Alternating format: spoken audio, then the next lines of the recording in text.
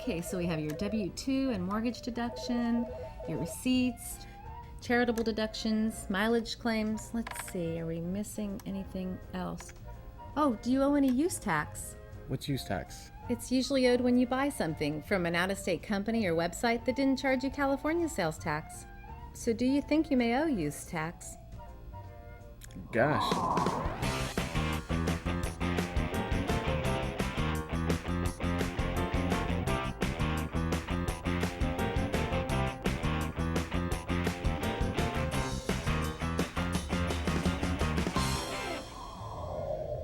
You know, I did a lot of online shopping this year. I think I have some receipts from a few things I bought. Oh, that's easy to add in on your return. Let's see what you have. Oh. The revenue collected from use tax helps pay for important California services like public safety, healthcare, and schools. Remember, when you file, pay your use tax. To learn more, visit boe.ca.gov. Paying your use tax. Good for you, good for California. You asked, and we listened. Together, we've designed a California State Board of Equalization website with you in mind. The convenient login button allows you to access many of our online services from anywhere at any time. Drop-down menus make navigation easy. You can do everything from filing a return and making a payment to finding permits and licenses. Our interactive banners highlight the latest news, programs, and services. Popular topics help you find information quickly. The How Do I and Business Center sections offer you even more helpful resources, including individual tax guides for various industries. We also want to hear from you. Tell us, how was your experience? Your feedback is important because it helps us provide you with an improved and more interactive website. So check it out at boe.ca.gov. It's designed with you in mind.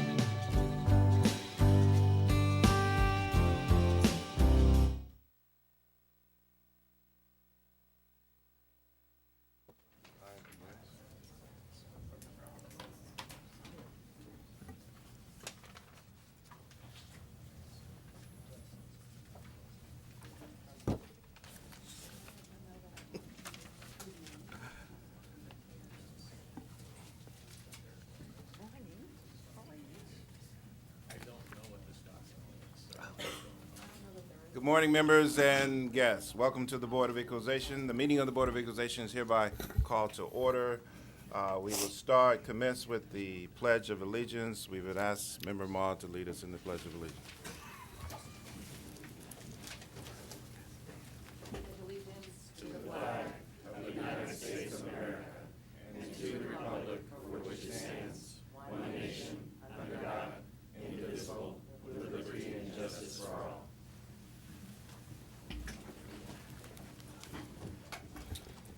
Thank you.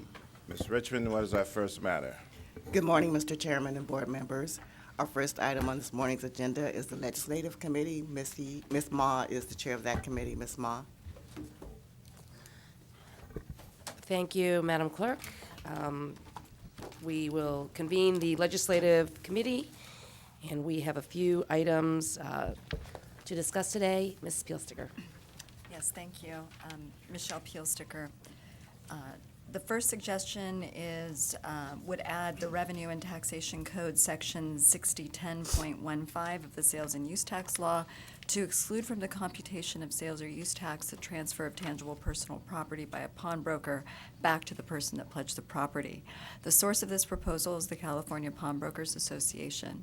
So just for a bit of background, pawnbrokers lend money to the person who pledged their property as collateral, and such property can include items like gold, diamond jewelry, musical instruments, and electronics. Pawnbrokers hold the collateral until the customer's loan and related charges and interest have been repaid. If a customer has not repaid the loan by the end of the loan period and defaults, the collateral becomes the pawnbroker's property. And once their property is transferred to the pawnbroker, the customer has to buy back the property as would any other customer. So under existing law, sales tax is imposed on retailers for the privilege of selling tangible personal property at retail, and so therefore a pawnbroker would be considered a retailer at that point, which would then make the transaction subject to sales and use tax. So the proposed law would exclude from the definition of sale and purchase the transfer of tangible personal property by a pawnbroker to a person who pledged the property and failed to pay the loan within the specified time period. And the exclusion applies if the repurchase occurs within 6 months of title transferring to the pawnbroker. Revenue loss is $33,000 annually. Any questions from members? No, I'd just like to make a comment. Ms. Harkey. I want to thank Ms. Ma for judiciously moving this forward. It's, it's a small amount, and it protects a lot of small people that don't have a lot of money, and they just they get into a bind. They just need to get their money back or their products back. And I think it's only equitable that they be allowed to do so under a certain time frame. So I want to thank you both for working on this. Madam Chair. Mr. Horton. Thank you, Madam Chair. I'm supportive of the legislation. Wanted to just get the input of staff as it relates to providing the 6-month period, or simply just saying that the return of the property for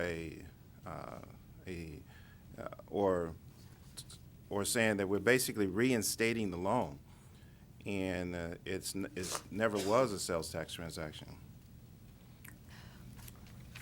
Well, Let me give you more background. okay, thank you. So, as I understand the situation is that a individual will go in and pawn their property, and then at some later date, they will come in and purchase or pay off the loan that they were given, and then they will receive their property back. During that period of time, if it's beyond a set time set by the broker, they will transfer the title over to protect themselves and to assure that they can recoup the funds that they have lent to the individual who brought the property in. However, the amount that they loan initially is somewhere around 1/3 of the actual cost, so there isn't, it's less than the 50% threshold, and so why not just say that whenever the property is returned, it is a loan. It never was a sale. You know, I think that is a question that might be better answered by the pawnbrokers themselves, Okay. since it has to do with their business model. Well, I think we can support I'm supportive of the legislation. I think as we move forward, we can take that under consideration. The author can take it under consideration because in essence, this is a loan. It's not a sale. And when they come in 6 months later, they're just reverting it back to the original loan. So they just revert the title. I understand the transactional tax component of this, but that is the same issue even with the 6-month provision. And the concern is that we establish a 6-month provision, we may make the legislation, I got to think about it, a little more restrictive because it's 6 months as opposed to just making a definition of law. I think I Ms. can Harkey. kind of answer that. Thank you. Didn't this run afoul of a certain piece of legislation that had a 10-day mark so that they could take title, and that the pawnbrokers actually wanted and had legislated last year? And so we were trying not to interfere with that legislation because they do want to be able to take title. It's just these are really small and extenuating circumstances. It's like really like only like less than 5% of all loans that don't get repaid or fall into this category. Right, it's a very small set of circumstances, as is indicated by the small revenue estimate annually. This applies only when someone defaults on their loan and, Yeah, but- and title Madam Chair, transfers. I'm not saying, I'm concurring that they should be able to take title. And so whatever period of time is comfortable for them to minimize their risk, that should occur, understanding of that. But much like when you have, when you unwind a car deal because of whatever reason, the law allows a dealer, when it's a lemon, to unwind it all together. So the original transaction was not a sale at all. So to allow them to unwind the transaction after they've taken title, customer comes in, decides to pay off the loan, and pays it off, gets their property back. In essence, it would be an unwind as it relates to the sale and revert right back to a loan. It gives them the protection of being able to transfer the title. I'm just encouraging that we look at it to determine what's the most expeditious, simplistic way to do that, because whenever you put something in the law that has these time periods, it creates another concern generally. Well, certainly we can work with the pawnbrokers and come up with a solution. Move adoption. Support. Second. Okay, we have a motion to approve. Mr. Horton, second by Ms. Harkey. Can I just clarify real quick yes. on these items? Are these to sponsor or to support? This is a sponsored bill. The sponsor. That's what I'm asking. Yeah. Okay, sponsor. Okay, thank you. Ms. Stowers? Are okay with that? Okay. So unanimous support to sponsor. Do we have an author who's carrying the bill yet? Yes, we do. Assemblymember Mike Gibson. Okay. So we will work with Mike Gibson's office on this. Okay. Okay, next item, Ms. Pilstiger. Yes. The next item is suggestion 2-5. It would amend the Revenue and Taxation Code to provide that sellers with de minimis sales of prepaid mobile telephony services or prepaid MTS are not required to register as prepaid MTS sellers with the Board of Equalization. It would also amend the law to align the prepaid MTS surcharge known transaction qualifying circumstances to the local prepaid MTS known transaction circumstances. So under existing law, the prepaid MTS requires every seller to register with the BOE and to collect and remit the prepaid MTS surcharge on retail sales of prepaid MTS. As of January 1, 2017, the Act establishes a threshold of $15,000 in annual sales under which a prepaid MTS seller is not required to collect and remit the surcharge. These sellers, however, still must register as MTS sellers and file returns even though they're not required to collect the surcharge. So the proposed law would remove the MTS registration and return filing requirement for prepaid MTS sellers who fall under the $15,000 threshold in the previous calendar year, and it preserves the ability to voluntarily register with the BOE if the MTS sellers desire to do so. The second part of suggestion 2.5 has to do with known address transactions. So under existing law, the Prepaid MTS Act provides that a retail transaction occurs in this state if the consumer makes a retail transaction in person at a business location in this state. If this is not applicable, a retail transaction occurs in this state if the consumer's address is in this state, which is known as a known address transaction.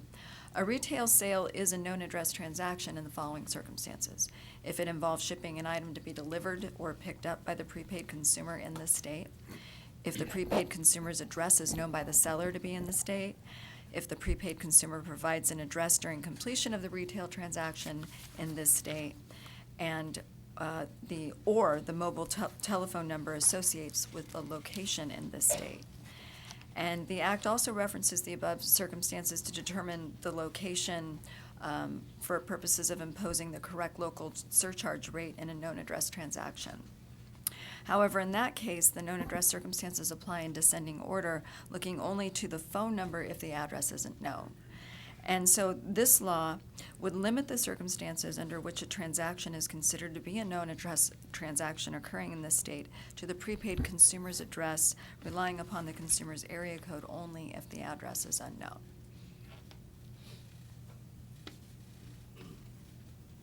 Any questions? Move approval. Second the adoption for support of the bill. Okay, we have a motion by Ms. Harkey, second by Mr. Chairman, to sponsor the bill. Any questions, Mr. Runner? No? Okay, by unanimous vote. Thank you, Ms. Pielsticker. This concludes the Legislative Committee hearing. Ms. Richmond? Our next matter is the Customer Service and Administrative Efficiency Committee. Mr. Runner is the chair of that committee. Mr. Runner. Thank you. We'll call the Customer Service Administrative Efficiency Committee to order. Today we have a presentation on the annual Board of Equalization's Education Outreach Plan for 2016.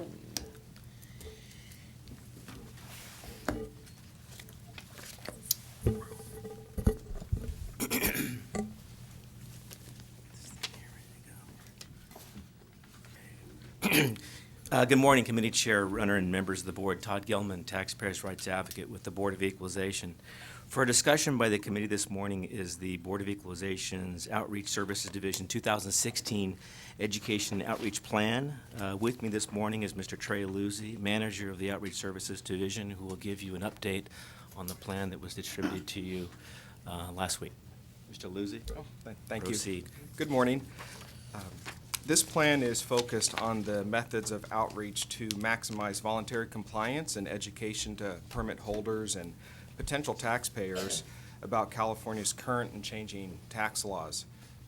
This will happen through several different avenues, beginning with helping taxpayers understand sales and use tax, educating them about permits, licenses, and filing requirements.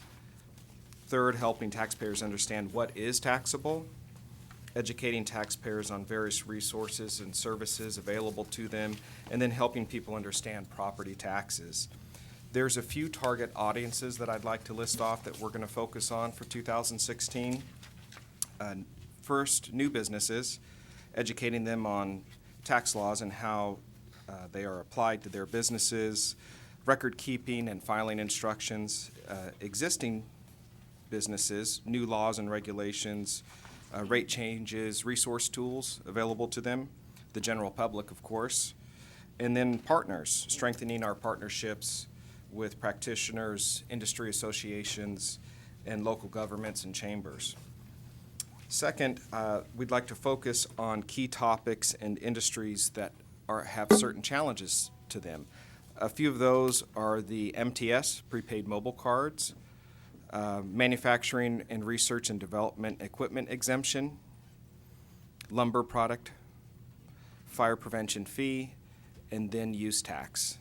Some industries that are focused, that'll be focused on for 2016, restaurants, used car dealerships, convenience and liquor stores, construction contractors, gas stations and mini marts, medical marijuana, cigarette and tobacco products, and then throughout the year, various pieces of legislation.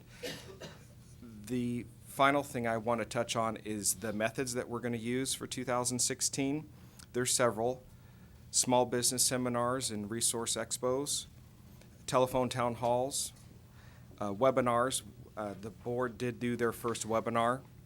It was very successful, and it is a new way of reaching out to current and potential taxpayers to listen in, join, and actually participate during the webinar via email with questions and answer sessions. And then it can also be archived, just like telephone town halls and small business seminars. So if someone's not available to participate live in the webinar at that moment, they can go back into the archives and not miss any of the valuable information discussed. Speaker Bureau events are online seminars, strategic partnerships, folks like SBDC, Franchise Tax Board, IRS, GoBiz. We also want to try to do more on-the-spot registration, so when folks are attending, we can register them right there at one of our events. Educational mailers, and then finally VITA events that we have. So this concludes my outreach plan for the year, and I'd be happy to answer any questions anyone has. Okay. Member Harkey. Do these overlap, or are they in conjunction? I'm assuming they're in conjunction with the member events in their district. That's correct. Right, okay, thank you. Mr. Chair? I'm sorry. Yeah. I would encourage us to also take a look at the technology industry. There's ever-changing things that are occurring. The most recent Lucent case certainly will have some evolution.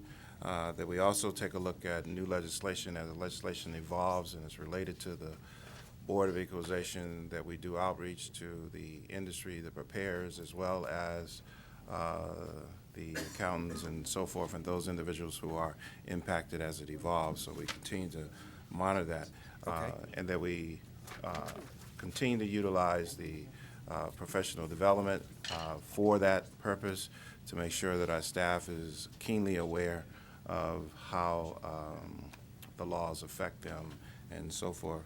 And then we have other areas such as the nonprofit and so forth that all the members are participating in and making sure that. So just in a summary, I would take a look at the 32 tax and fees that we administer and have and make a determination to what extent we need to make sure that individuals in those related industries are informed and educated about the current law, changes in the law, the need to comply with the law.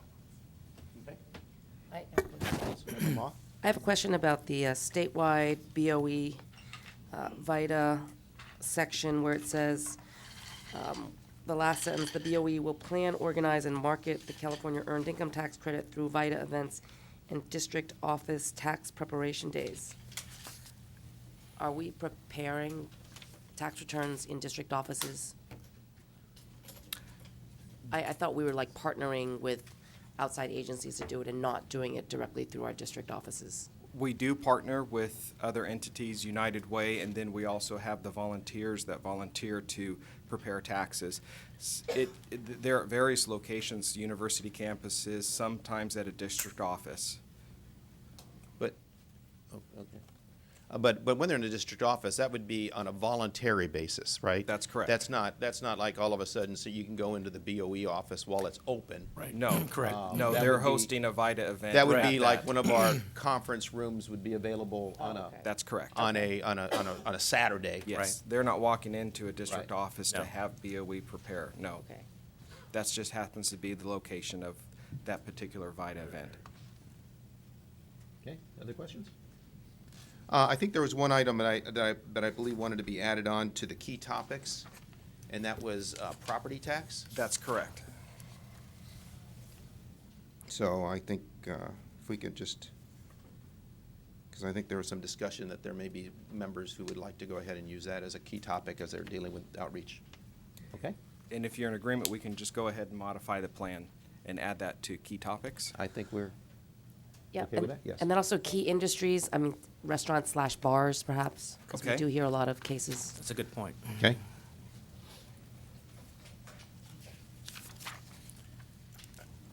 This may, Mr. Chair, this may be implied, but we want to, at the same time, make sure we deal with the cultural diversity issues as it relates to communities that traditionally speak different languages, have different cultures and perspective as it relates to sales tax, to make sure that we are providing them the maximum assistance in order to comply with the law, as well as an understanding as well. And we have done some non-English telephone town halls, and we would like to do a non-English webinar this year also, in addition to telephone town halls and publications. I would be okay if, I mean, I think the chair kind of was pretty specific there in regards to cultural diversity and outreach on tax issues. I think I would be okay with the staff adding a line that encapsulates that thought within the plan. Will do. Okay, any other discussion? Mr. Chair, I'd like to just point out that the webinars has been going on for the last, I don't know, 10 years. So we are refining it. Don't want the public to think we just did one. Right. No, you're correct. Yeah, I stand corrected. The agency now has the ability to, through data connections, do their own rather than going and off of someone else to do one. You're correct. Yes, I should have clarified. Excellent. Well done. Okay. Any other discussion? I think it's sufficient for us just to accept this report. I don't think we need to take a formal action. Okay, thank you. All right. Thank you, committee chair and members. Thank you. And that concludes the committee.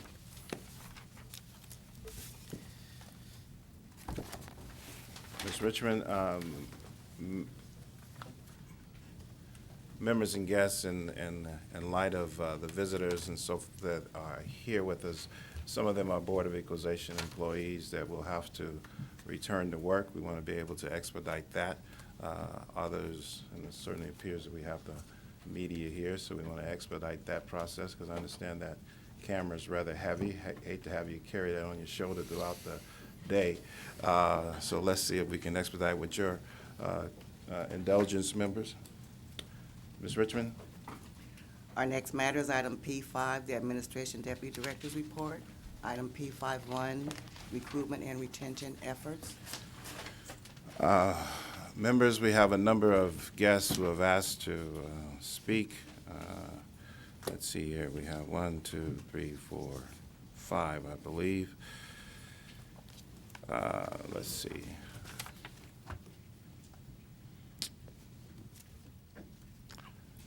Could I ask, let's see, 1, 2, 3, 4, 5. Let's see if we can clear 5 seats so they can be all, instead of surrounding you, maybe if I can get you to move over to the 6th seat. Ms. Mayor? Mayorga, my apologies. Or over here to the, and then as I call you up, just take the first seat and move through. Ms. Maldonado, Vice President, SEIU 1000. Ms. Zoe, BTSI with the Board of Equalization. I can't read this, but I can read the, I know the first name, Dolly, Franchise Tax Board, SEIU 1000, Ronald Lee, Donna, Vashkendo. Oh, thank you very much. I'd have never gotten that one. SEIU 1000, Unit 1, Bargaining Team. Members, we will hear from Ms. Mayorga first, and then take the witnesses that are here. Welcome. Good morning, Chairman and board members. I'm Sandra Mayorga. I'm the Chief of Human Resources Division, and I'll be providing you with an update on the current recruitment and retention efforts underway on behalf of the Administration Department's Director's Report. I'll be reporting out on item P51, recruitment and retention efforts, improving recruitment and retention and upper mobility opportunities here at the board. I'm pleased to announce that the Human Resources Division continues its statewide outreach activities by providing assistance and advice to people pursuing careers in state service. Multiple events sponsored by our board members, conferences and job fairs are attended by BOE program staff and HRD representatives on behalf of California residents. I'm going to highlight some of the many HRD accomplishments in fiscal year 14-15 and our continued commitment to improving recruitment and retention and upper mobility opportunities going forward. One of the programs that I'm proud to present on is our mentoring program. HRD, which is the Human Resources Division Workforce Planning Section, kicked off our second year of BOE mentoring, and we have a total of 79 mentoring pairs. The BOE is proud to continue our BOE mentoring program, which is a component of our third goal of the 2015-2020 BOE strategic plan. The BOE mentoring program will assist us in achieving that goal by creating learning partnerships between mentors and mentees to enhance skill sets and assist professional growth and development for BOE employees. Another item I'd like to present on is our Career Center field office visits. Our workforce planning section took the BOE Career Center on the road, meeting with a total of 165 employees in the field offices. Our workforce planning team visited the BOE Norwalk, West Covina district offices, and also presenting on topics such as career branding at the Professional Development Day for District 4 in Los Angeles. In addition, workforce planning section visited the BOE Oakland, Santa Rosa, San Francisco, San Jose, Salinas, Riverside, Irvine, and Fairfield district offices. And these sections provide one-on-one consultative services to our BOE staff. Some of the services that my Career Center offers is that we provide application, resume, cover letter writing, and we also assist in mock oral interview processing. So it's been a great success this year, so we look forward to getting out again this year. Another most significant highlight that I'd like to present is our Workforce Succession Planning Executive Report. Our Workforce Planning section completed its first ever Workforce Succession Plan in fiscal year 15-16 Executive Report for BOE. The Executive Report provides an overview of internal resources department-wide. And our Workforce and Succession Plan will assist management in identifying competency gaps and developing strategies and addressing the needs. Succession planning assists management in tapping into institutional knowledge that would be lost due to retirement and general attrition. The BOE is facing unprecedented changes, substantial loss in the future workforce. Currently, 35% of our employees are eligible to retire. 49 of those eligible within the next 5 years. And most notably, the BOE is being hit hard in our leadership. We currently have, out of 38 CEA positions, 10 are currently vacant or projected to be vacant at the end of the year, which equates to a 26% vacancy rate. And to address this critical need, HRD continues to look at ways in streamlining the CEA hiring process to better meet the high-level needs and timeframes of our BOE board members. And I'm proud to report that the Workforce Planning section, in collaboration with BOE department deputies, have made huge strides in this area. And some of the most critical things that I'd like to highlight, 6 of the 11 departments have already established training schedules for our employees in key classifications within their department. 9 of the 11 departments have already created desk manuals and standard operating procedures for high-level leadership mission-critical positions, which is key for knowledge transfer. And 9 of our 11 departments are beginning implementation phase and utilizing our entrance and exit survey process to better understand what our retention and recruitment efforts may be going forward. Also noted, I'd like to highlight in closing in my report is our BOE Upward Mobility hires and upward mobility program, which is coordinated by our EEO office. And per the California Department of Human Resources, upward mobility is a planned development and advancement of employees from low-paying occupations in entry-level technical and professional and administrative positions. And in calendar year 2015, BOE had a total of 31 upward mobility hires in the following technical and professional administrative positions. In the BTS, our business tax representatives, we had 18 hires. In the staff services analyst, we had 9. In the administrative assistant, we had 1. And tax auditor, 3. The Equal Employment Opportunity Office coordinates the BOE Upward Mobility Program for employees in low-paying classifications to promote to the business tax representative and tax auditor classes. Employees in the Upward Mobility Program are provided tuition reimbursement for the classes needed to meet the minimum qualifications for our business tax rep and our tax associate exams. In addition, at the discretion of a supervisor and based on operational needs, employees may be given a reasonable amount of state time to attend these classes. And in 2015, 61 employees were actively participating in our BOE Upward Mobility Program. That continues my report this morning, and if there's anything you'd like to ask, I'd be happy to answer. Members, let us hear from the witnesses, and then we'll go to the Q&A. We would start with Ms. Maldonado. All right, thank you so much for this opportunity, and it's good to hear some of the efforts that are underway around this issue. And I have to tell you that I think our witnesses here will be able to express some other ideas about trying to remedy this issue that we have with recruiting and retaining skilled staff. So I want to start off our discussion here with James Zoas, who is a Board of Equalization auditor from Houston. So I'm going to hand it over to James, and then we'll have the witnesses speak, and then wrap up with another potential solution for this issue. Hello. Hello, my name is James Zoas. I'm a SEIU Local 1000 Unit 1 bargaining team member, representing all Unit 1 employees statewide. In my state capacity, I work for the Board of Equalization as a Business Taxes Specialist 1 in my 23rd year in the out-of-state district from Houston, Texas. The Board's mission is committed to a philosophy of service and accountability to the public through sound administration of tax laws, through programs that enable and encourage people to voluntarily comply with the law. The audit program is a very important way in which we provide assistance and information to the public. In order to attain this, the BOE has to be able to retain a skilled staff, a very skilled, highly trained audit staff who perform this technical work.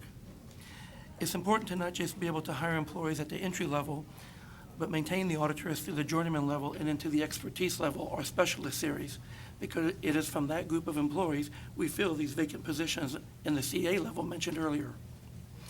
The benefits to maintaining a well-trained, skilled audit staff are not just to the state, to the governor, the board, but to the state, to the taxpayers statewide, to the constituency, and to all members in the state of California. Thank you.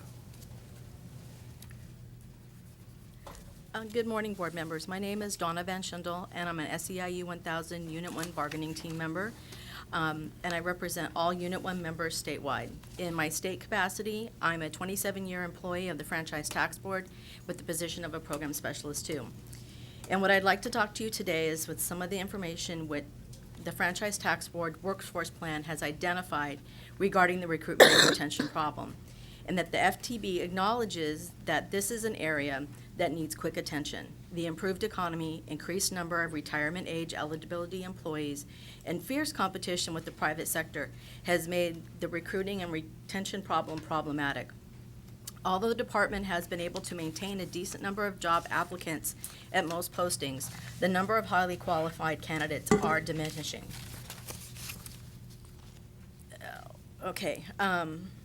Additionally, the department, because of the loss of the competition and the loss of retention, the department has to hire a large pool of new auditors every year, and that they are being retrained by staff. As a result, the senior staff has to stop what they're doing, train the new staff, so then the most difficult audits are really not being conducted. We have to go back, retrain, get them to where they can actually do the audits on their own, and then we can go back to doing our job as auditors versus mentors and trainees. The FTB has also identified the risks associated with the loss of job knowledge, and they basically identified that depending upon the business area, the knowledge loss could be critical and could ultimately impact revenue. Backfilling positions with the right knowledge may be difficult. If we lose people due to retention, there's no one to backfill or promote up in. It takes training, it takes time to go from an entry level to a journey level to a specialist position. And then it says, as a result, critical functions may not be completed timely, resulting in delays of revenue. They've also basically gave this risk of loss, they gave it a description. Let me read this real quick. It says, with an anticipated increase in the number of staff leaving the department due to retirement and loss of retention, promotions, and more competitive job market, there is an increasing risk in the coming years that program areas will lose and have difficulty replacing employees with the knowledge and ability to perform the work that enables the department to carry out its mission and achieve its strategic goals. The Franchise Tax Board needs to ensure it recruits the right employees, train them while they are here, and provide them with the programs and the opportunities for upward mobility and to be able to retain their knowledge. So what I believe is if we can successfully create a great recruitment and retention program by making sure that the auditors' salaries are competitive, so we can get people to come here, that we can train them, because we've got the staff, we've got the knowledge to train them. We have no problem with that. It's retaining them where we have the problem. And if we can make a clear path where they can go from the tax auditor series into the specialist series, so they see it as a career and an opportunity to stay here, we wouldn't be here having the problems that we're having today. Okay, my name is Ron Lee. I work for the Franchise Tax Board. I'm here to talk about the employee side. So I'm giving you, they're talking about the big picture. I'm going to talk about, give you a personal picture of what's behind what they're talking about. So I'll bring you a personal side to the issue. You know, the easiest solution that we've known about for a long time in regards to revenue or the recruitment and retention issue is the deep class concept. Now, if you compare that with the IRS has in each GS-12, GS-13, GS-14, they have 10 merit steps within each of those classes. At the FTB, in the Program Specialist series, so PS1, 2, and 3, when you get promoted to that position, you basically get a promotional bump, salary bump, and then you get one more increase, and that's it. So, for example, when I was promoted, I'm a PS Program Specialist 3. When I was promoted to a 2 and a 3 and a 1, I basically got initial promotional raise, and then I got one more raise the next year, and that was it. A Program Specialist 3 is, you know, the top auditor for the program. That's the highest program we have. That type of auditor is qualified to handling complex issues in their program, as well as other programs, lead on team audits, mentors, trains, and provides technical expertise to management and also to legal. And for me personally, I've also testified at the Superior Court on some cases. Now, a PS3 is equivalent to a GS-14 at the IRS. We basically do the same things. A GS-14 at the IRS makes $145,000. I make $101,000. So that's a big difference, right? Now, I've been with the FTB, a little more personal side of me. I've been with the FTB for 24 years. I worked very hard, put in a lot of extra time, you know, read a ton of court cases, and I was able to be promoted to PS3 in 9 years. It's probably one of the quickest routes. But then everything stopped. So, you know, there's no more competition, no more promotions. So for the last 15 years, you know, I personally have not been able to be promoted or get even a merit increase. However, I still, in my capacity as, you know, a lead auditor, I work complex tax shelter cases and complex pass-through entity cases. And as an example, in the last, say, 7 years, just on 3 of my cases that I've closed, I brought in $500 million to the state of California. Okay?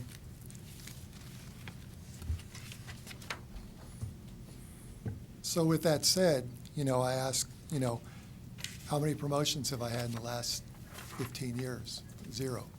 How many merit increases? 0. So, you know, while management is promoting the lower level auditors and effectively giving them raises in that, and Mr. Horton acknowledged that when he came out to our West Covina office, the top auditors who are responsible for, you know, working the most complex issues, who bring in the lion's share of the revenue to the FTB, year after year have been ignored. So I'm kind of representing the PS3s when I'm here today. So back to the deep class, the lack of the deep class concept at the FTB, you know, it's caused problems. So experienced auditors are retiring, and they're leaving they're leaving for higher paying jobs somewhere else. In the last 8 years, I can tell you the FTB has hired a lot of new auditors, and they're inexperienced. But with the economy, management needs to give these people raises to keep them, right? And they can't because they're locked in. So in order to do that, they promote. And that's the only thing they can do.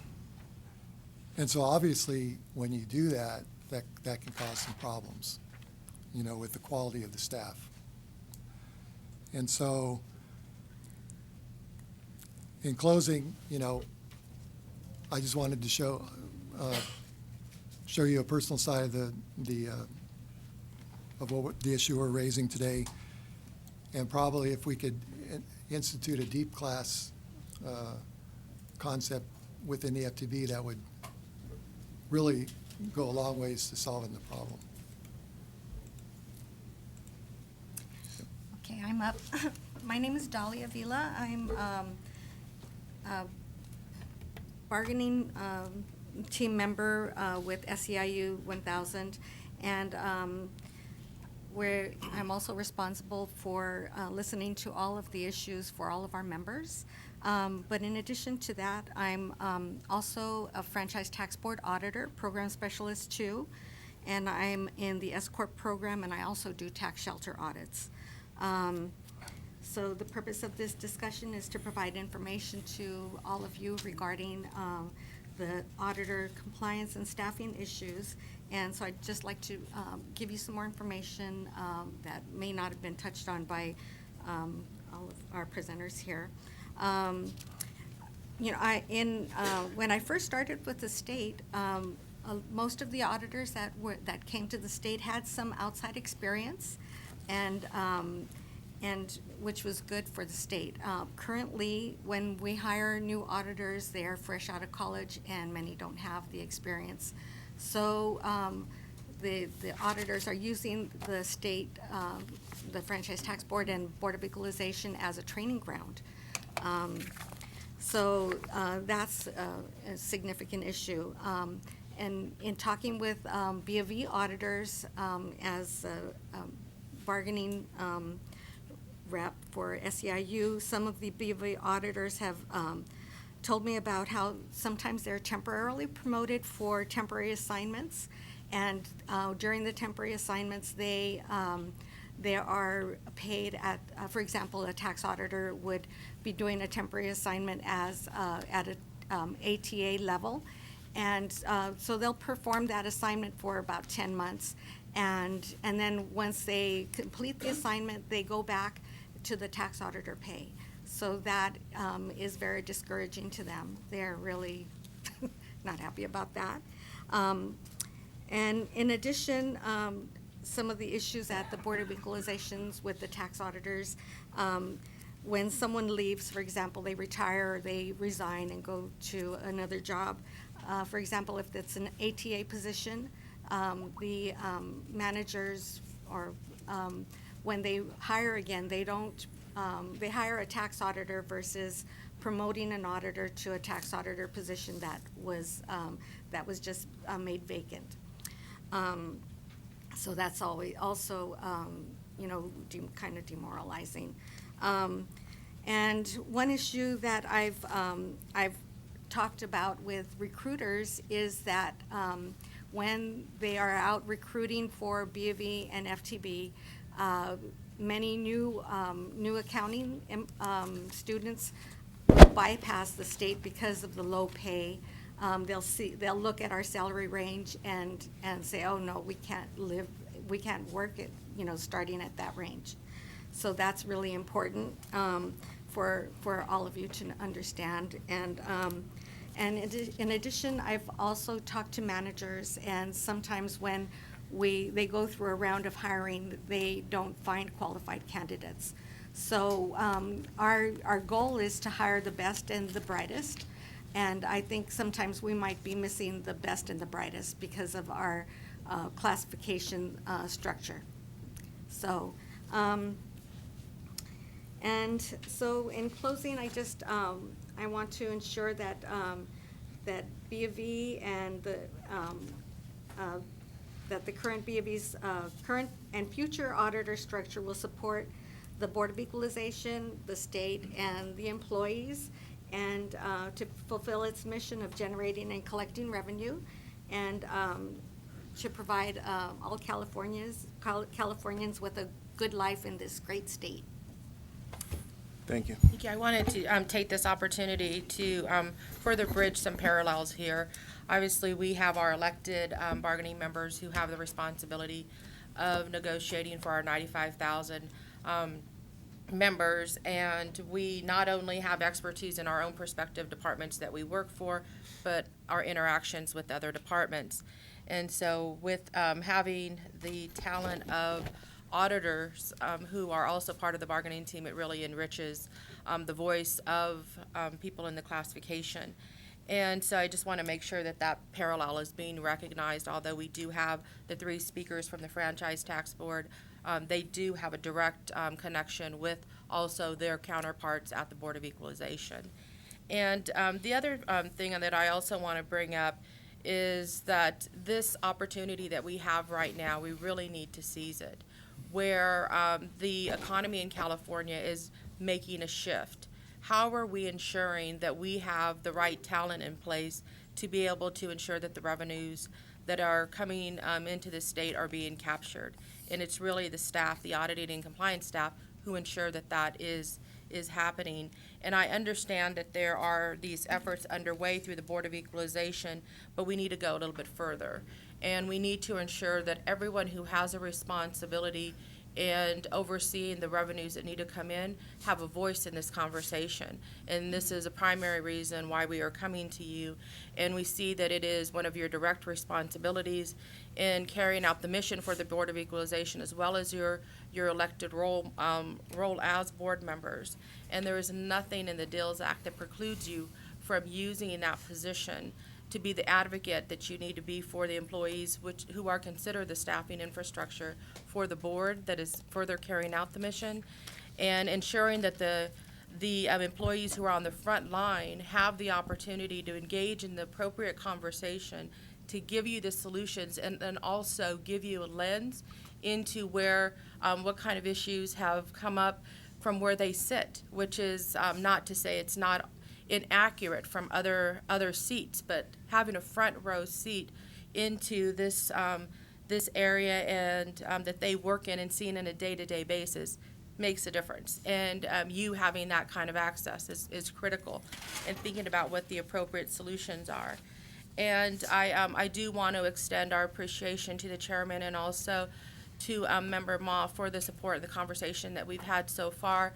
We are looking forward to expanding that conversation with the other board members so that you can also have a further opportunity to be on the front line of understanding how our members can help ensure that you are able to do your best work. And what we have come to the board with today also in sharing this very important information is we also have a resolution that will help move, what we believe will help move the process along and maybe even put some urgency to the efforts that have been identified here. And so I'd like to read this resolution for your consideration. Whereas the Board of Equalization prides itself on working collaboratively with the Service Employees International Union, SEIU, Local 1000, with the understanding that only working together can we best fulfill the mission of the Board of Equalization.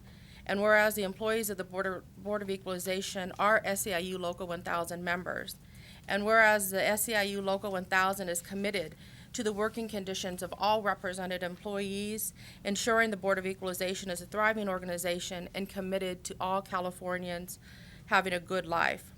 And whereas the Board of Equalization employees have a direct responsibility in BOE's ability to fulfill its mission, including the collection of revenue in the billions of dollars.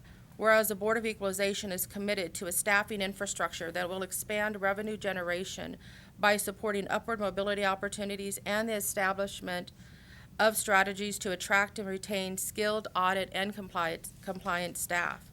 And therefore be it resolved that we, the member of the Board of Equalization, hereby call on Board of Equalization Management to conduct a Board of Equalization classifications salary study with comparable classifications. I want to highlight comparable classifications. Any classification study that needs to be conducted, it should have an apples-to-apples comparison. When we're talking about revenue generating audit classifications, those are where those classifications need to be aligned. We are also further being resolved to commission data that identifies the length of employment for employees who are responsible for audit and compliance functions, identify the average time to fully train and gain experience to reach journey-level abilities for audit and compliance employees. And therefore be it further resolved that we, the members of the Board of Equalization, call on BOE management to also provide a staffing succession plan for audit and compliance functions, provide career ladders for audit and compliance staff from entry to the top classification level, and identify classification compaction areas. Therefore be it resolved that we, the members of the Board of Equalization, call on BOE management to, within 60 days of the resolution being enacted, hold a public discussion to review all of the data. We feel that this is a generous timeline, but we also understand that there are some efforts that are already underway. Hearing that there is some work around a succession plan, but we feel that we need a broader discussion around this issue, given the urgency of ensuring that we are able to bring people in, have the right staff in place. 39% of staff that are eligible to retire, that seems to me a bit of a crisis. And so we need to operate in that type of situation here, and we would respectfully ask you to approve this resolution, and I will provide a copy of it to the board so you can further look at this. And obviously we are available for some additional questions if you have them. Thank you for your presentation.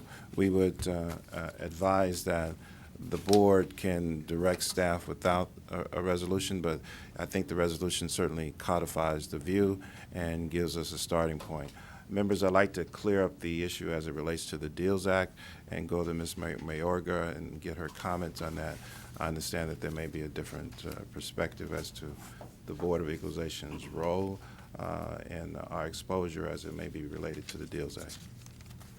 I'm sorry, Chairman, I'm not aware of any misunderstanding. So the board, my understanding, or at least the advice that I received earlier is that the board was at the bargaining table, therefore the board could not participate to some degree. I'd like for the members just to have an understanding as to what degree from our legal perspective that we can participate in this process.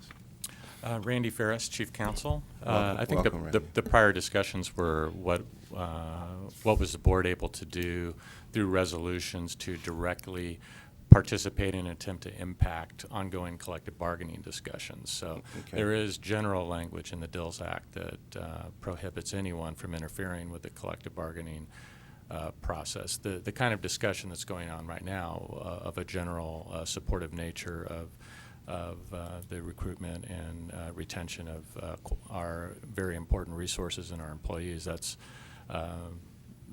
that's completely appropriate, and the member should be concerned with that. Excellent. Thank you very much. Members will now open up for discussion from members. Member Ma. Thank you very much. Thank you all for being here, and I know that Ms. Mayorga just started about 7 months ago, so she's inherited a lot of, practices, procedures that's been happening. So I appreciate Ms. Mayorga's leadership on this, and I know you have a lot of experience working with different agencies in terms of some of the issues that we're talking about. But I do have a couple of just comments and questions perhaps, and I'm just going to start with the mentoring. I think that's a great opportunity.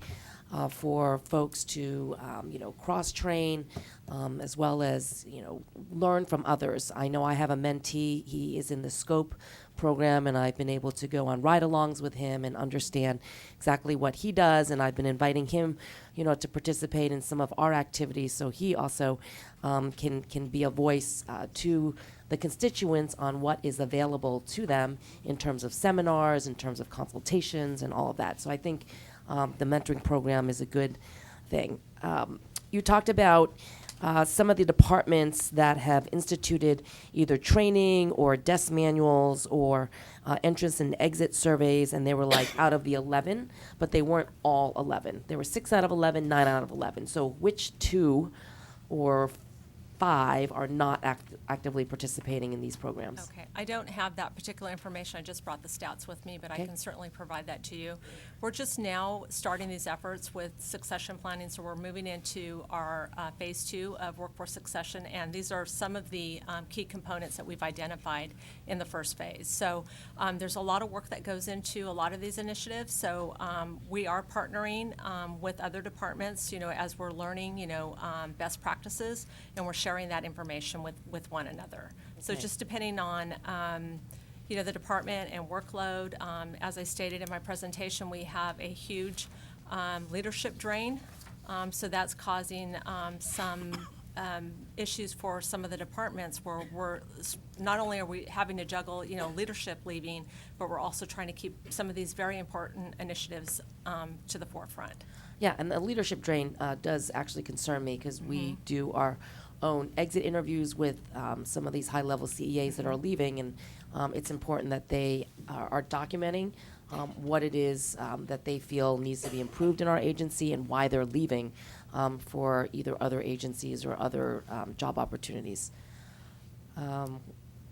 Classes. I understand from some of the staff, because I've gone and spoke to every level in all of my districts about some of these classes that are required in order to move to the next level. And I understand that the BOE has canceled many classes over the past couple of years, made it very inconvenient for staff to go only to like Sacramento to take a class. And is there any possibility for us to partner with maybe some of the universities or online courses so that staff, in terms of quality of life and retention, they don't have to take a day off and actually can do this like on their own time and pass these classes and get in line for the next opportunity? Yeah, we're actually looking for different ways of providing training to all of our staff at BOE. We understand that, logistically it's may not be feasible for us to get out into the district offices, so we're looking at, doing webinars, having,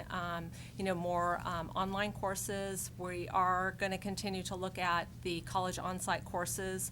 Unfortunately, it deals with resources, and so we had limited resources last year, and a lot of our efforts were directed in different areas, but we are going to be coming out with a survey and reaching out to all of our department heads to seek what type of training we need going forward. So definitely it is a big issue for us, and it's a big initiative for us as well.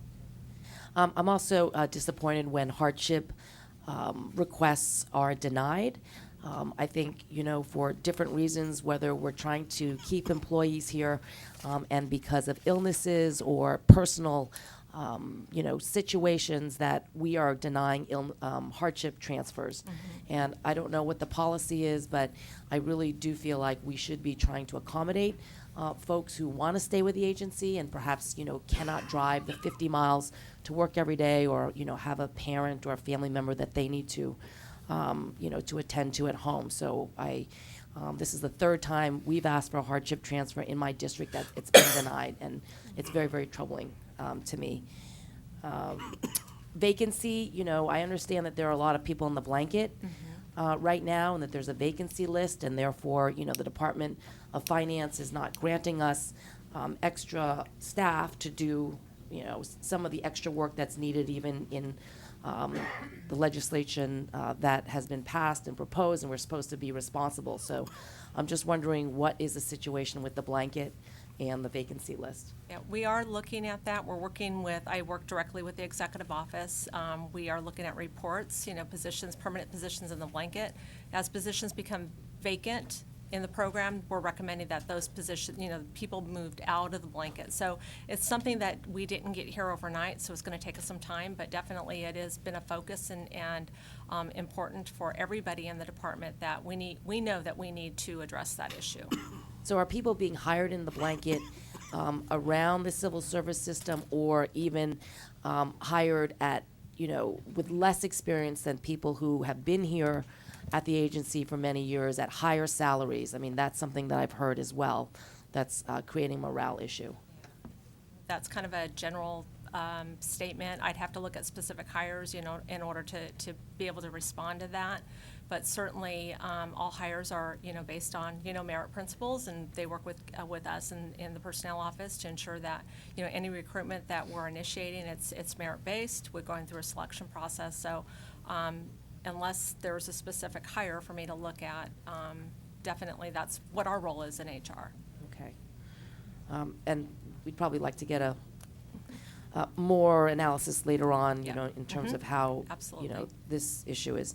Having a clear path, obviously, I think is very important as we hire new folks here. They would like to see their upward mobility and opportunities, and I know that you're working on trying to fix some of these classification issues so that people do have a clear path, and instead of getting stuck at a certain level and not being able to promote up or get, pay increase, I think is not acceptable and not a good way to kind of retain staff. Does the IRS have a COLA increase system? I understand that way back the IRS was paid less, and then now because they have instituted some sort of COLA increase, now they're getting paid more than our state auditors and compliance folks. I'm not aware of any, built-in COLA systems, but all rank and file pay equity is an issue for bargaining and negotiation. So those are issues that are brought up at the table. Okay.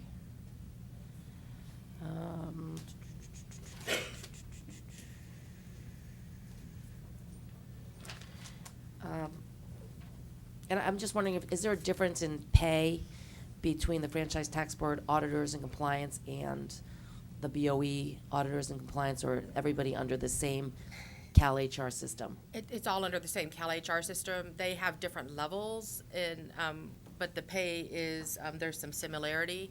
I will highlight that and this is something that Ron brought up, once you become the journey level or really expert auditor, then there aren't any other opportunities for you to be able to promote, and that is on both sides. The other issue is that if you are in Sacramento, the type of cases that you would have in Sacramento are different from our out-of-state or even in our field offices around the state, because the BOE only allocates a certain level of classification in those areas, but sometimes the complexity of the work, it really does require a higher level to be allocated in those different areas. So we do all fall under Cal HR. I do also want to bring up that just because of the timing that we are in right now, we are going to go into negotiations in April. However, we also have a provision in our contract. If ever the state runs into a situation where they feel that they are having recruitment and retention problems, that they have all the authority necessary to adjust that problem. And that is a provision that goes throughout the year, throughout our contract. So the idea that it is something that can't be discussed or can only be handled in that is absolutely incorrect.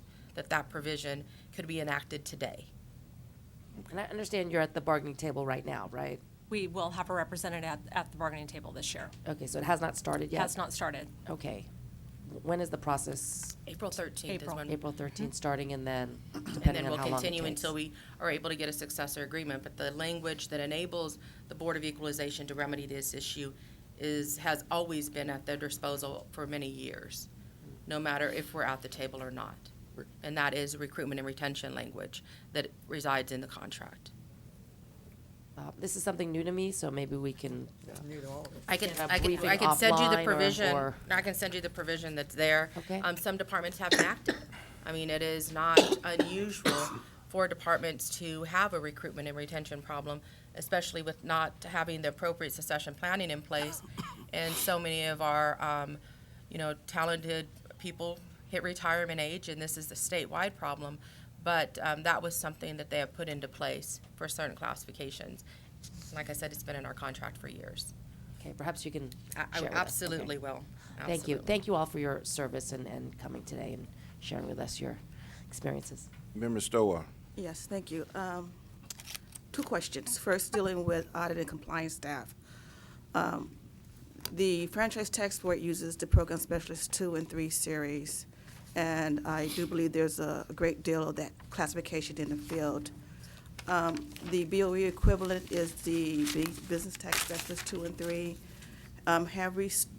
We talked back in November about doing a study to look at BOE workload to see if we have justification to get more of that classification in the field as opposed to the Sacramento headquarter location. HR has not been commissioned with an assignment to look at that workload study that I'm aware of. That would be a good start, in seeing our workload to see what we have out there. So for those who are taking the test, they will have the work to do. My second issue is outside of the audit and compliance. What are we doing as far as recruiting and retaining accountants and CPAs for our financial management division? It's critical that we have qualified staff there to deal with the allocation of the funds that our auditors and collectors obtain. And I think that should be number one on the list. I'll note that. Member Runner. Yeah, thank you. Going into this discussion, I kind of understood and knew it was being a little more of a longer, complex discussion. That's one of the reasons why I requested to put it over so that we could get a little additional briefing. And I think what we're going to end up is probably more question than resolution. Let me just ask a couple of things in that process. First of all, I think you'll find, and I think this board has consistently, and I think will continue to do, trying to restructure the board in such a way that we try to get as many jobs out into the field as possible. I think for the most part, many of us feel like we don't believe your career should have to go through Sacramento. That there's an opportunity there, and as a result of that, I think we're always going and asking the staff to look at what are the kinds of things that are done at the headquarters, which can be done as efficiently and even more effectively when done at the field office. So I think that's an issue. I think that's a concern when we talk about the expertise that's in the field office. And by having more responsibilities closer to taxpayers, we help resolve that. And I think that that's a continuing issue that we will continue to deal with. I know that management is in the midst of examining a number of those issues right now, and so I think that's important. One of the issues that has been brought to my attention, I know I worked with the SEIU, and I'm kind of disappointed that we haven't had this conversation prior to this meeting, is the issue of health insurance for out-of-state offices. I know that we've requested that be a part of the bargaining. What happened, I think, last time is that it ended up being a work group, and I don't think it resolved anything. And so I'm really concerned about when I go and visit out-of-state offices and your members, when it is that they tell me that they just don't have the same kind of health insurance opportunities. As a result of that, they end up basically spending their own money. And so I would really hope that you will, as you go to the bargaining table, that you will hold strong on that issue for your members. Absolutely. Because I think that's important, and it's one that we think is a valuable, because that's really important when it comes to the issue of retention and opportunities, particularly in those out-of-state offices. And so that's one that I know we've asked and continue to want to have you continue to work with. I am a little confused in regards to what our options are in the issue of recruiting and when we can do. One of the things that we struggle with as we deal with our vacancy issues is that our average salaries right now are above the midpoint, and as a result of that, we end up having to carry vacancies. So I'm confused at how much of this is our issue versus how much of this is the administration's issue. And I mean, you have. Hey, let me just finish that. Oh, sure. You know, in regards to then being able to have positions, be able to still meet budget requirements in that regard. And so I am a little confused in regards to that because, again, I would encourage, what seems to me, and again, I don't think we're the only agency that has problems with staff above the mid-range, which is what the budget's based upon. And so I hope you're successful as you deal with the administration in regards to seeing what needs to be done in regards to bringing up the whole, kind of the whole C level in order to be able to meet these needs and these opportunities and create these kind of positions and pay rate. Again, I'm confused, and that's why we're going to have continued conversation in regards to what we really can do as far as without getting in difficulties with both the administration, with finance, and with Cal HR. My final thought, though, and then I'll be glad to have some response, is one of the areas I know where I'm particularly concerned about, and that is in our staffing, and it hasn't come out all here, and that's in property tax, because we have a big competition when it comes to the counties. We can talk about what the IRS is doing and all those issues, and again, that's an interesting issue, and I'm not sure how we at times compete with the federal government, who gets to write checks way beyond any means that they have. But on the other side of that, I am concerned about the fact that we have great difficulty in recruiting quality and new property tax people as a result of what counties are now paying their property tax people. And that's a particular issue that I think we've got to kind of come to grips with. So I'm with you in regards to trying to figure out how to expand the roles, how to be able to make sure we're competitive and whatnot. I'm just unclear exactly what our path is and what what we need to then deal with in the administration. And then, like I said, I'm particularly concerned then as we deal with some of these issues in regards to health insurance, some of those issues that are truly problematic. And we have employees in this other out of state who basically have less money in their pocket only because they don't have the same options. Yeah, no, I really appreciate that. And the other, you're right, we were able to secure in our last contract the ability to have a discussion with Cal HR around what the impact is for out-of-state, as well as some of what happens when you live in a rural community in California around accessibility. I think one of the benefits that we have found with the out-of-care is that how do we, and part of the discussion that we have had is how do we partner with some of those HMOs where it's not so much around having a large hospital or some kind of services, but more that CalPERS has kind of limited how we partnership with those healthcare providers so that in turn they could provide a more affordable access to our members. And so we are still continuing that discussion with CalPERS. CalPERS is obviously, because they are this securer of this benefit, they are an important factor here, and they are helping us navigate that, and we are not by any means walking away from that. And James Zoas was a part of that work group and also had commissioned that the state look into what the how big the problem is, and then also trying to find the right solutions. Well, I know in the past we've even contemplated legislation where that has been used in the past.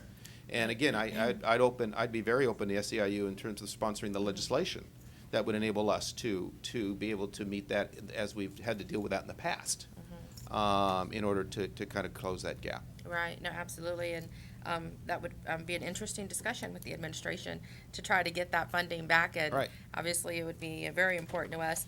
I need to get some more information on the property tax, because you're right. That I don't know if it's because it's just very small that we haven't heard about it, or people are just working and they haven't really lifted up their heads. So we'll want to definitely look into that. The other piece that I want to try to create some clarity around is how you go about fixing the problem, right, of recruitment and retention. And as a board, you have your jurisdiction and your responsibility to your constituency, which is also responsible, that you have the responsibility you have in carrying out the mission. You have access to the budget for the Board of Equalization. There are some vacancies there. A recruitment and retention is not typically part of the base pay initially. A recruitment and retention is something that you give above and beyond while you are trying to get through the problem. Ultimately, we believe that we need a longer-term solution and the pay needs to be lifted up. But the recruitment and retention gives you that temporary way to fund being able to attract and also retain staff. And that's totally within the jurisdiction of the Board of Equalization Again, to do. I'm just unaware, and I guess that's where I think we need additional briefing to find out exactly what it is that we are able to do. Right. I just know that we're like crazy trying to get people out of the blanket and trying to make sure that we are meeting the opportunities that that finance is putting on us so that we could actually get funding for the positions we're asking for. Right. I don't know if, Sandra, if you Yeah. got some thoughts or your observations on that. That is a really valid point. I mean, we do need to look at our blanket and the use of the blanket and moving permanent positions into funded positions. Because that is one thing that finance will look at if we, go forward with the BCP. They're going to want to know how many vacancies we have in the department. And they're first going to look to us to, redirect within our own resources. So I think that's really important that we address that first. Thank you. The other piece on that is we've had the opportunity to collect data ourselves, and we have information that shows the value of compensating an auditor or compliance staff at an adequate level by the type of revenue that they would be generating. And so they would essentially, the positions would pay for themselves. If you're having vacancies, the question is, why are we having so many vacancies? And so is there an opportunity to then ensure that there is some financial incentive to be able to attract them? I think our problem is our vacancies we're having to hold vacancies because our pay rate is over the mid-range. That's exactly right. So I mean, it's like I have no doubt that we could even fill those vacancies. The problem is that if we fill those vacancies, then we are over budget. And so I think that becomes our problem. So yes, we're carrying vacancies, but we're not carrying vacancies because we can't fill them. Right. We're carrying vacancies because our average pay rate is over the mid-range. And I will say that you can, through the budget change process, through the BCP process, that does enable the Board of Equalization to get the necessary funds. It is a struggle. I'm not going to act like it's not for departments to go in and try to secure those dollars, but I'm telling you from our experience, if we don't, especially listening to the numbers, we are going to be in a serious crisis. And so what is it going to take to be able to bring in the qualified staff necessary? And I believe this resolution helps us get to the place where we have all of the data so that we are not confused about what are the remedies to fix the problem. I think another. Yeah, so what you were, there are variances within the classes. So some of the classes may be under the baseline Right. range, and some are over it, right? Right, And so that's the problem. And our How do you budget is deal with based that? upon the average. Yeah. So basically our problem is, and it's kind of an interesting issue because it kind of goes back to our retention and our succession planning, because the fact is we're over oftentimes because we've had such long-term employees. And so as a result of having long-term employees, people have moved up, in their pay rate, and now we're above the middle. And so that in one sense, we end up with a problem because people are staying. Right. And that becomes the challenge that we have. So again, I think it's worthy of an ongoing discussion, and we need to have it. So thank you. Yeah, no, and the one other piece is I had a conversation with finance not too long ago, and I know that they have been trying to find what's the right mix of for budgeting for positions. And so I think that is also worth a conversation with Department of Finance to see how they're going to fund going forward. Member Harkey. I just want to make some quick comments, and I don't need really any response. We've had a great conversation about this, but I do want to state that when we have low-skilled or entry-level people going out on audits and other things, and we're dealing with sophisticated clients, it's a cost to the clients as well. So, especially Irvine, San Diego, we are kind of like training. We bring them in, train them, and then they go off and they get a very nice paying job. And I think there is a trade-off between those employees who are looking for a longer range career than those that are just looking for the dollars that are out there. And we suffer, unfortunately, with both. And so our clients, and even across the state, and out of state, suffer if they get a brand new person coming in. And even the smaller business that's got a first-time audit or something, it's very, very, it's time-consuming for the person who is in the business or the individual who is trying to get on with their life. So I do support, promoting and having, trying to retain some of our experienced audit staff and others. We have been working, I know, over the last year on the blanket, and I think we're whittled down tremendously, at least by half. And what that was basically bringing people in on a temporary basis and not, but they did all go through the merit program, as I understand. So there shouldn't be any, discrepancy there. I think we're all held to that standard. It's just a matter of getting them into the permanent positions, which I think we have been doing. I agree with the property tax. We have a real hard time retaining property tax people. As you know, we do statewide property tax assessment, and this is one of the largest generators of income for the state of California, and we can't compete with the county level as far as the people that might come into the state to get trained will be out to a county job as soon as they can, because it just pays so much more, and they're close to home, and so I think that is a key area, and I think it's an area where we generate a lot of money for the state, and it's best that we be accurate. The out-of-state health insurance, again, very important to the people that I speak to, and I would like to see a little more forward momentum.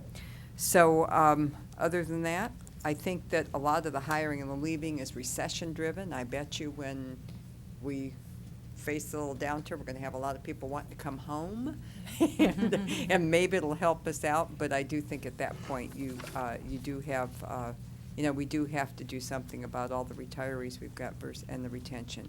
And somebody being around for 24 years and not be able to get an increase is, at this point is a bit problematic. So thank you very much. Members, this has been a very excellent conversation, I believe. And I think it's the beginning of many future conversations. I do believe that there are a number of solutions that are available and that we ought to begin to entertain those solutions. As some of the members have expressed, it is a little confusing, and we need to clear up that confusion. One of the areas I think we need to bring some clarity to is what authority exists at what level. You have the bargaining process.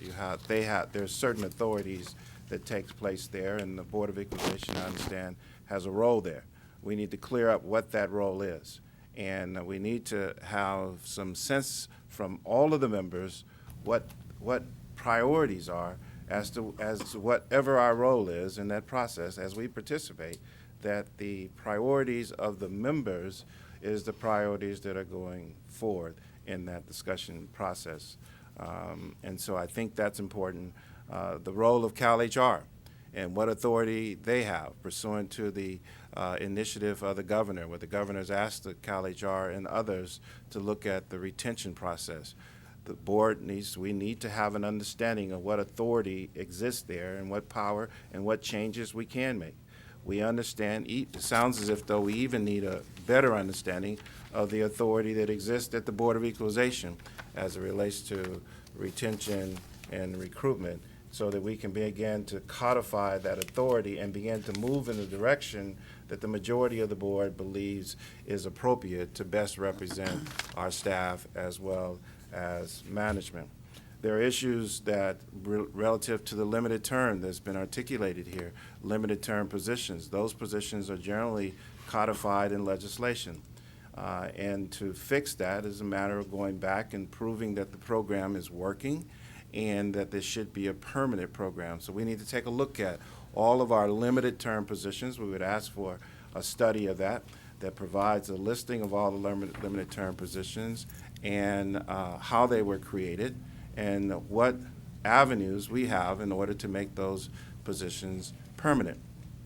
For example, the expansion of the appeals unit was a limited term positions. I believe we had some 22 limited term positions, and it was a laborious process to convince the legislature and the governor that those positions should be permanent. The numbers generated by that team of folks were astonishing. We accelerated revenue to the state of California. We minimized the impact on California taxpayers by resolving the issue at an earlier stage. Fortunately, we were able to get the legislature, leaders of the legislature, to come out and actually view what the settlement division was doing, and we're heading towards making that permanent. The fire fee, another limited term position. If it's, once we resolve the adjudication and all those issues, we need to take a look at the legislative component. I also believe that it's very, very important that we change our perspective, and I believe this information will help us change that perspective. Historically, we've been looking at the Board of Equalization, Franchise Tax Board, Payroll Tax, EDD, as if though the glass is half full. The reality is we audit less than 1% of the universe. We can do measures in order to minimize the tax burden on California taxpayers by coming in and providing them advice at an earlier stage. You wait 3 years, which is the period of an audit. By that time, the liability is accumulated to such a point that you're probably going to put them out of business if you come in and assess them a liability. So there are efforts that we can do if we look at the situation as the glass not being half full but half empty. So we go to the legislature, we take that work plan, and we would certainly encourage staff to develop that work plan. I think I mentioned that before, that study that justifies or at least edifies the legislature about the ability and the potential of these agencies that are revenue-generating agency as a way of addressing the limited term, as a way of addressing the need for additional staff, additional promotions, additional compaction issues, so that we can begin to resolve some of these issues. As articulated earlier, I think we have to distinguish ourselves and make sure that we're comparing apples to apples, as opposed to looking at an auditor at the Franchise Tax Board of Equalization in comparison to an auditor at Human Health Center. No disrespect to those auditors, but the performance and the duty is quite different and should be measured perspective to what they do. Some of the things that is within the Board of Equalization authority is that we can, as Mr. Runner has articulated, I think Member Ma has articulated, the desire to take a look at the priority of staffing within the agency. As we experience vacancies, where should those vacancies be? Should those vacancies be in the district? Because we now have issues in the district about not having sufficient staff in order to perform the audits and to provide the service that we want to provide to the constituency, we need to take a look at a priority. So that study needs to come back to the Board of Equalization so that we begin to prioritize how we allocate our positions. The hardship issues, I share Member Ma's concern in that regard. But we need to understand what authority we actually have.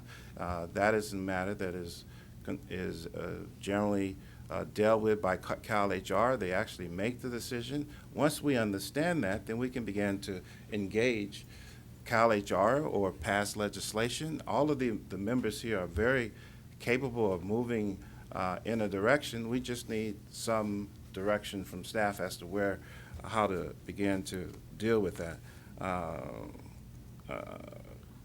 Classes, just wanted to point out that promotions are not predicated on staff taking classes.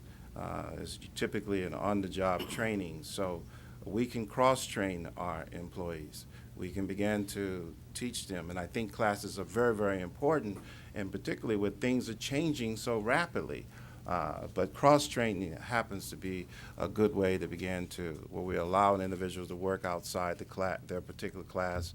Assistance, where many CPA firms actually send out groups to do the more complicated audits. We may be able to include auditors with less experience in those groups so they can begin to gain that experience and be able to pass the exam. The same thing holds true in the area of compliance.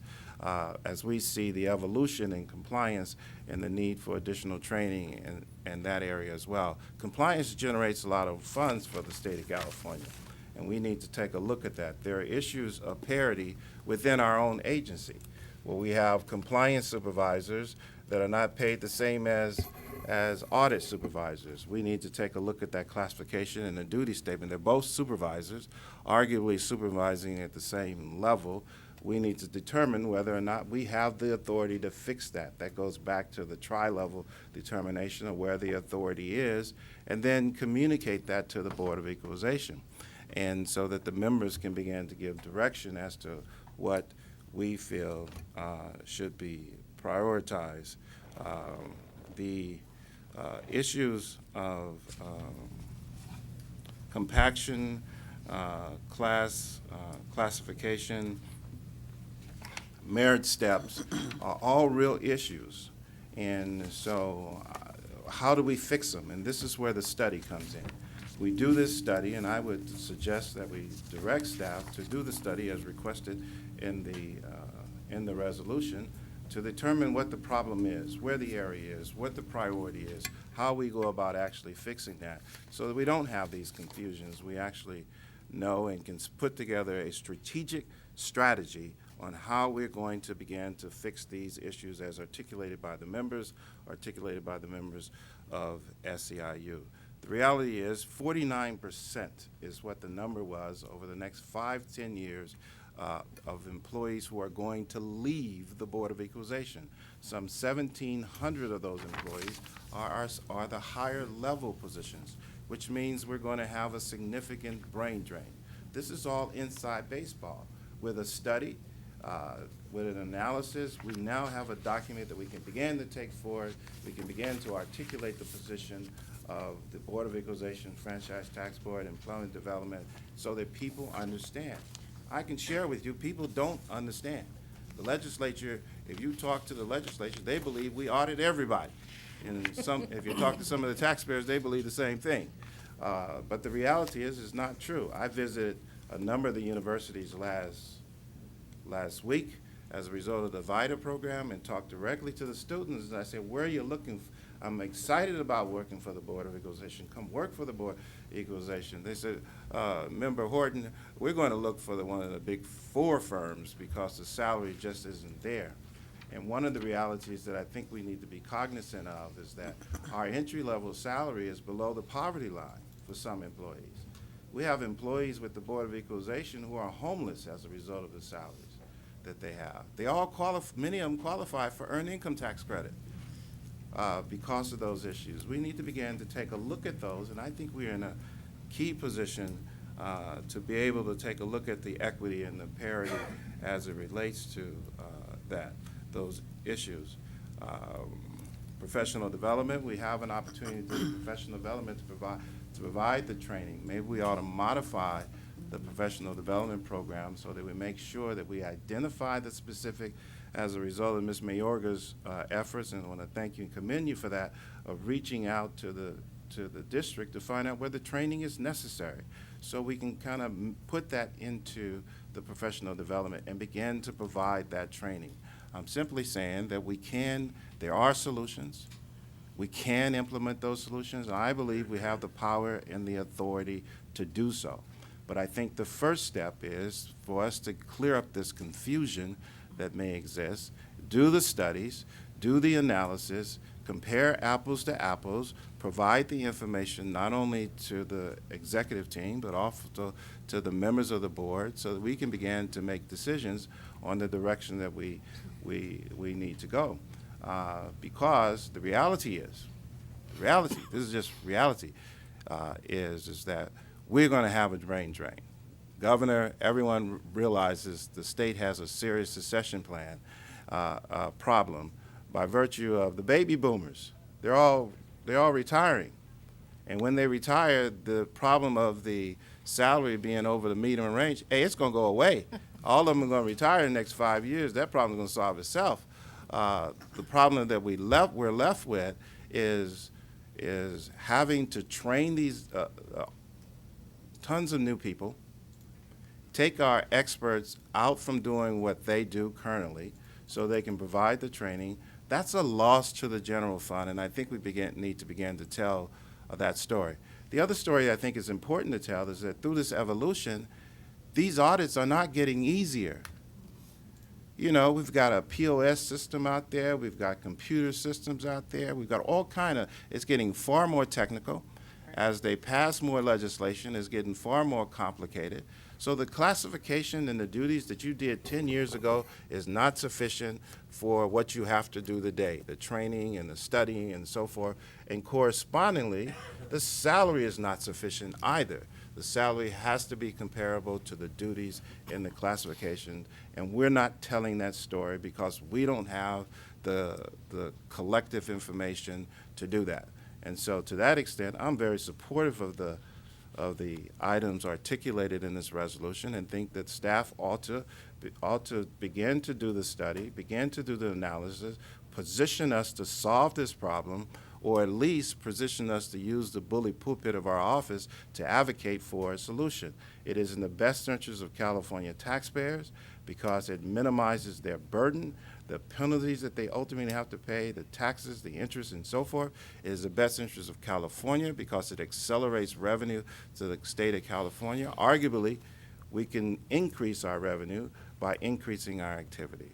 So to that end, I would encourage staff that we set up an opportunity that staff begins to do these studies, to gather this information, meet with each one of our members, have that discussion, get their priorities, and then report back to us collectively so we can have these types of discussions in the public. Really appreciate that, Chairman Mr. Chair? Horton. Mr. Renner, Just to my follow, apologies. again, I think that the issues that are laid out here in regards to, length of employment, employees responsible, all these things are certainly things that we should be always looking at. What I'm concerned about, and I certainly don't have any issues at all with the staff going in and taking a look at these, I just want to remind everybody that we also have asked them, and I think it can be in conjunction with this, to deal with the issues of vacancy location, staffing model for the headquarters. I think that could all be wrapped together. So my concern is I don't want staff all of a sudden to start going off in another direction with another new study or something. As much as it is, I think all of these do wrap together. And I would just encourage us to have continued discussions with the management staff on this issue, and also then accomplish some of the things that are also mentioned here in the resolution. Yeah, I would concur, Member Runner. I mean, I thought I mentioned prioritizing the vacancies and so forth. Yeah. I think all of this, and I'm for one to give policy direction to staff, and then rely on their expertise as to what these issues are, and then come back and give us the information that we need. And particularly the authority here, the bargaining authority, the authority of Cal HR. I mean, I don't think we're at the bargaining table, but that's a discussion for another day. Member Ma.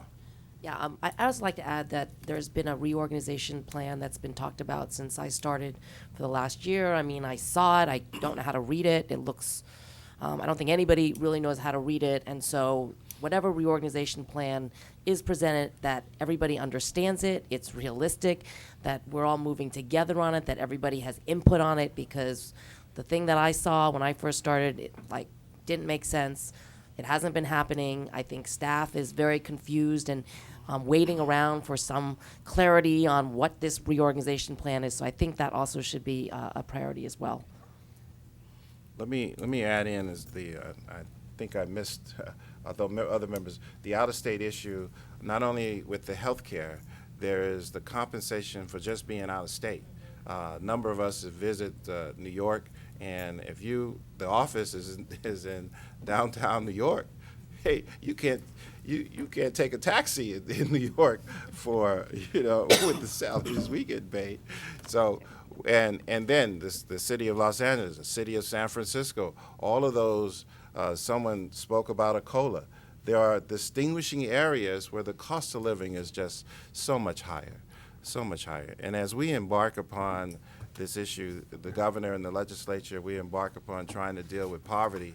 Sometimes poverty begins at home, and we need to talk about the poverty that exists here within the state and the franchise tax board. In LA County, 40% of working folks work below the poverty line. And to the earned income tax credit, $56,000. Well, that's a whole lot of our employees that fall within this classification of being poor, or as I would say, po. So let's see if we can get it fixed. With that, the board will receive and file. I think there's enough discussion for staff to have some understanding.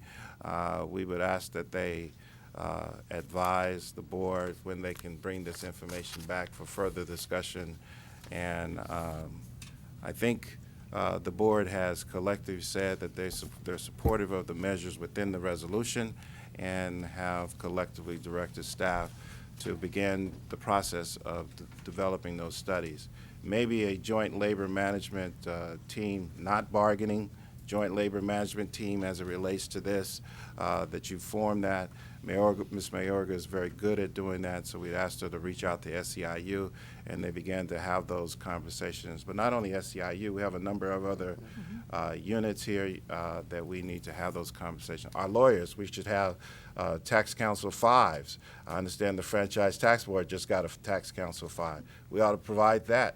Some of our lawyers, they have to be here 5 years before they can get a promotion from a tax counsel 1 to a tax counsel 3. I mean, where's the equity in that that's relative to merit and performance? So there's so many issues here. And but the beauty of it is we have the power and authority to fix many of these issues. We just need to make sure that we know how to and when to and so forth. Thank you very much. The board will receive and file. Ms. Okay. Members, let's take a 5-minute break. Thank you, Chairman Horton. We really appreciate your time, all of the time. Thank you, Chairman Horton. Thank you so much. Thank you, Ms. Moore.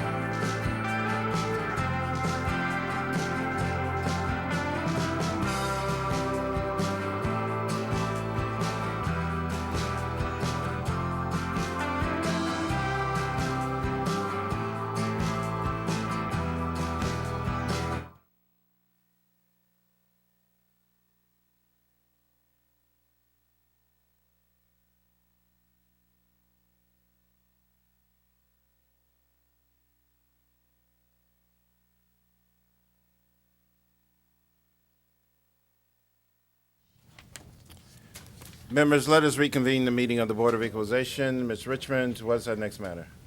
Our next matter is the administrative session. Item P, other administrative matters. P1 is the executive director's report. So item P11 is the approval of fiscal year 2016-17 excise tax rate adjustment for motor vehicle fuel and diesel fuel tax swap. Thank you, members. To our esteemed staff, we have the same issue. I would ask that you allow room to have the speakers that come before us to have a seat, if you will. I'm going to call all the names, but it appears that, well, I don't want to make a presumption, so let me just, Mr. Lee with the California State Association of Counties, Legislative Analyst, please come forward. Mr. Cruz, Legislative Advocate for the California State Council of Laborers, please, Council Joseph. Council, please come forward. Ronald, Legislative Representative with the League of Cities. Verdugo, please come forward. Yes, sir. Mr. Romo, the Assistant Director of Riverside County, please come forward. Mr. Don Pofa, Assistant Soup, I believe, with TLMC, please come forward. Got my favorite color. Mrs. Driscola, with the Government Relationship, LA County Public Works, please come forward. Thank you. Members, we will take testimony from our esteemed staff and then go to the witnesses to allow them to provide us with their testimony and then open up for discussions. Anyone ever tell you look a lot like Kathleen Brown? A little bit? Yeah, a little bit. Yeah, okay. All right. At your convenience. Okay. Good morning, Mr. Chairman and members of the board. My name is Mark Durham, and I'm with the Research Division here at the Board of Equalization. Current law requires the Board of Equalization to determine the excise tax rate for motor vehicle fuel and diesel fuel on an annual basis. This is commonly referred to as the fuel tax swap. Legislation requires the board to adopt a revenue-neutral excise tax rate by the 1st of March of each year. Staff reviewed different methods for calculating the appropriate tax rate. The first method, and the one we are recommending, is using the Department of Finance's price forecast of $2.70 that results in an excise tax rate of 27.8 cents, which is 2.2 cents lower than the current excise tax rate. This method is consistent with last year's method. The true-up or reconciliation will have less of an impact, and forecasts from the U.S. Energy Information Administration and Global Insight are in line with this forecast. Another method is similar to Senate Bill 321, which uses an average 5-year gasoline price that produces an average price of $3.10, resulting in an excise tax rate of 29.8 cents, which is 0.2 cents lower than the current rate. However, this method is not recommended because it is not consistent with last year's method. There's a potential of overcollecting and causing a greater impact to the true-up, and respected industry forecasts indicate that the prices will remain low through 2017. The final method uses the January 16th price of $2.50 per gallon. This generates an excise tax rate of 26.8 cents, or 3.2 cents lower than the current rate. However, this method is not recommended because it is not consistent with last year's method. There's a potential of undercollecting and causing a greater impact to the true-up. And again, respected industry forecasts indicate that 2017 prices are more in line with the Department of Finance's forecast.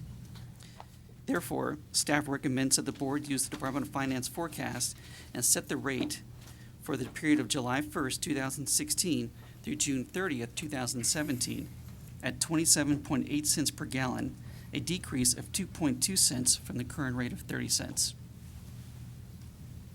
And then for diesel fuel, the same methods as previously stated were used, and they all generated the same result.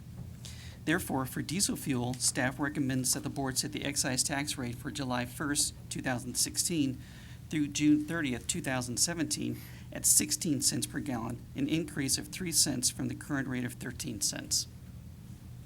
Thank you. Thank you. Let's see, we'll go from my right. to all the way over here. My left. Sir? Oh, good morning. My name is Don Popa. I'm the Assistant Supervisor of Marietta District 12 for the Transportation Department. And I'm here to say that the 2.2% per gallon tax decrease will hurt the county.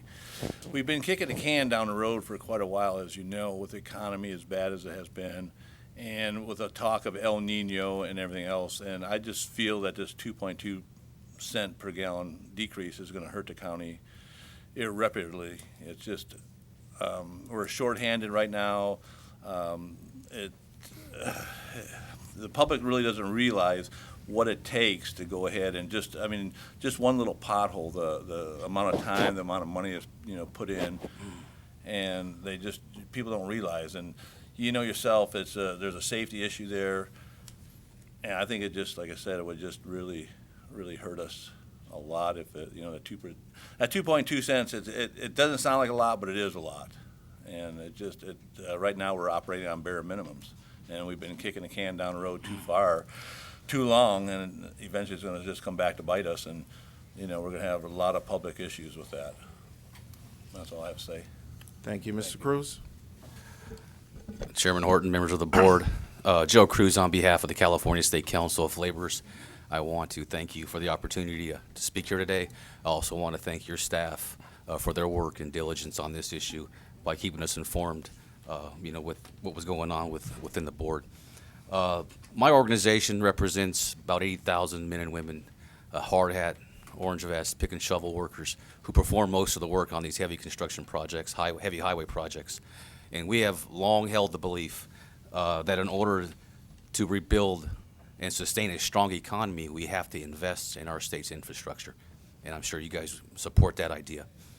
Unfortunately, state revenues and the way they're generated through the tax on gasoline and diesel that sustained our state highways is an antiquated system, and it's become inadequate and unpredictable, causing many state and local transportation agencies to delay projects and cancel them in some cases altogether. Last year, because of the 6 cent reduction that equated to approximately $900 million, there were many cuts that were taking place. More recently, the CTC initiated a $754 million state transportation improvement program cut. And to put that into context, a recent analysis was done just on that $754 million number, and it equates to nearly $2 billion in projects throughout the state because of the leverage up factor being delayed. $2 billion. It puts at risk 16,700 jobs, indirect jobs, and 5,800 direct construction jobs. So men and women who perform this type of construction work, good middle class, good paying jobs are at risk. It also causes $1 billion in lost personal income, and it reduces our local and state tax revenue by $125 million. And that was because of the $754 million cut.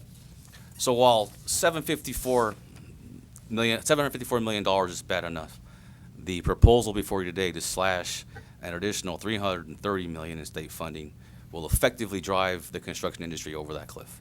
So I'm here today asking that you help protect those jobs. Those loss in economic output and jobs numbers are staggering. It only adds to our deferred maintenance at $78 billion by kicking that can down the road yet again, ultimately costing commuters and taxpayers millions more as these projects are buttoned up and closed and delayed. The folks who pass local sales tax measures in particular are going to be hurt because they have to come out of the pocket again when these projects are delayed. So as an alternative, we stress the importance of crafting an alternative to simply cutting the excise gas tax on an annual basis. We would like to ask if this board has the authority and respectfully asks to initiate to formally adopt the policy that helps reduce the excessive gas tax swings by moving to a multi-year smoothing option. And some gentlemen who are here can provide more detail. These actions will facilitate better planning and programming by local governments and Caltrans, and actually make the amount of funding more predictable from year to year. Every resident in California relies on our transportation network in good repair. 40% of our goods that are imported worldwide come off our ports. Our transportation network is the backbone of the 8th largest economy in the world, and we have to continue to keep that backbone straight and strong moving forward. So we urge this body to continue working hard and consider the price we will pay if we don't adopt an alternative to the proposed cuts today. So thank you for your time, and I'll be here for any questions. Thank you very much. Sir? Thank you, Chairman Horton and honorable members of the board.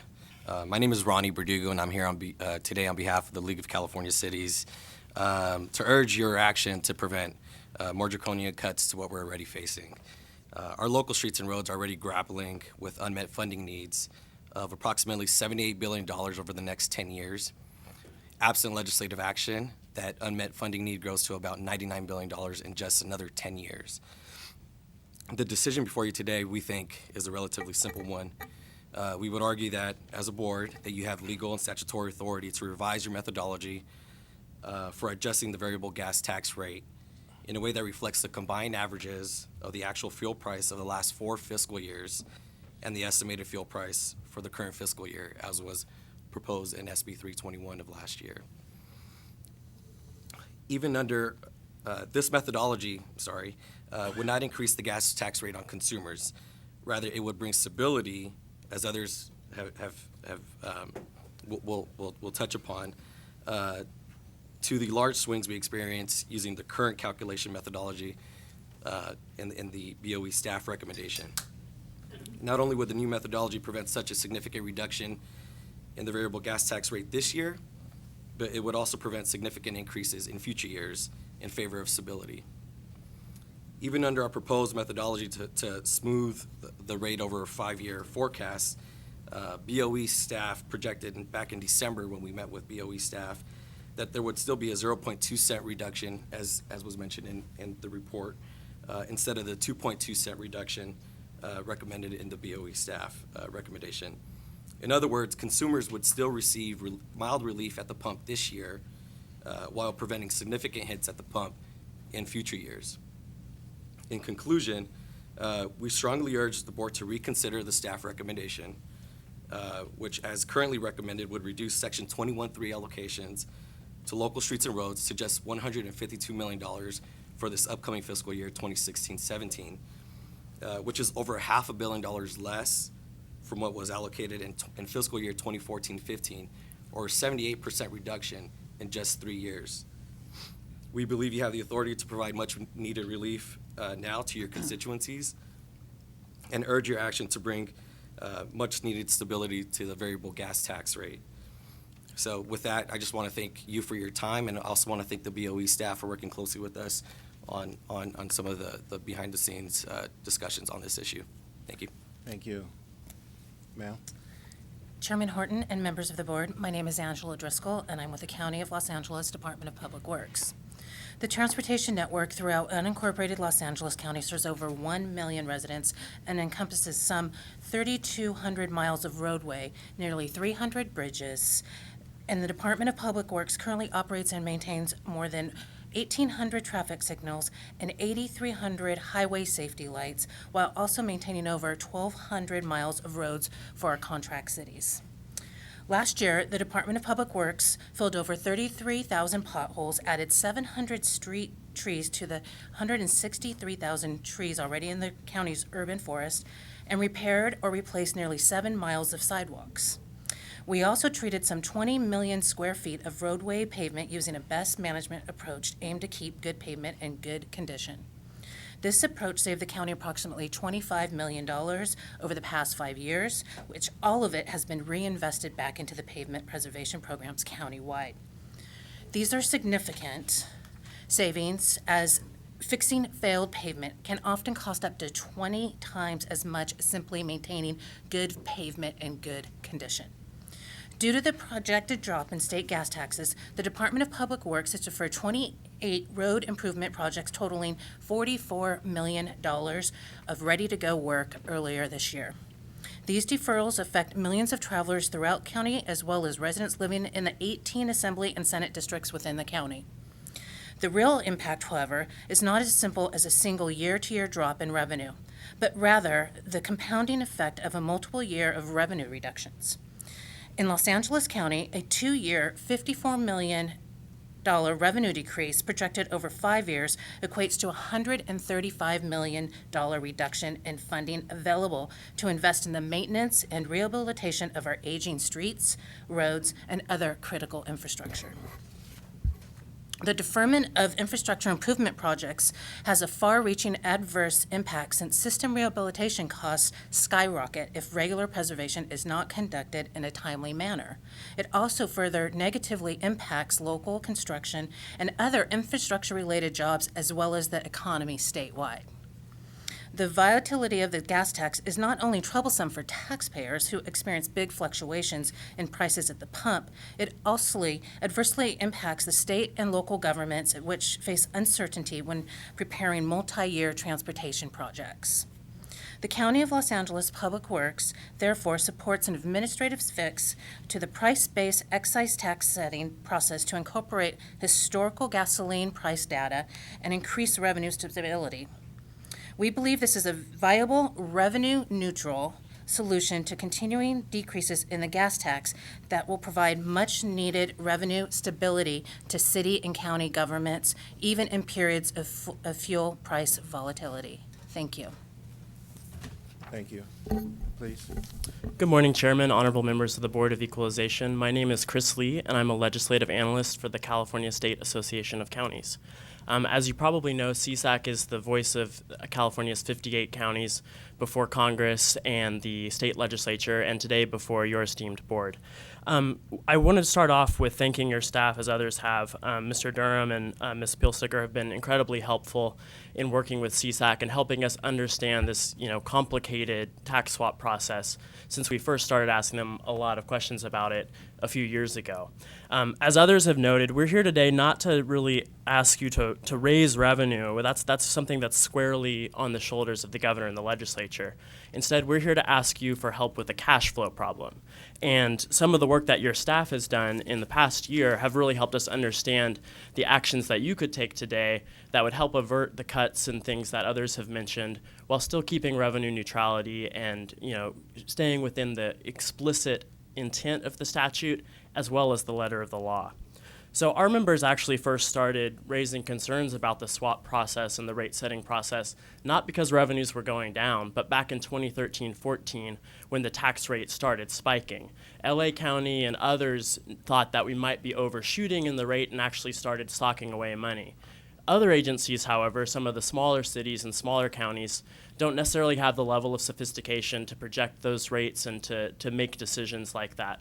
So what we're asking the board to do today is to basically, for the total revenue source that's raised under the price-based excise tax, to adopt that 5-year smoothing into your estimates, which are statutorily authorized by the Revenue Tax Code, and encourage stability, both, for drivers who have to pay the tax at the pump, as well as for the agencies, the cities and counties in the state that use those revenues to build projects.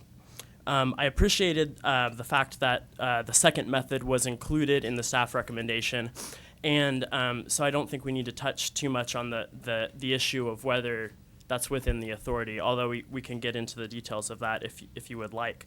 What I would point out is that while staff is recommending the first option instead of the second, because the second option would represent a change, I would point out to you the great staff work that the BOE staff did last year in looking back since 2010 to 2015-16 for what would have happened if they had, instead of doing what the prior actions of the board have been, if they had instead done the smoothing as envisioned under scenario 2. So basically, what it would have done is reduce the volatility, so the positive and negative changes to the rate would have been smaller, so resulting in lower increases and smaller decreases while still raising the same amount of tax money under the swap. So it would have kept revenue neutrality, but it would have increased stability. And for local agencies and the people that plan and program projects, that stability is really important. Our agencies were concerned because we thought we might be over collecting revenue in the past. But today, where we're talking about a situation where the rate's going down, it's even worse because as people have outlined, it's the cost of jobs and delayed projects and things of that nature. So we think, it's within the power of the board based on, the language of, paragraph 2 in 7360 subdivision B, where it says that your estimates of the board are used to generate an amount of revenue that'll equal the amount of revenue loss attributable to the former sales tax. So all we're asking you to do is temper that estimate by incorporating 4 years of historical price data. We're not changing the true-up process. And so I appreciate the concern that your staff expressed where the true-up might be bigger next year if we were to take smoothing into effect today. But I think what I would point out is both the historical analysis they did showed that won't necessarily be a huge problem. And I think it is, given the impacts that we're going to face with a 2.2 cent reduction, it's worth the risk to see next year what would happen. So with that, we'd respectfully request that you direct staff to do option 2 with the 5-year smoothing, and happy to answer any questions that you might have. Thank you. Ma'am? Good morning, honorable board members, Chairman Horton. My name is Patricia Romo. I'm with the County of Riverside Transportation Department. I'm the Assistant Director for that department. While overall state revenues continue to improve, funding to maintain and repair state highways and local roads continues to deteriorate. Revenues from the highway users' tax account are the primary source of funding for Riverside County road maintenance. Riverside County alone will see a 26% decrease of gas tax in only 2 years. This is alarming given that 33% of Riverside County roads have pavement conditions that are considered to be at risk of failing or have already failed. The proposed reduction in gas tax before you today will result in further deterioration of an already aged roadway system. The County of Riverside is responsible for the operation and maintenance of over 2,200 miles of roads. These roads give our citizens access to get to work, shopping, and school. They are the paths to tax revenue generating venues such as Coachella Fest, Temecula Wine Country, and the Desert Hills Premium Outlet. And these roads are the lifeline to citizens in need of emergency services. Transportation investments lead to local jobs, whether in the public or private sector. We need to invest properly in our infrastructure that our economy depends on. We can't continue to move to do more with less, with decreased funding levels and increased backlog of work that needs to be done. Over the next 2 years, Riverside County alone, this decrease is going to result in 0 roads being reconstructed, 0 roads being resurfaced, bridges not being appropriately maintained and upgraded, and it will cut hundreds of miles of roads from the pavement preservation program, which is crucial to preventing our good roads from failing. Without adequate gas tax revenue, the pavement condition in the county will continue to decline, and the cost to repair the Cumberland roads will become ever more expensive, making it difficult, if not impossible, to catch up. The current year reduction in the excise tax is resulting in an unprecedented cut to the county pavement maintenance program, and a further decrease would be devastating, and not having properly maintained roads adds to the public's cost of vehicle maintenance and repair. I'm here today to ask that the State Board of Equalization not decrease the current excise tax rate for fiscal year 16-17 due to the tremendous negative impact this action would have on our public streets and the citizens of the state of California. Thank you for your time. Thank you. Members' discussion, Member Runner, then Member Law. Yeah, let's, I guess I want to start with why we are here. Okay? We're here because the price of gasoline is going down. And as a result of the price of gasoline going down, and we have a tax rate that is attached to the price, therefore the tax is going down. Has nothing to do with cutting tax. We're not cutting a tax. We are simply reflecting what the tax needs to be on the current value of a gallon of gas. So I'm a little concerned that there's not misunderstanding, like somehow we're going out there and cutting gas tax for people, when in fact the only job we have is to make sure that the current gas tax payment or amount is consistent with what the value would have been when the swap was first done. So just help us all understand that. And I only want to point that out because if indeed we were under the old system and you were all receiving money just on the sales tax, you would be getting less money today, right? Because your tax is going to be going down on the value of the sale. It's less per gallon. So there's nothing magical about what's going on here. It's related to the fact is that people are right now having low gas prices. So that being said, then it becomes our job to then figure out how do we then attach then the right value to this tax. I was supportive. I think the board was supportive. At least I was. I think majority of the board was supportive of last year taking to the legislature a 5-year smoothing plan. We felt that made sense. And that allowed us then to know exactly what we needed to do each year. Unfortunately, the legislature didn't pass that. So I'm a bit taken back right now that you're asking us to do something that the legislature chose not to do. The governor chose not to put that in his budget. They have the ability to do that, and they've chosen not to. In fact, I'm not even sure that they believe that we have the authority to do what you're asking us to do. That being said, I think the most important thing that we could do is be consistent. I'm concerned, really concerned, that what we may be doing if we go ahead and arbitrarily go with that with a choice of a 5-year smoothing is that we are being arbitrary. Because that will be the third formula we've used in 3 years. And my concern is that by choosing that third formula, every time we've done that, I believe, at the expense of the taxpayer. We've chosen a formula that basically then does not treat the taxpayer, I shouldn't say fairly, but it reduces the reduction that they see at the pump if we choose to do a third one and it was the smoothing. Now, here's what I'm also concerned about. If we do that this year, and all of a sudden prices start to climb, you do a 5-year smoothing, what's that going to do? What that's going to do is that's going to make next year's prices as they come to us then not reflective of the current price, but a 5-year smoothing, which means the new money that should have been there isn't going to be there. And what I'm concerned about is we're going to have some of the same people up here telling us why it is that we need to go and change the formula again. And that's quite frankly why I preferred this legislature to do it, because then it's in statute. It's really clear what it is that we do. What I really would be concerned about, and quite frankly, even in this case, if we were to go to a third formula, I believe we expose the state to a taxpayer lawsuit. Because we are, again, choosing a different formula every year, which seems to just benefit then the state at that point, not the taxpayer. Now, I agree, and I will be one to say that we are concerned about the fact that we have some problems in crumbling infrastructure. That is a problem, and that needs to be resolved. But it doesn't need to be resolved by us. It needs to be resolved by the governor and the legislature. I'd start right off by the fact that every one of us are paying 10, 12 cents a gallon right now under AB 32 carbon reduction, of which not a dime of that goes to those projects you want to do.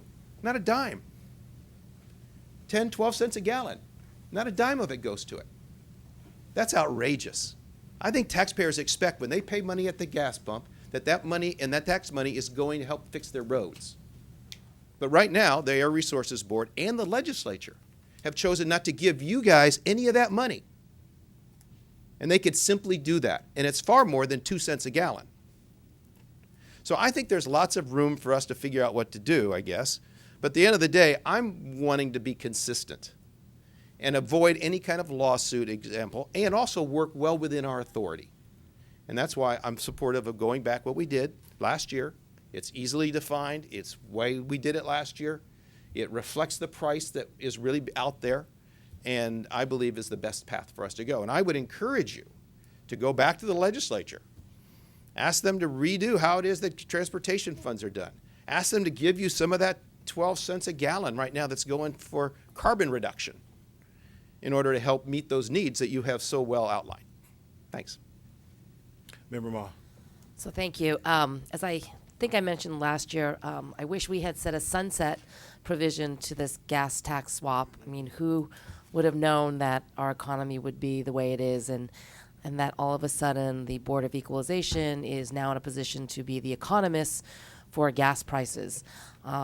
We are tax collectors, tax auditors. That is our specialty, not to predict what gas is going to be in the next 18 months. So I was hoping that the legislature would have dealt with this last year. I think we supported the 5-year smoothing. I personally was supporting Senator Tom Berryhill's bill, SB 433, which would basically give the authority to set the excise tax back to the governor, since the governor, I feel, is the person who is the person looking after the budget every year, right? He puts out the January budget, then he puts out a May revise, then, he can adjust right before the budget is signed, June 30th, and then they start the whole process trying to predict the next year, July 1st through November before they issue another budget out. So the governor actually has the power and the authority to actually change the different rates and expenses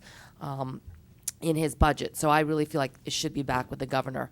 I am dismayed that, because of the recommendation this year that there is going to be a decrease in $754 million over the next 5 years. That's no way to run any sort of infrastructure projects in the state, having to hire and fire and, plan and then, push back and defer. I mean, this is kind of crazy what's happening, and I hope the legislature does do something to smooth out the revenues and figure out what's actually, going to accomplish and fix all of the infrastructure problems we have. Last year, our BOE staff recommended a different rate from the governors based on, I can't remember the website, Global Insight. Global Insight. I guess the governor recommended 30 cents, and Global Insight was like 36 cents, and I guess or something like that. And we the opposite, and we kind of pushed back to. I thought 30 cents was what the governor recommended. It was.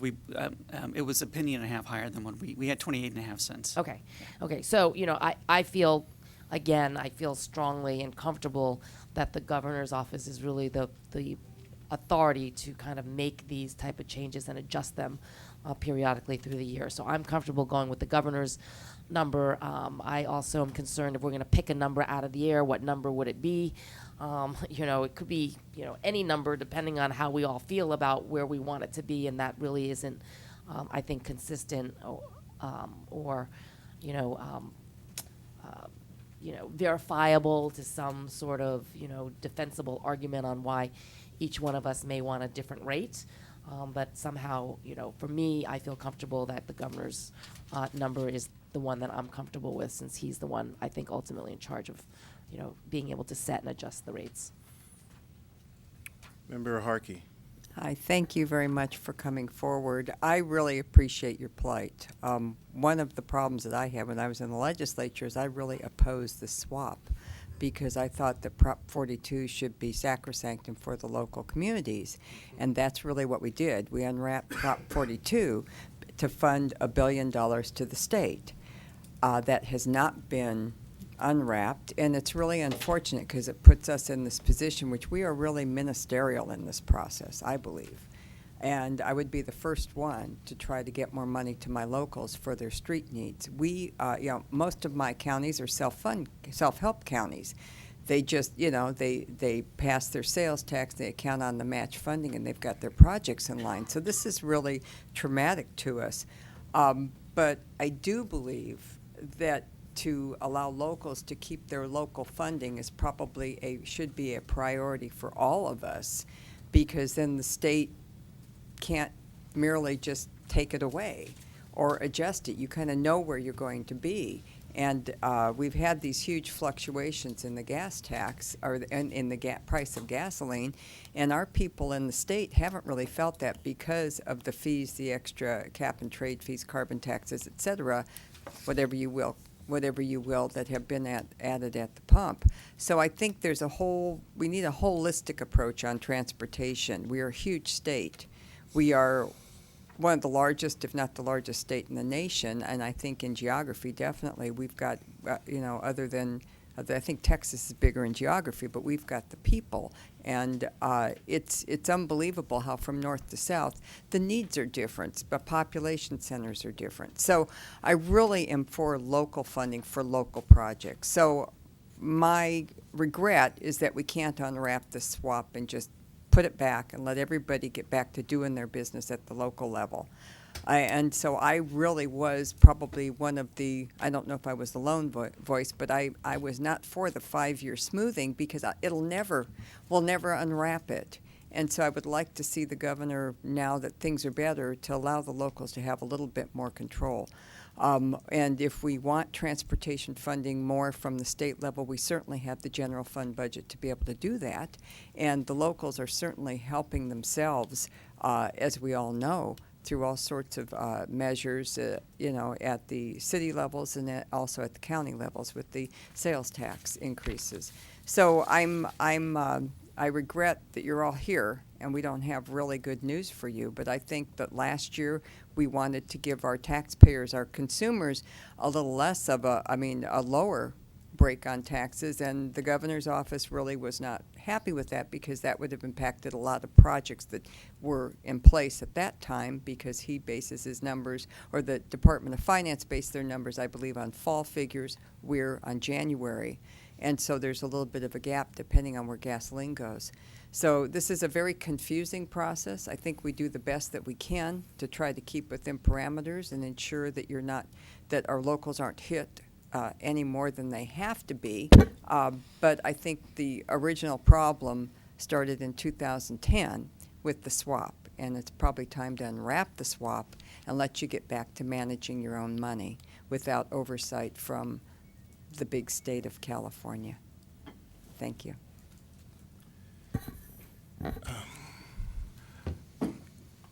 As Mr. Runner has articulated, I think it's important that we kind of go over the history, and he's done a good job at doing that. But I want to go back to 2010 when the legislature passed AB X 86 and SB 70. The legislature basically eliminated the sales tax on fuel. In doing so, they shifted it to an excise tax. The differential is that the sales tax is computed on the selling price, but the excise tax is computed on the per gallon, the gallonage. And so therefore, you end up with actually more funds going into the transportation fund. It's a little trick used by the legislature in order to shift funding from the general fund to the transportation fund. It was a good idea at that time. More money into transportation, less sales tax. But they burdened the Board of Equalization with the responsibility of leveling that out.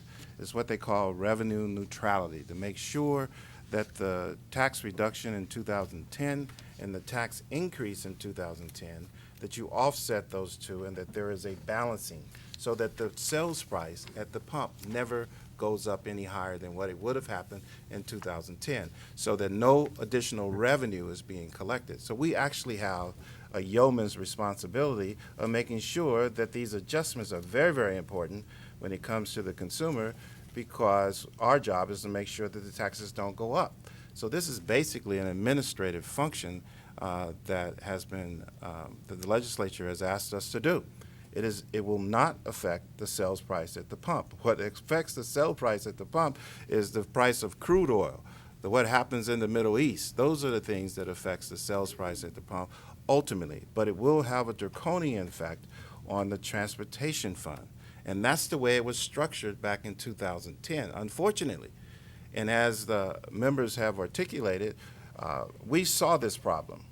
We didn't see it before. In fact, several members of the community and so forth were screaming in 2011. The Board of Equalization is raising the excise tax. And then in 2011, the price of gasoline went down. And so then everyone said, well, how did they raise the excise tax, but the gasoline price went down? Because this is an administrative function. It has absolutely nothing to do at the end of the day with the price of gasoline at the pump. The same thing happened in 2013 and 2014.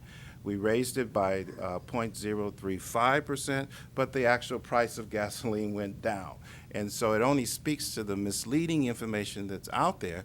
And so I think it's important that we sort of clear that up as it relates to what the ultimate sales price will be.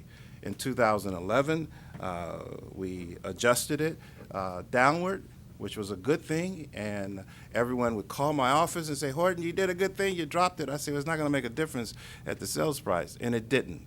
We adjusted down 3.5, it went down 0.02 because of the market, because of what happens in the market. It is more of a function of consumption because we're talking about excise tax, which is computed on the gallonage. And so what's happening in the market is that price is going down because of what's happening in the Middle East. The price of crude oil is going down. We're beginning to manufacture more of our own oil here in the United States and all these kinds of things. And so consumption is going up. Employment is going up. More people are actually going to work. And as a result, the consumption is going up. So as the consumption goes up, theoretically, if the sales tax was in place, additional revenue would be in place for the state of California. But because they eliminated the revenue, it requires us to balance it out and adjust the excise tax, to balance it out to make sure that the state doesn't collect any additional new revenue, that it stays the same. Thus the term revenue neutrality. Thus the term true-up. What happens on the true-up is whatever we do today, administratively, the agency is going to go in and adjust it based on what happens in the market. So what we do is insignificant because they will ultimately adjust it to fix the reality of what actually happens in the market. Relative to the Board of Equalization having some consistency, we've never been consistent. The first time we did it, we came up with the number. Well, strike that. Let me strike that. We have been consistent in advice of our staff as it relates to how the computation has taken place. It is an estimate that occurs over the historical of 1 year. 1 year. We do these analysis based on what we think might happen in 1 year, and then it's put before the board. Last year, the Department of Finance recommended a number. We took a whole new different number than the Department of Finance. Before then, Department of Finance recommended a number. We disagreed with the Department of Finance and took another number. So that's what we've been consistent with, is actually disagreeing with the Department of Finance. Then, then this entire board said to the legislature, to the governor, this is a problem. We got to fix it. You can't have these inconsistencies over a long term. You can't have folks being laid off and fired. You can't have the economic effect that has. If you look at the ministerial act that we're taking in the pennies, and you look at the tax increment effect of laying off people, not fixing our jobs, driving on the 405 freeway and having potholes on the 405 freeways as opposed to fixing them, you realize the draconian effect of what happened in 2010 and what will happen as a result, depending on what we do here today. So therein is the challenge of trying to balance transportation, income tax, property taxes, and all those other things that are lost to the state of California if these individuals if they take these projects off the road. If you take an off-ramp off of Slauson, an off-ramp off of Beverly Hills, or the off-ramp off the road, and you don't build that off-ramp, you don't expand the freeway, then what effect does that have when we're talking about an administrative impact on the consumers? Certainly we can try to figure it out, but the entire board said the best way to figure this out is to take a long-term projection. Take a look at what happens over 4 years, or what might happen over 4 years instead of 1, and then adjust based on 4 years. The issue here is if we take that position, then that's something that everybody here before us has got to live with. You got to come back next year and say, yeah, you did the right thing, not, yay, do it again, adjust it differently, do it again. If we said that the right thing is to spread it out over 4 years. So I think that's the discussion that we are faced here with. And the reality is that the recommendation of staff causes a $440 million or $330 million hit to the transportation fund. And as the witnesses have testified, that means laying off employees. That means not improving roads. That means not improving the highways and so forth. That's the decision. When me as a consumer, I love to be able to pay less at the pump.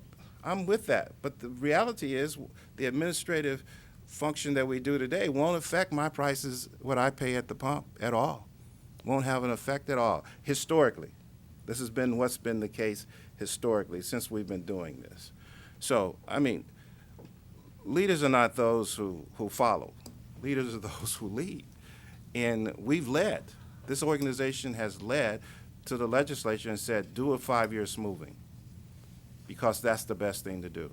Our staff has led and said a 5-year smoothing is the best thing to do. It's the most appropriate thing. It provides continuity, consistency, so that the counties and the cities don't have to figure out how to raise taxes elsewhere in order to address these issues. We believe it's a zero-sum game, but this is all interactive. What we do today has an effect on everything else that exists, has an effect on jobs, income taxes, and so forth. Where it doesn't have an effect is on the sales price at the pump. And that's been very frustrating for the board, because it took us an entire year to get the press to finally realize that this is an administrative act and has no effect on the sales price at the board. It took us, we had to go through all kind of work just to get people educated about it, and I'm excited that we're now educated and that we now understand what we're doing, and that we have taken a position as to what the right thing is to do, is to have the legislature make an adjustment, spread it out over 4 years. But if they won't act, quite frankly, I'm prepared to act. I'm prepared to be supportive of that. I think it's a wise thing to do. I'm not prepared to do these draconian cuts to the transportation fund and not have the, I was just on the 405 freeway the other day thinking about this, bumper to bumper. We need to expand the 405 freeway. We need off-ramps going into Playa Vista. We're building homes everywhere in the city of Los Angeles. We have 40% unemployment, 340,000 people living homeless. Those are the real issues. The issue that's before us today is just an administrative function that will have absolutely no impact, as it hasn't had historically. But, you know, everybody's entitled to their own view as to what this does. Member Runner? I would move the staff recommendation. Oh, before we take a vote, I just have one comment. I'll second. There's a motion by Member Runner to move staff recommendation, second by Member Harkey. Discussion, Member Just real quick, I'm sorry, I kind of said I didn't want to comment. But Controller Yee is also concerned about the decrease in funds. And just looking at the statute, I would like for either staff or legal to clarify whether a 5-year smoothing is within our authority, as long as we're focused on revenue neutrality. Is our chief legal counsel available? Just no chair for him. Okay. All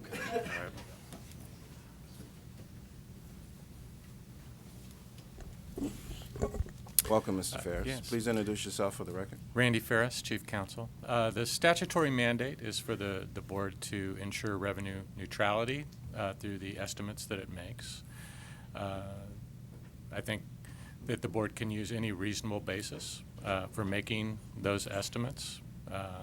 The focus should be on the reasonable estimates with respect to consumption and prices in the next fiscal year.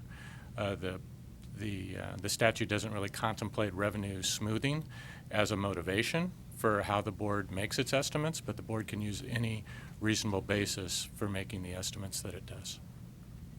And to Mark, as an economist, is it reasonable to look at prior activity when doing an estimate, not just in the excise tax, but just in general? Actually, yes, it is. It's you can look back, but gasoline prices are extremely volatile. And when you look at the 5-year smoothing, they've continued to go down. In fact, just looking at Department of Finance, when they do theirs, they do their price in November, which is $2.70. You know, you look at January price, it's $2.50. February 17th, it was $2.28. Yesterday, it was down to $2.21. So we're trying to forecast, 16 months out. And when you look backwards, again, like Senator Runner said, it's going to be good this year, but as prices continue to go down, those prices, in the prior years are going to be smaller, so you're going to have a smaller average price. It could be $2.50, and the average price could be $3.50. We don't know. But looking at Global Insights and the U.S. Energy Information Administration, they're both forecasting about the same as the Department of Finance, around $2.70. Okay, thank you. Wait a minute, if we did this averaging and then next year we look at the true up and we went down too low, what would happen? It'll be 2 years from now. It'll be 2 years from now. Yes. Correct. It'll be, yeah, you will make the true up for what you do this year in terms of your estimate. You'll do the true up in 2018. Yep, good timing. Sounds like a good year. When you guys are out of office, is that the deal? Then I get stuck with it, right? Members. No, it actually allows the legislature a couple of years to kind of figure out what they're going to do. And my final question, SB 321, is it still an active bill? Is it still live? It's on the Senate inactive file on the Senate floor. But it passed both houses, Michelle? It did pass both houses. It's on the Senate floor on concurrence, but on an active file. Sorry. I stand corrected, sorry. Thank you. Can I just clarify, what is the 5-year smoothing number? Was it 310? Correct. And how does that differ from what it is now? Well, it's the 5-year smoothing is $3. No. I mean, the 310 compared, it's a reduction or an increase compared to what it is now? Oh, right now we're at 30. If we look at the excise tax rate itself, we're at 30 cents. If we did the 310, it would drop it down to 29.8 cents. So it's a reduction So it's still. still a reduction. There is a reduction. Of what? 2/10? Yes. 2/10 So of a it's penny. even less. But there's a reduction. So I'm just saying. Members, I think not this a has been science. helpful. I mean, the direction of legal counsel is that we, seems as I understand it, we can make a reasonable adjustment. This is a reasonable adjustment, the 5-year smoothing. I understand the views of the parties. It's an administrative function. Unfortunately, we're burdened with that responsibility to lead. So there's a motion on the table by Member Runner to adopt staff recommendation, which would be the adjustment of 2.2 cents, which I believe has an impact on the transportation fund to the tune of $440 million. Second, and further discussion, members? Let me just clarify there. Again, our job is not to figure out what the impact on transportation funds is. Our job is to make sure that we have revenue neutrality. And so I kind of want to be careful with that, all of a sudden saying if we vote that way, we're reducing the money for there because we've made a reduction. All we're doing is reflecting what the price of gas is. That's it. So And I agree with that, Mr. Renner. But what's before us, there are 3 recommendations before us. Each one of those recommendations, because of the true-up, allows us to accomplish that objective. Except for the 5-year smoothing is over a longer period of time, so there's more consistency, less fluctuation. People can predict, people can employ people can repair roads, and so forth over a longer period of time.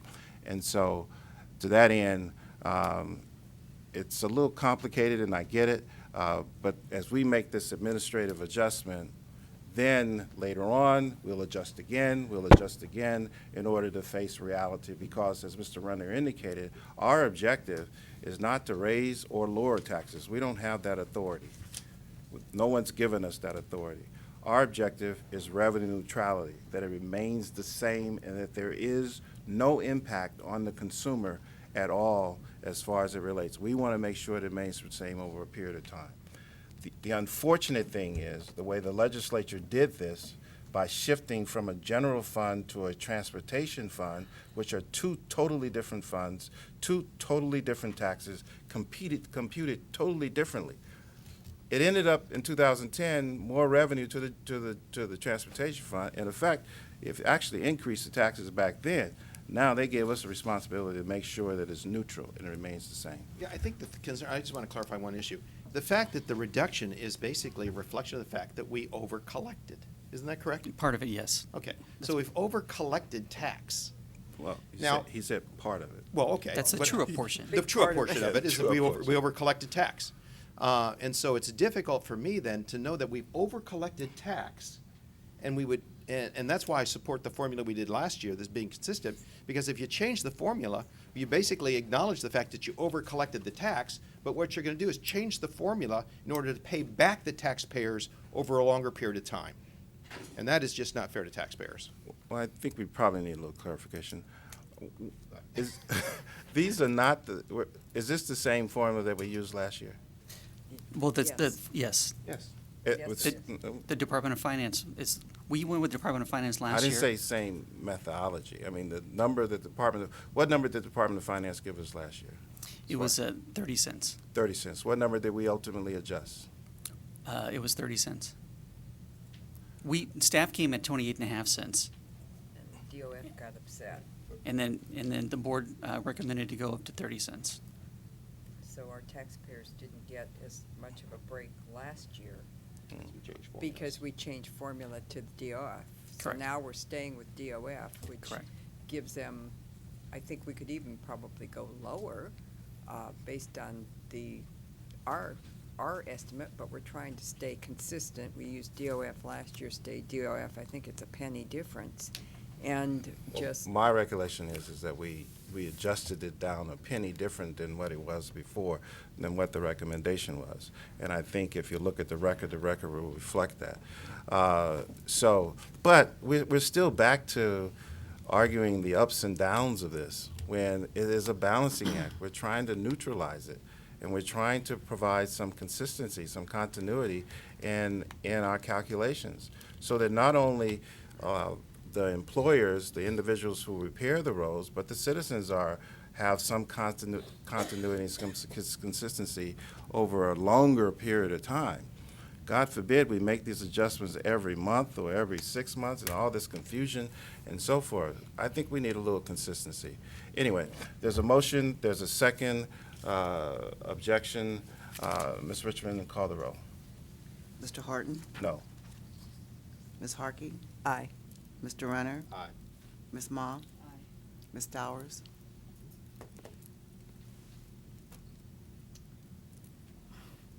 No. Motion carries. Motion carries. Thank you very much for appearing before the board. Can I follow up one other? Oh, yeah, we can end with that one. Actually, I think he's got a couple of other items. Yeah. Let me just ask one other thing, though. You know, what would save us from having these arbitrary issues each year in regards to which formula do we use would be if we actually created a regulatory process, that we went through an interested parties process, that we actually then indeed put our own formula together and knowing that that's what we were going to do every year. Then we're not confronted with these various different plans. Well, that's the 5-year smoothing. Well, it could, that could be one of the Maybe issues. not. But I would on actually DOF. I would probably be okay with a 5-year smoothing if indeed I was assured that that's what we were going to do from here on out. And that's why I think if we did a regulatory process on it, then it would be clear, we'd have interested parties meetings, everybody would understand that that's exactly what we're going to do every year from then on. And again, if we want to change it, then we'd have to change it with the regulatory process, but we wouldn't be able to change it then at a board meeting.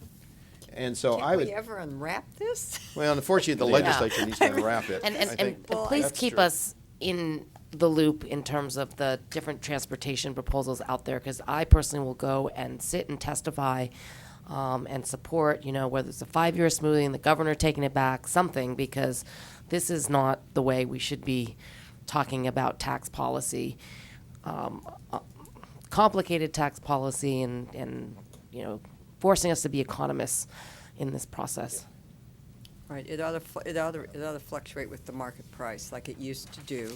Everybody knew you could do your forecast, you could figure out where your transportation dollars are, and once it got swapped, the excise tax goes to the state level, a little bit of sales tax goes to the local level, and you're constantly stuck. We're stuck.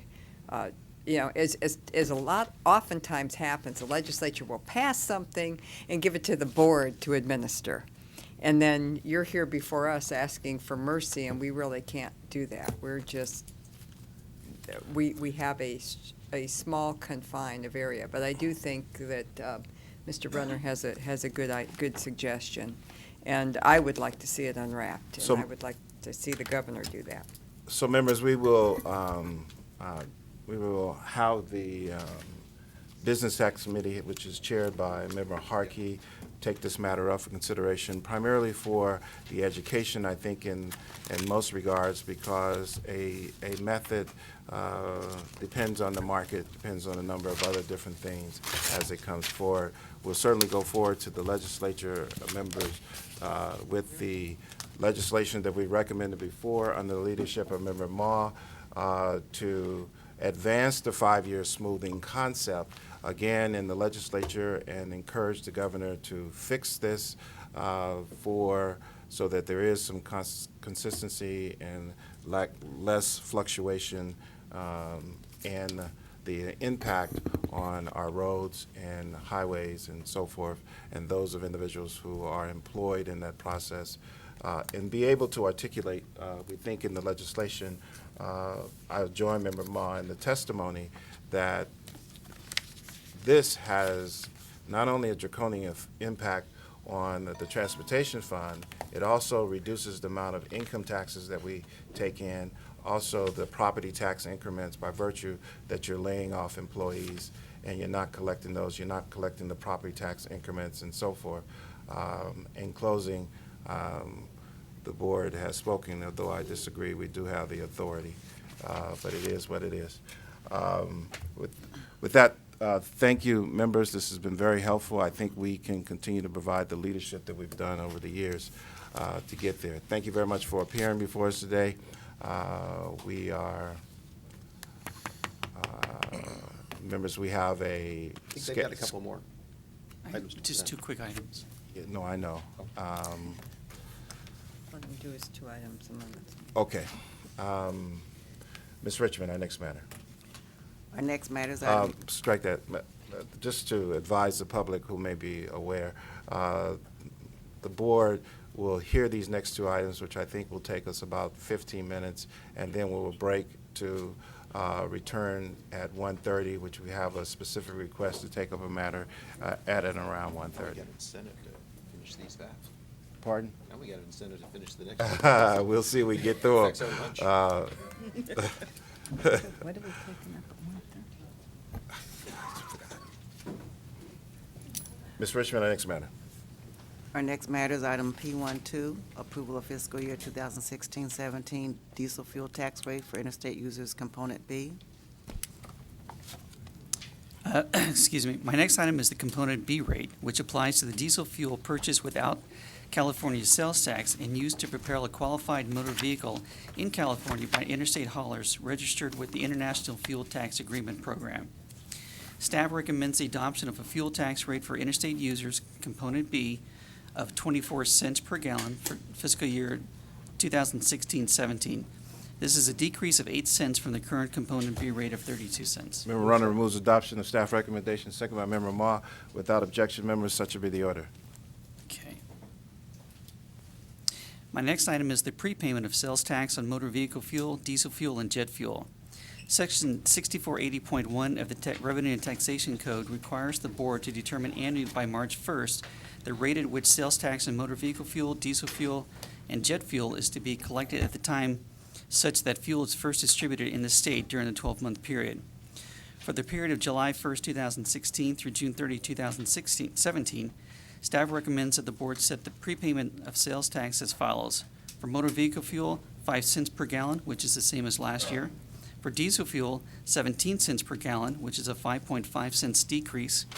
And for jet fuel, 7 cents, which is a 4.5 cents decrease from last year. Move staff recommendation. Moved by Member Runner, second by Member Stowell. Without objection, members, such will be the order. And Mr. Chairman, I'm not sure if we still have a public speaker here for that item. Oh, my apologies. I don't. We do or we see don't? her. So she may have left. Okay. Save us having to rescind. All righty. Okay, the Board of Equalization is hereby recessed until 1:30. Okay. Thank you, members. I'm hungry.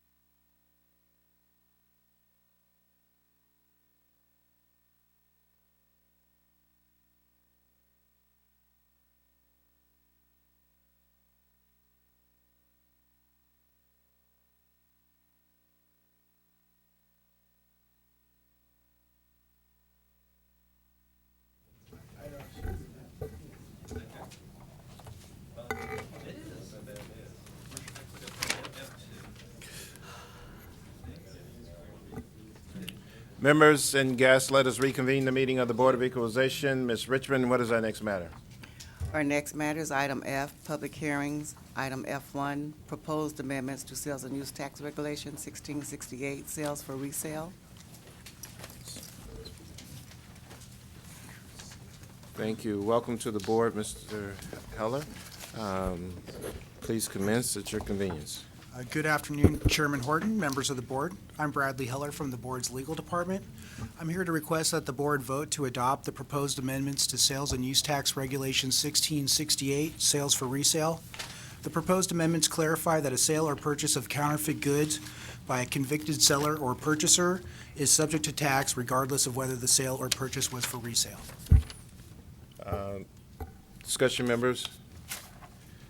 Member Runner moves to adopt staff recommendation, second by Member Ma. Let me commend staff for bringing this forward.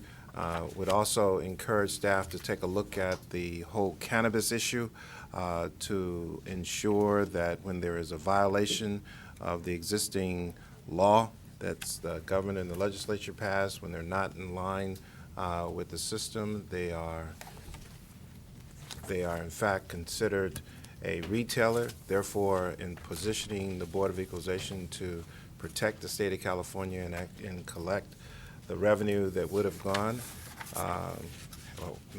uncollected and unreported to the board, these individuals fall into the category of those who are just violating the law and don't want to comply.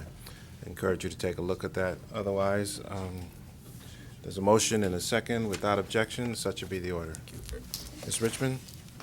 Our next matter is item F2, property taxes, data assessees, presentations on capitalization rates and other factors affecting values.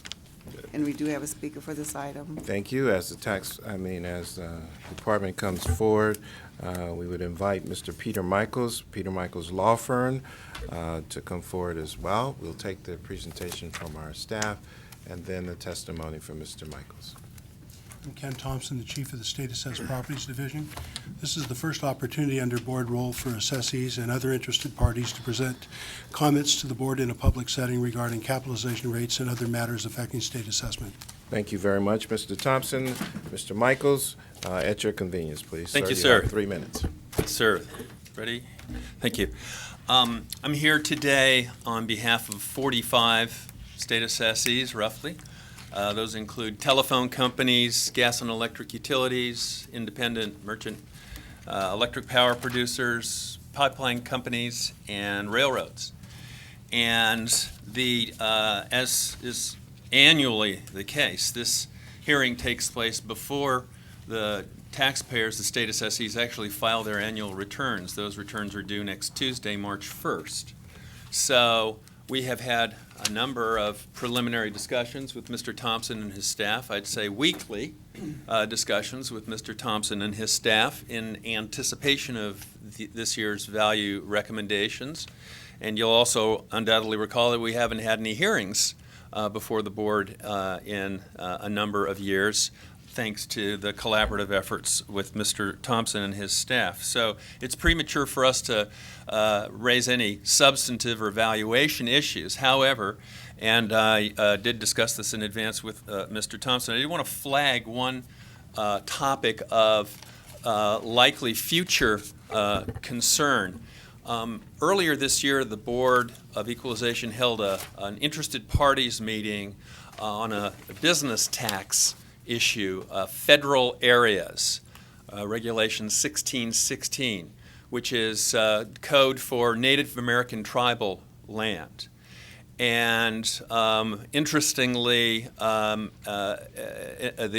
position that the board staff took, and this is a work in progress, so this is just an overview, as I recall, was that as the discussion unfolded, if there's a Starbucks, for example, at a casino on tribal land, it should, under certain conditions, be subject to tribal sales tax rather than state sales tax. And I may be slightly butchering, but for purposes of this discussion about property tax, that's probably good enough. So a Starbucks at a casino, subject to tribal tax. So someone raised the question, well, what about a Starbucks across the street from the casino?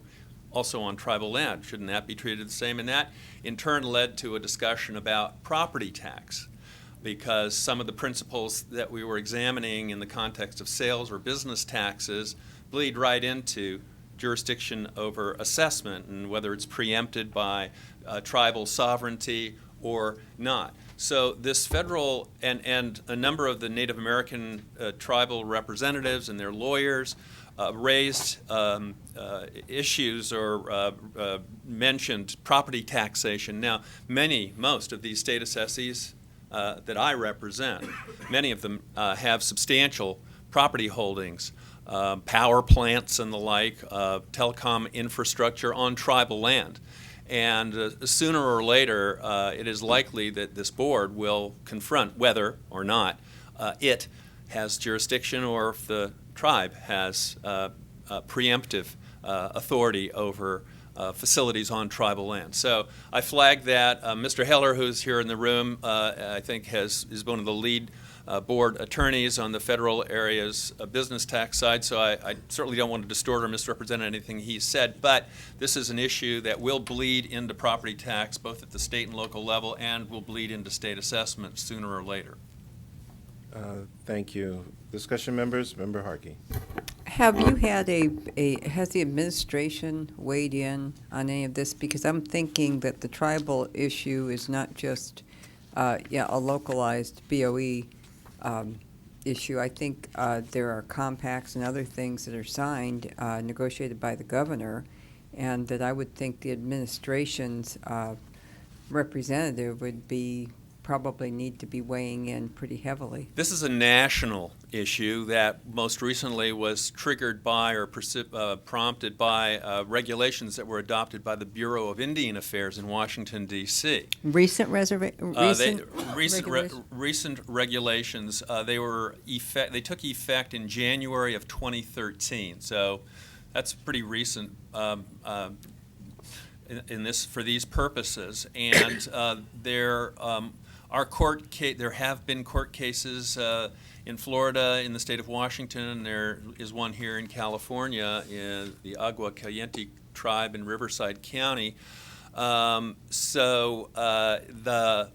are legal issues, certainly, that the courts will address, and it sometimes takes a while for those issues to be finally resolved. But it is an issue of national significance for every state, and the question is whether the new Bureau of Indian Affairs regulations establish exclusive tribal jurisdiction over transactions and assets on tribal land, and thereby preempt any state or local assessment. And that would be county property tax as well as state property tax if ultimately the tribes are held to have exclusive preemptive jurisdiction.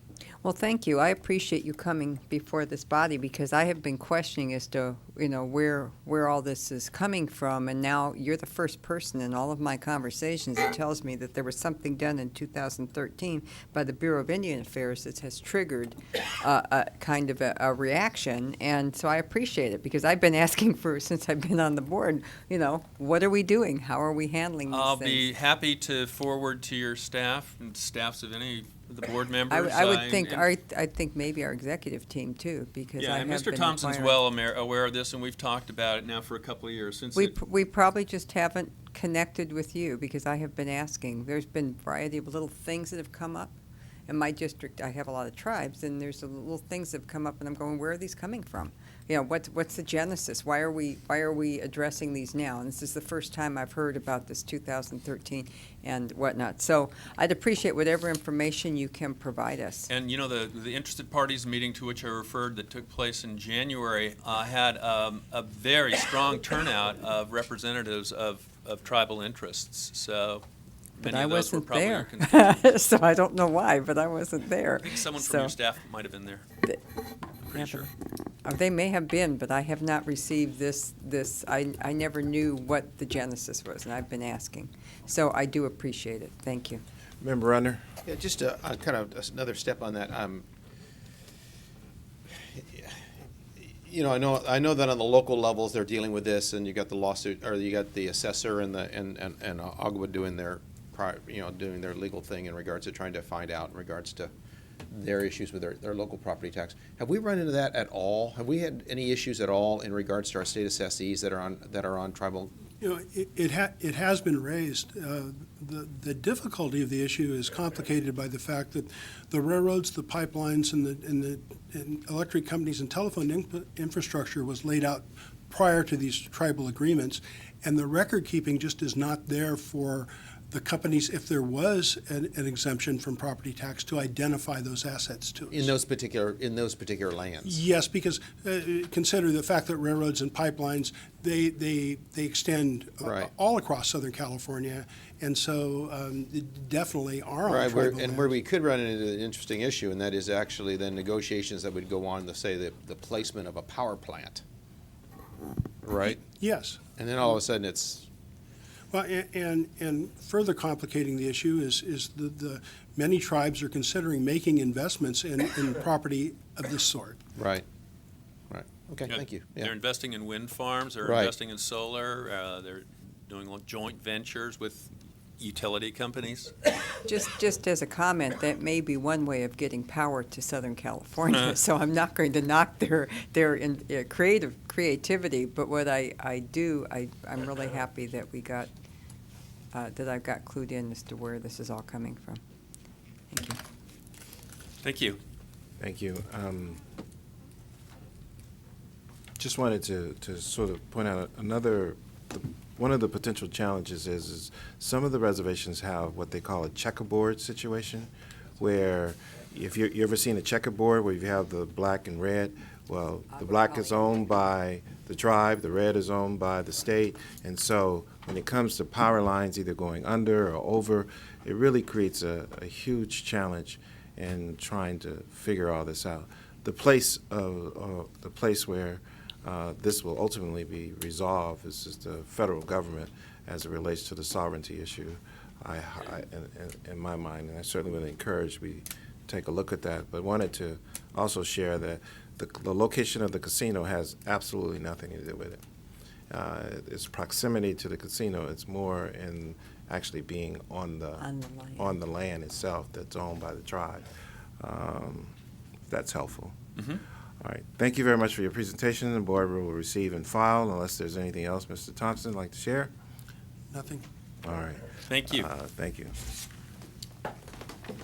Ms. Richmond? Our next matter is item B, corporate franchise and personal income tax appeals hearings.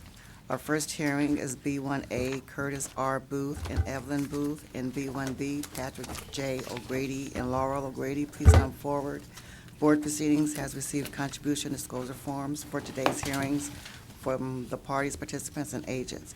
All forms were properly completed and signed. No disqualifying contributions were disclosed. All parties, participants, and agents are on the alpha listings provided to your office. Each person sitting at the table will be asked to introduce themselves and, if necessary, their affiliation with the taxpayer for the record. 10 minutes is allocated for the taxpayer's opening presentation, followed by 10 minutes for the Franchise Tax Board's presentation, and 5 minutes is allocated for rebuttal. Mr. Horton. Thank you very much. Mr. Thompson, you please introduce yourself and the issue before us. Good afternoon. Grant Thompson for the Appeals Division. The only issue on appeal is whether appellants are entitled to interest abatement. I do want to note, I learned earlier today that respondent has agreed to abate some additional interest, so I'd like to read that into the record, and the parties, I'm guessing, will be discussing it as well. Please do. For the O'Grady appellants, respondent FTB has agreed to abate interest from July 26, 2013 to January 28, 2014. For the record, all parties submit to this? Yes, and that is exclusive to the O'Grady appellants and tax year 2010. Okay. To the appellant, submit to this? Yes. Okay. Thank you. Welcome to the Board of Equalization. You have 10 minutes to make your presentation. We'd ask that you commence with your introduction for the record. Please be advised that we will return and allow you 5 minutes on rebuttal. Thank you, Chairman. You're quite welcome. Thank you, Honorable Board. My name is Gregory Wilson. I'm a CPA representing appellants Booth and O'Grady. Taxpayers were audited in May 2013, 2010 by the Franchise Tax Board as a result of the sale of their qualified small business stock. At issue in this case is FTB's abuse of discretion for abatement of interest as a result of managerial delay, and secondly, the application of QSBS stock law changes that apply to taxpayers in order to abate interest. Taxpayers Patrick O'Grady and Evelyn Booth started their business called O'Grady Myers in California in 1996. Each owned 50% of the corporation's stock. The Torrance startup business became very successful, and the number of employees grew rapidly from 5 to 12 to 24, in excess of 60 employees. The taxpayers have always filed tax returns on or before April 15th and are clearly very conscientious, compliant, highly productive business owners that states would hope to have as residents of their state. In April 2006, taxpayers each sold all their company stock under one continuous installment sale agreement, providing payments over the years 2006 through 10. Sales agreement provided a maximum amount of $37 million each to Booth and O'Grady. Ultimately, the total sales price paid was approximately $19 million each to Booth and O'Grady. I represented the taxpayers for the audit on May 13, 2010 at my office and submitted evidence and facts related to QSBS reporting and exclusions for year 2006 through 2009. I thoroughly discussed with the FTB field auditor all the installment payments, a total of $17.1 million per Exhibit N, page 19 of 19, for the years 2006 through 2009. The FTB auditor was aware of the rules related to eligible gain as indicated by paragraph 1 of IDR 1 issued March 11, 2010, whereby FTB indicated eligible gains and for exclusions had been reported and a materially significant sales price and gains already reported. The stock sale and agreement and 2008 and 2009 tax returns were offered as evidence to FTB auditor, providing further proof of payments received from this one continuous significant material transaction. FTB auditor admitted that the examination was of both Booth and O'Grady and an audit project regarding qualified small business stock sales. FTB Appeals Office in Exhibit M, page 2 of 2, acknowledges the examination was also of Booth and regarding the same issues as O'Grady, that is QSBS limits for exclusion and QSBS eligibility. Following the audit on May 13, 2010, FTB tax auditor sent a letter to me dated May 25, 2010 that is inconclusive in that it refers to, in the last paragraph, to the decision of the audit being subject to review by a supervisor, inferring that the taxpayers would receive a more comprehensive letter from FTB following managerial review. Instead, taxpayers were kept in a state of abeyance by FTB until the next contact was made in January 2013 to Booth and on January 29, 13 to O'Grady, a 3-year delay, representing a delay in the performance of managerial act by the Franchise Tax Board. The delay was not at all attributable to taxpayers. The exact facts and circumstances for these years, this single materially large transaction were known and provided to the auditor May 13, 2010, as well as subsequent tax returns 2008 and 9. There was no exercise of judgment or application of any new law by the auditor that was applicable to 2008 and 9 to the facts and circumstances. QSBS exclusion limits were partially exceeded in 2008, making the 2009 exclusion and 10 exclusions in excess of $5 million. FTB failed to follow their own FTB 860 manual for audit procedures, which clearly states in paragraph 5.1 pre-audit to evaluate the impact to future years, and 5.14 to request returns and complete the scope of their audit to reviewing taxpayers' most current tax returns. In this case, it would be 2008 and 2009 for both Booth and O'Grady. Furthermore, California Code and Regs 19032 audit procedure states the duty of the Franchise Tax Board staff is to take into account the materiality of the issue being audited, in this case a $74 million QSBS stock sale, make relevant and reasonable information requests for the issues under examination, apply relevant statutes and regulations in a consistent manner regardless of whether the determination of the correct tax results in a proposed assessment or a proposed overpayment. With respect to materiality, 19032 also says audit issues are based on materiality of potential adjustment balanced with a statutory requirement to determine the correct amount of tax. If the potential for the audit adjustment is likely, the issue should be pursued for materiality of potential adjustment warrants the audit resources to the audit issue. Materiality is a facts and circumstances test. The auditor will discuss materiality at the time of the audit if so requested. In May 2010, the FTB auditor requested, and I explained the significance of this materially large $74 million continuing installment sale covering years 2006 through 2009 per the sale agreement. The facts were clear. This was a material transaction representing more than 90% of the taxpayers' reported adjusted gross income for each of the years 2006 through 2009. Finally, in the wrap-up stages of the audit, the duty of the FTB is as follows. The audit results should be subject to additional review by FTB staff to ensure the audit recommendation and consistent with FTB policies, practices, and procedures. The FTB staff will complete its review and notices will be issued within 90 days after the close of the audit. For the audit conducted in May 2010, taxpayers never received a final communication from FTB manager or review staff, as is required. FTB 90-day rule for review closure communication is also the practice and procedures rule followed by the IRS. Had FTB followed their duty, the managerial delay since 2010 would not have resulted. In addition to these delays related to 2013-2010 audit, subsequent FTB NPAs and communications contained numerous FTB errors resulting in further delay.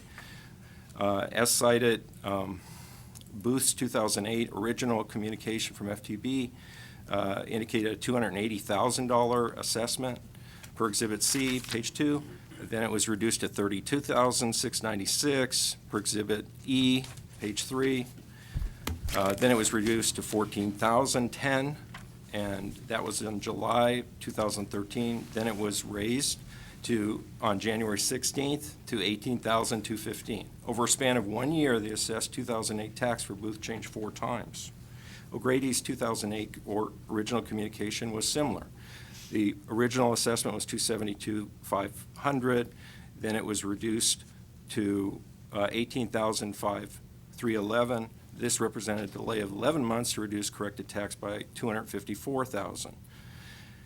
Then, related to 2010 year, the original communication, which FTB has conceded to prior to this, in concurrence with this hearing, it was established July 26, 2013, where we were communicated $161,000 as a liability, and it was subsequently changed within 6 months to $116,000. Over a span of 6 months, the additional tax payable was reduced by approximately $45,000.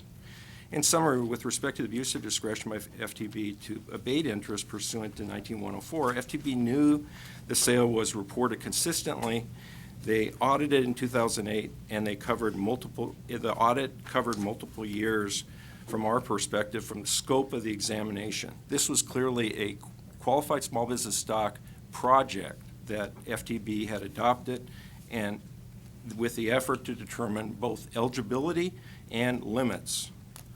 FTB had ample time to review all returns in the course of the audit in May 2010 and did not do so. It is readily apparent from my experience with FTB audits that the FTB is more than willing to include in the scope of their audit subsequent returns when an audit is conducted to determine the impact of materiality, a significant continuous single transaction. The second position taxpayers rely on for interest abatement for 2008 through 2010 is included in the amended QSBS law. The QSBS law has a complicated and confusing history. The provisions of the law during the year reported by taxpayers 2006 through 10 were similar to federal rules, except California required 80% of payroll to be in California, 80% of assets to be used in California. The law allowed for exclusion from sales up to $10 million for single issues of eligible stock. That exclusion percentage was 50% of the gain. In late 2012, California QSBS was ruled unconstitutional.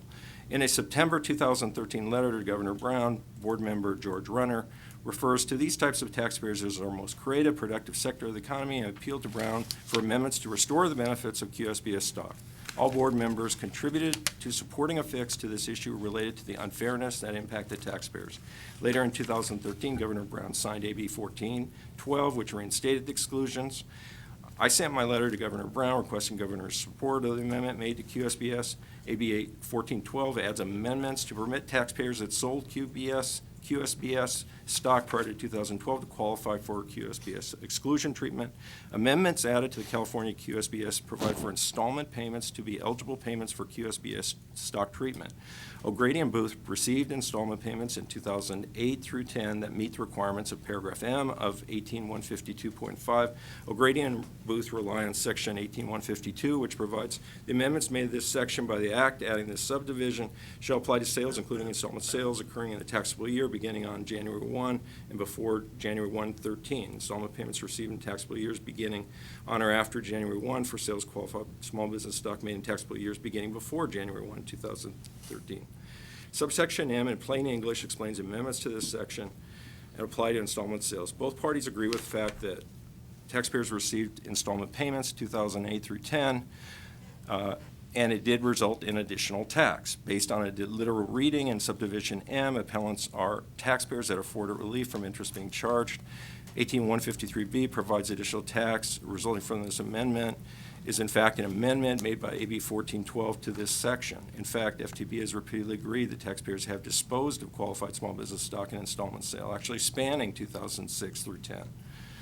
The application of Section M to O'Grady's offers the same relief provided by the Legislative Council's Digest, which provides in the fourth paragraph, the bill with regard to personal income tax would provide a penalty shall not be imposed with respect to additional tax, and interest shall not accrue with respect to additional tax of the taxpayer due for the taxable year. The bill would require FTB, in the case of additional tax, to enter into an agreement to accept full payment or over a period not to exceed 5 years. The provisions would be repealed January 1. Legislative intent was made clear by this statement. Furthermore, taxpayers have solidly established paragraph M of the amended California QSBS laws, and that the QSBS section 18153 provides for interest abatement. Legislative intent in the Council's Digest of AB 1412 does not affirmatively state, as FTB contends, that the relief is only to those who would have qualified for gain exclusion under former QSBS statute by the Cutler decision. For these reasons, appellants have shown interest should be abated pursuant to 18153 and amended by 1412. Thank you very much. The department members will now go to the respondent. And please be advised you have 10 minutes to make your presentation. We'd ask that you commence with your introduction for the record. And just to, I guess, to put it out there, the Board of Equalization actually wrote the legislation initially for the QSB under the leadership of Member Runner and Member Yee and other members. Good afternoon, Chair Horton and board members. My name is Eric Yedau. Sitting with me is Marguerite Meunier. We represent Respondent Franchise Tax Board. As you've heard your board staff attorney state, the issue before your board is whether the appellants have shown that they're entitled to an abatement of interest that has accrued on uncontested assessments of tax. Outside of the concession that respondent has made for tax year 2010 exclusive to the O'Grady appellants, the answer to this legal question is no. Now, the interested issue was included as required under the law on assessments of additional tax. The additional tax arose because the appellants excluded excess amounts of qualified small business stock gain from their taxable income. Appellants have conceded the additions to tax, but disagree with the accrued interest. As respondent set forth in detail in its pleadings, both appellants filed timely returns for tax years 2008, 9, and 10. In January 2013, respondent sent the O'Grady's a letter advising them that the stock gain exclusions reported on their 2008 return exceeded the gain exclusion amount allowed under the law. Respondent sent a similar letter to the Booths in May of 2013, advising them that they had also exceeded the gain exclusion limit and that no further gain would be allowed after tax year 2008. Respondent issued 2008 MPAs to the Booths in November 2013 and to the O'Grady's in December 2013. Respondent then issued tax year 2009 and 2010 MPAs in January 2014 to the O'Grady's and the same to the Booths in February 2014. These 2009 and 10 NPAs were identical as for the basis as for the 2008 tax years. That is, they were issued because the appellants exceeded the gain exclusion limitations. Those assessments became final, and as stated in my opening, the appellants concede that they overstated the gain exclusion and concede the resulting additions to tax in those assessments. They dispute only the accrual of interest. As your board is aware, the imposition of interest is mandatory. Interest is not a penalty, but it is compensation for use of the money. Interest may be abated under limited circumstances, and it is the taxpayer's burden to show that they are so entitled. Appellants offer a number of arguments to abate interest. First, they suggest they fall under the exception set forth in Revenue and Taxation Code Section 18153A2. Section 18153 was added to the code as part of Assembly Bill 1412, which followed the decision in Cutler versus Franchise Tax Board. In that decision, the court ruled that the California-friendly portions of Section 18152.5 were unconstitutional, that they violated the Commerce Clause. AB 1412 thereafter amended the code to eliminate part of the California-friendly provision, but did nothing to increase tax. Section 18153 was added to include language to protect taxpayers and penalties and interest that might arise from future challenges to the constitutionality of the unamended sections of 18152.5. That law states that FTB shall not impose penalties or include interest on additions to tax that result from Cutler or from amendments to Section 18152.5. As amended, however, 18152.5 did not create an additional tax liability for any taxpayers, including the appellants. More specifically, the appellant's assessments of tax and the interest that accrued on that tax were not the result of the Cutler decision or due to any amendments to Section 18152.5. That is, even if Cutler never occurred, the appellants would have been assessed additional tax because they underreported their taxable income by excluding gains in amounts that exceeded what the law allowed. The amount of gain appellants may exclude was unchanged by Cutler and unchanged by amendments to Section 18152.5. Therefore, any reliance the appellants place on Section 18153 as a source of relief is not supported by the facts or by the law. They have not shown how their tax increased as a result of Cutler or amendments to Section 18152.5, and that is for the simple reason that that tax has not increased because of Cutler or the amended code. As such, appellants are not entitled to abatement of interest under 18153. And just a little bit of history on the amendments to the code. There was also a competing bill, which was Senate Bill 209. Senate Bill 209 it was identical to AB 1412 with respect to the addition of Section 18153. It was different with respect to amendments to 18152.5. SB 209 proposed to reduce the gain exclusion from the previous 50% and the current 50% down to 38%, I believe. So when the legislature, as part of SB 209, added 18153, the protection from penalties and interest was intended to protect taxpayers under the SB 209 version. Taxpayers, for instance, the appellants, who had previously reported or should have reported 50% gain exclusion, but then were required to file amended returns or face assessments where it was lowered to 38%. The legislature did not want to punish taxpayers who had followed the law at the time the law existed.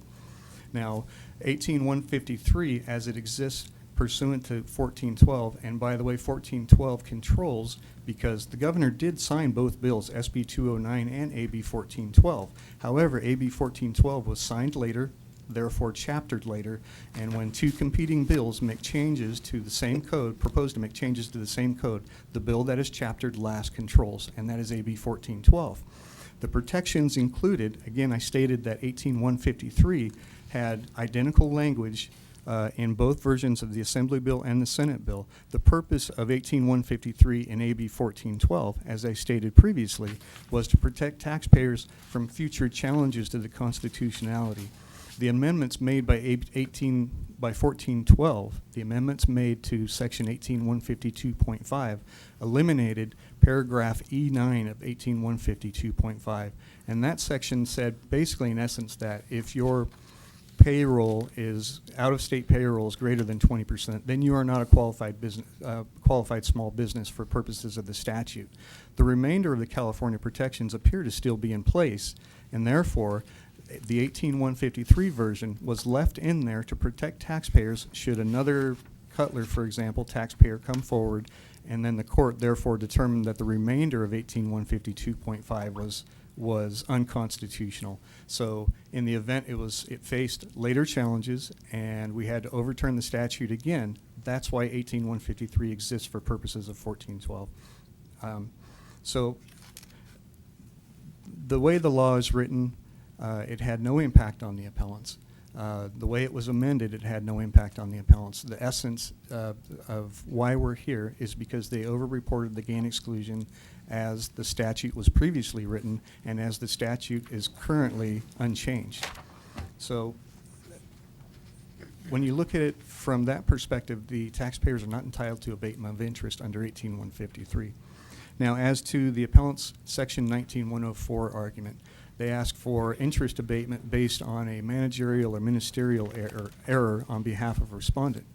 So the law on Section 19104 looks at the point in time after respondent's first written contact. Here that would be January 2013 for the O'Grady's and May 2013 for the Booths. The law is precise under Section 19104 that states the first written contact must advise the taxpayer about a deficiency.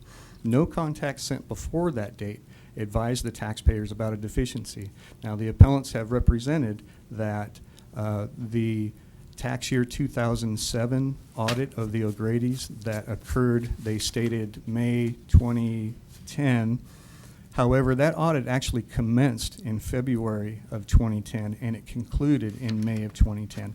That if you look at our exhibits that are in the record, which we've represented consistently the entire appeal process, you'll see them in our opening brief. They are exhibits RR and they're pages 18 and 19 of exhibit RR.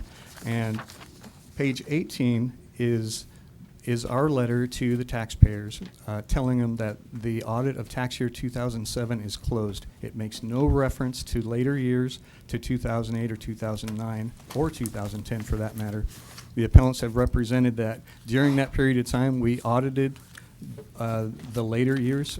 There's no evidence in the record. It's inconsistent with the record. There's absolutely no evidence that during that audit of 2007 that we looked at later years.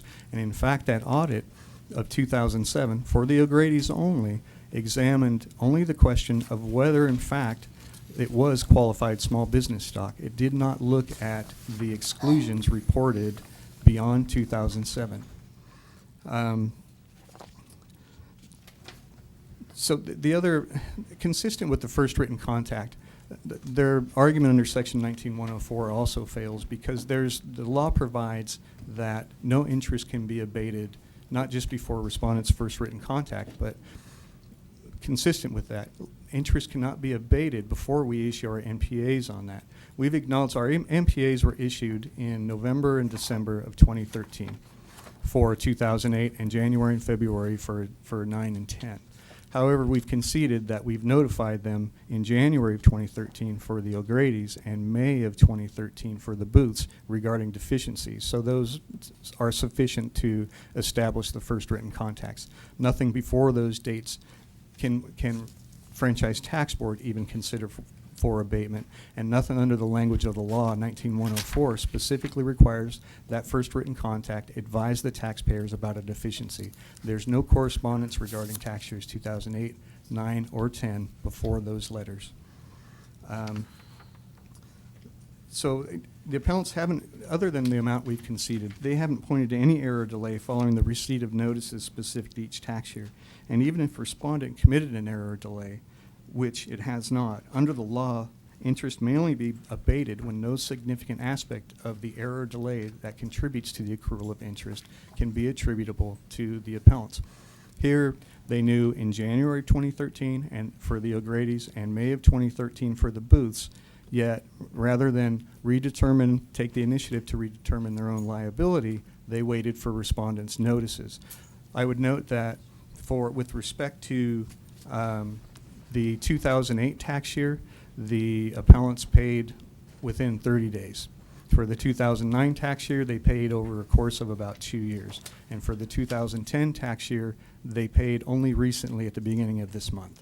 So the interest that really accrued outside of what we've conceded is attributable to, one, their under assessment of tax on their original returns, and two, to their late payment of that tax. So the appellant's arguments in essence request that your board ignore the law regarding the statute of limitations, wherein respondent may issue a valid assessment of tax within 4 years from the date returns are filed. The appellants also suggest that your board apply the relief provisions enacted exclusively for Cutler to impacted taxpayers when the appellant's tax and interest have absolutely no relationship to Cutler or to the amendments to the code. Appellants further ask your board to ignore the unanswered question in light of the fact that the appellants had notice in 2013 for the O'Grady's and May of 2013 for the Booths. Why do they fail to take any affirmative acts of acknowledging that additional liability?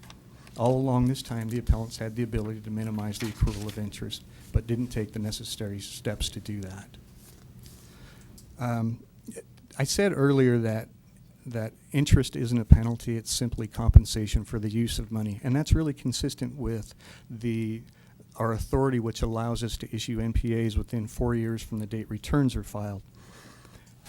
Looking at it the opposite way, if taxpayers overpay their tax and they file a claim for refund within the statutory period for that overpayment, they get interest on that overpayment, at the same measure that the law requires respondent to charge interest on underpayments. So it is a fair statute. I would like to conclude that, based on the record, we've really looked at the post first written contact record to see if there were, beyond what we've conceded, to see if there were any additional errors where it could be conceived that it added to additional interest. 2010 for the O'Grady's, we overstated what their liability was on our secondary position letter. We later corrected that on the NPA. We're prepared to abate interest for that period of time. For the Booths, we found a similar error for tax year 2008, where we had a misstatement on early correspondence but corrected it on the NPA. And there's no interest to be abated there because that was during the statutory period where interest was suspended under 19116. So there was that period that no interest even accrued, so there's no interest during that period to abate. I appreciate your consideration of our arguments, and I invite any questions that your board may have. Thank you. Thank you very much. Members, let us return to the appellant. You have 5 minutes on rebuttal.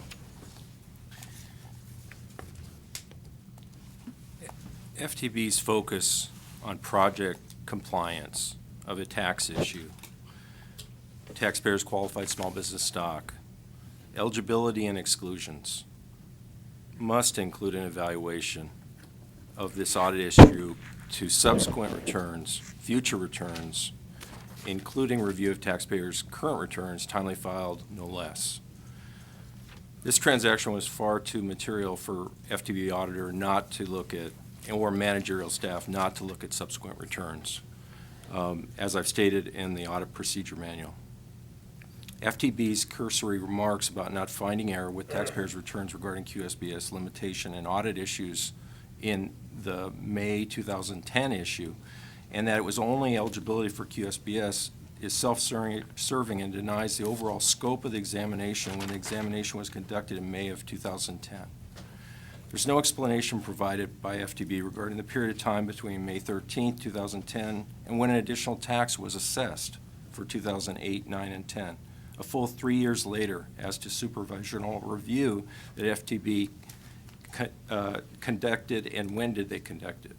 FTB's interest accrual would have been mitigated to interest only accruing for the period from April 15, 2009 until June 1st of 2010 if an adequate managerial review had been done, and from April 15, 2010 through June 1st, 2010 for the 2009 year.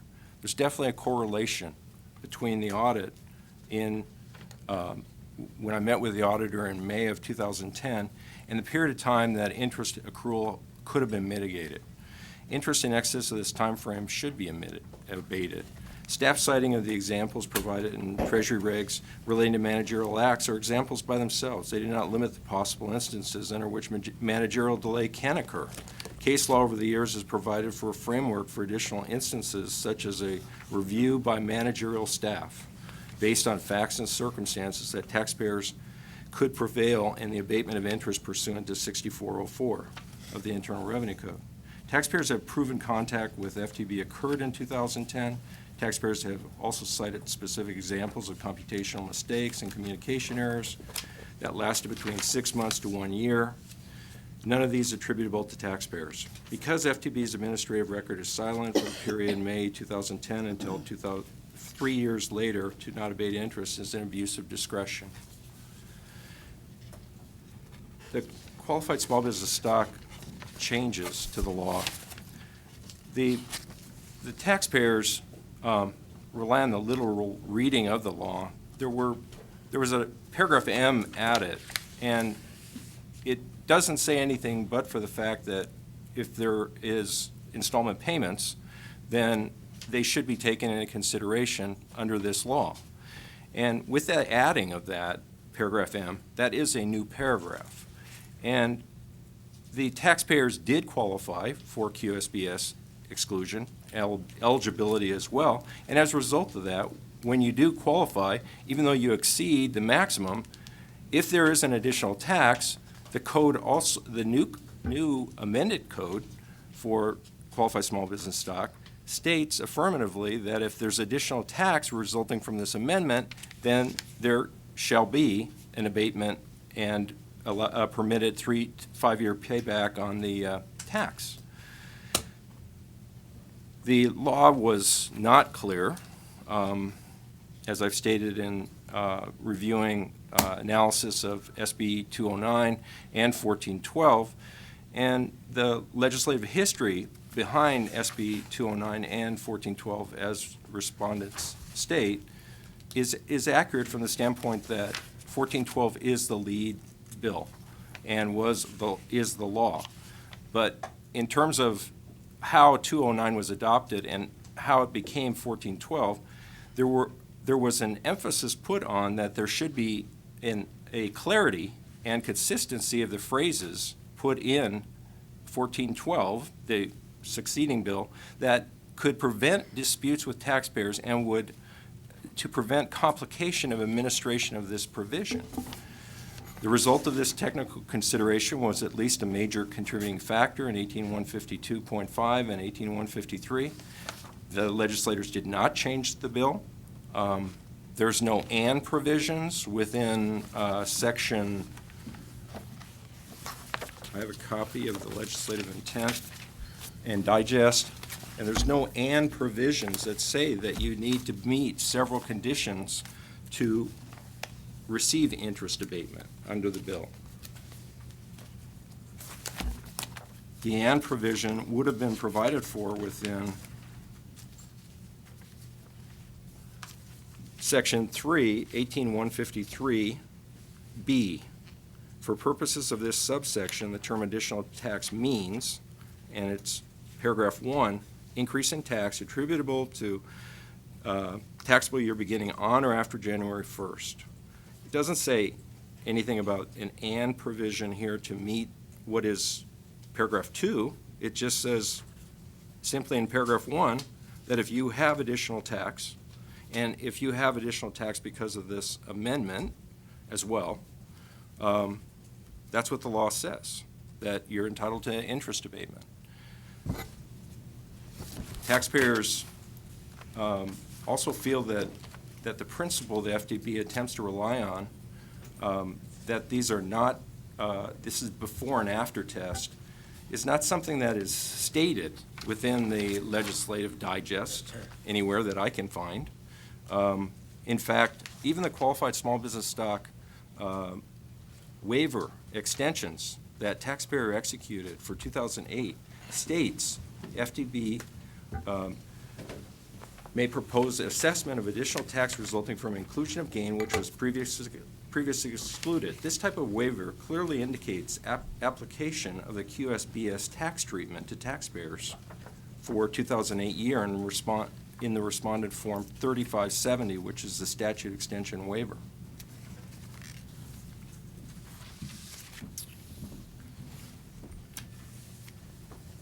Thank you. Thank you very much. Discussion, Member Harkey. I'll start this out. For the FTB, you have admitted that Cutler really didn't matter. Correct. It didn't have any effect on the limits that were exceeded. In May of 2010, you concluded the audit of the taxpayers' 2007 returns. Is that correct? That is correct. And did you, at that time, have the cumulative information you needed to make an assessment that they had exceeded their $5 million limitation? No, the scope of that exam was just the character of the stock to see if the taxpayers did qualify, to see if the stock was qualified small business stock. Well, wouldn't you have assessed more than just that? I mean, it seems like you got a waiver. This is my problem, and I understand what you're saying, but you got a waiver, and they never got an assessment. They paid the tax, but they never got an assessment. How?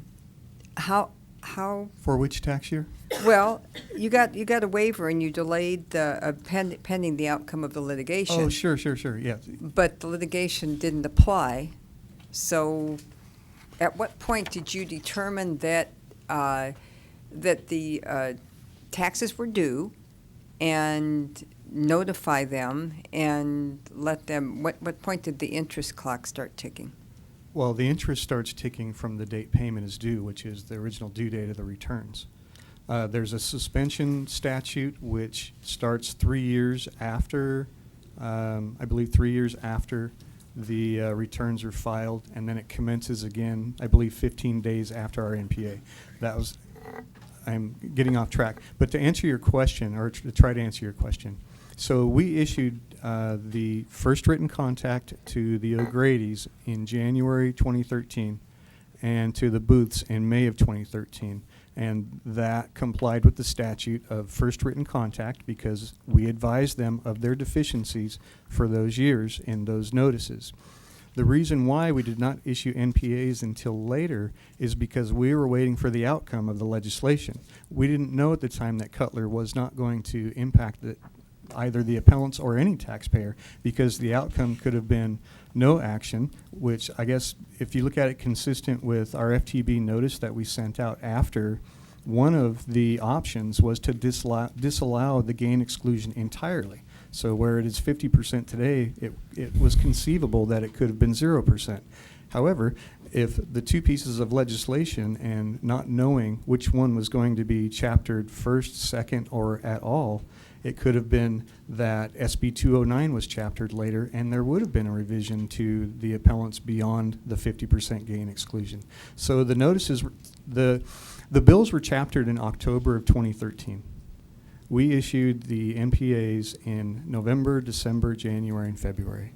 Well, I guess if you were so confused as to what was going to happen, why would the taxpayer pay taxes without an NPA? Well, so we issued those first written contacts were secondary position letters, and they proposed assessments in them. So And did the taxpayer pay those assessments at the time? No. To Okay, mitigate question interest, they for could have. question for the taxpayer. When you got those notices, what was the thought process there? What were you waiting for to pay the taxes? I know the notices were adjusted, but The notice for 2008, the taxpayers paid in, the notice came out in January of 2013. The taxpayers paid in December of 2013. Okay. Within, we were assessing whether or not the application of interest abatement and managerial delay was actually an applicable position that the taxpayer was worthy of taking. And in our opinion, it was. And taxpayers paid, as Franchise Tax Board has admitted, they paid all the tax for all of these years as quickly as they could and within the 2-year time frame as permitted by 18153. So taxpayers made a strong effort to pay the tax to mitigate the interest, paid it within 2 years. Taxpayers were told by appeals office or actual auditors for the 2008, 9, and 10 years that to wait for the NPA, the outcome of all this litigation that was going on. We followed taxpayers' instruction. We followed instruction of Franchise Tax Board to not file an amended return. We were told we would get an NPA, and we did. You did with interest due. Okay. Your clients or you signed a waiver, and because the FTB requested a waiver that would delay any assessment related to the qualified small business exemption, pending the outcome of the litigation and legislation. And so that's where I'm having a problem with this. I think everybody's admitted that Cutler didn't affect it, but the Franchise Tax Board didn't issue an NPA. They issued letters. You got an extension from the taxpayer that delayed the assessment, and the taxpayer paid within 2 years as quickly as he could. So I guess I'm just wondering if there isn't some kind of a concession the FTB could make, because everybody was waiting for the Cutler decision, but the taxes were paid.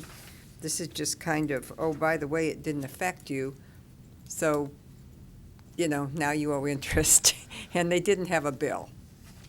So our secondary position letters advised the taxpayers that we were going to wait the outcome of the legislation, but it also advised them that they had excluded the gain as already written in the statute, and it provided figures, proposed assessment amounts based on the amounts that they already exceeded of the gain. Okay, and it advised them of the opportunity to pay it, and it also advised them that when NPAs are issued, that the figures provided don't include interest. The NPAs will, though. Okay, so do you recall getting those letters? I do. I commented on those letters. And I know, there but were you commented on a lot and you were reading, and it was hard for me to follow. So I'm tell sorry, me Michael. what happened. The letters that came, there were 4 different letters with respect to Booth, with respect to the 2008 year. And they changed the tax repeatedly 4 different times for that year. As we stated, the final assessment that we did get that was accurate was January of 14. They had paid the tax actually in December of 13. Okay, so there was a lot of confusion. So I'll be back, but that's kind of my point on this. I think that nobody knew what they owed when you finally did. I do believe that the FTB kind of knew they had exceeded their limit. You knew that in 2007. So the letters are not an official MPA, are they? Oh, you're saying no, you didn't know that? We did not know that when we examined 2007. That was an issue we didn't look at. The appellants have represented that. That's not in. There's no evidence of that in the record. The record only shows that we were looking at the character of the stock for tax year 2007, not the amounts that were excluded. And I believe the reason it may not have come up as an issue for the 2007 audit is that for 2007, the taxpayers were entitled to take the full amount. They were entitled to exclude the full amount that they claimed they could exclude. It wasn't until the following tax year during 2008 where they hit that limit so that not all of what they claimed as an exclusion could be excluded. So that could explain why, when FTB was looking at the 2007 return, the issue of how much could be excluded would not have been on the radar screen.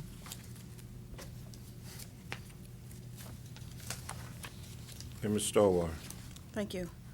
I think I want to start with abatement of interest under 19104. And to the appellant's representative, Mr. Wilson, are you saying that you believe that it should be abated because of the audit that took place on the Grady's 2007 return? For Booth? For Is that what your question is? For both appellants. Oh, yes. Okay. That is my. That's your position? That is our position. Okay. Yes. I'm looking at FTB's initial contact letter. addressed to O'Grady, and it's dated February 24th, 2010. I have it as Exhibit WW, so it must have been one of the reply briefs. And one, it's not to the booth, so there's no contact in my reading of this letter to the booths that they could even have any kind of protection. And then I go to Exhibit L of FTB's brief, and I'm looking at the information document request, which is dated March 2010. And they're clearly looking at the character of the gang because they're focusing on subdivision C, which is what I like to call the active business requirements. They're not looking at whether or not it exceeded the limitation, which is, I believe, at subdivision B. So that's not even an issue. And they do issue a no change letter, and they do, and the letter is dated May 25th, 2010, saying that they accept the return as filed, and it's subject to supervisory review. And I think what you're saying is that from that point, 2010, May 2010 to 2013, there was no more further communication by the Franchise Tax Board, and therefore you're thinking some type of unreasonable delay by the supervisor. Yeah. My experience with the Franchise Tax Board, 20 plus years, is that when an auditor conducts an examination and they recommend a no change, the supervisor could and will overrule it. And if they overrule it, you would be contacted again. But if you didn't receive anything, you have a no change letter, that year is closed. You're not going to get anything else. So I think it may be a misunderstanding on FTB procedures. But this no change letter pretty much closed the 07 year for the O'Grady's. And the only way they would have reopened it, and it's their policy, not by statute, but their policy is to open it up if there's an IRS adjustment or some material understatement of disclosure of a fact that they didn't know. But that wasn't the case here. So for me, the 07 year is closed. There was no delay by FTB from 07 to 2013. What happened, I think many of us was here, is when the Cutler decision, now moving on to the other interest abatement, when the Cutler decision was held, when they determined in Cutler that the active business requirements was unconstitutional, in December of 2012, the Franchise Tax Board issued a notice saying that, okay, it's unconstitutional, our hands are tied, we're gonna go and look at every open statute, every open tax return, and for every taxpayer who claimed an exclusion, we're gonna disallow it. And I believe and I'm pretty sure your clients got that letter, and everyone to my left was upset because taxpayers invested in California small businesses, and that was so unfair to them. And so many of us worked with FTB and the legislators to craft legislation, not only to let those taxpayers continue to receive the benefit, but if some other taxpayer sued the state of California and another portion of the QSB was ruled unconstitutional, because there are some other California-friendly portions in there, we set up, well, if that happens and we have to disallow the gain again, they shouldn't be charged any interest or penalties, again, because these individuals had invested in California businesses and no one wanted them to have to pay additional interest on something that the legislators had enacted into law. So that's where I'm coming from. And really, when you get down to going back, 19104, you get this interest abatement generally after the NPA has been issued. And from that point on, if there's any errors or delays caused by the Franchise Tax Board, then we can talk interest abatement. But from the time they're willing to say January, I think they're being very kind, because I don't see where there was an error or delay from January, and they say in their second position that, by the way, your client exceeded the lifetime exclusion limit. They're saying that's their first contact, but I don't believe the statute allows interest to start being abated in January of 2013. I don't think we can even consider it until after the date that the assessment was made, which is December 2013 for at least the O'Grady's, and I don't have the boost in front of me. So that's where I'm at. Appeals, am I right on that interest abatement on the 19104 comes after the assessment is issued? It would be after the first written contact, and FTB here has viewed the first written contact with regard to the deficiency as occurring in January, when the notice letter went out that said that this is our secondary position, that you've exceeded the gain exclusion. And that's why we have the sum abatement coming. FTB, have you guys conceded to that? We didn't concede on the January letter for the O'Grady's. We conceded on the July 26th letter because the July 26th letter overstated the tax due for 2010 only. And not until we issued our NPA in, I believe, our letter of July 26, 2013, and not until we corrected that figure in our NPA for 2010 in January of 2014. Okay. And then I guess to my final question to FTB, I'm not sure if you have it in your record, but when you looked at the 2008 return and you saw that they exceeded their limit in the exclusion, is that the letter that you notified them that the 2009 and 2010 years would be adjusted, or they had an opportunity to amend their returns? So the taxpayers, they're a little different. The appellants are a little different. Our first written contact for the O'Grady's was a January letter. Well, was a January 29, 2013 letter. We advised them in that letter that they had excluded the gain limitation for 2008. And I think at the same time we advised them about Cutler in one letter. For the booths, we did not notify them of their deficiency until May of 2013. When you say you advised them about the Cutler, are you advising them that FTB is now looking to take away the entire gain? Let me be Or precise. gain exclusion, I should say? Oh, I take that back.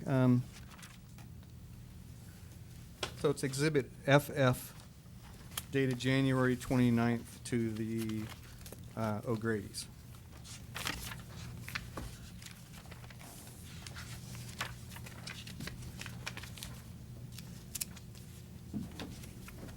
So we advised them of the Court of Appeal decision in Cutler in that letter.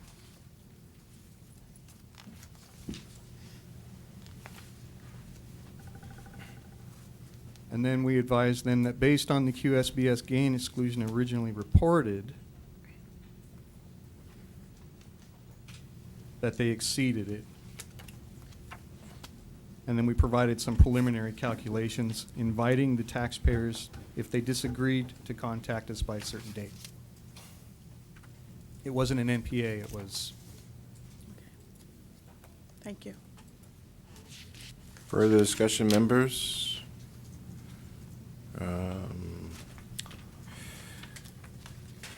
I do want to share with the respondent that in assessing the character of the stock at that point in time, I do believe that the department should have said to themselves, let's take a look at 2007, 2008, and 2009 because of the character of the transaction in and of itself.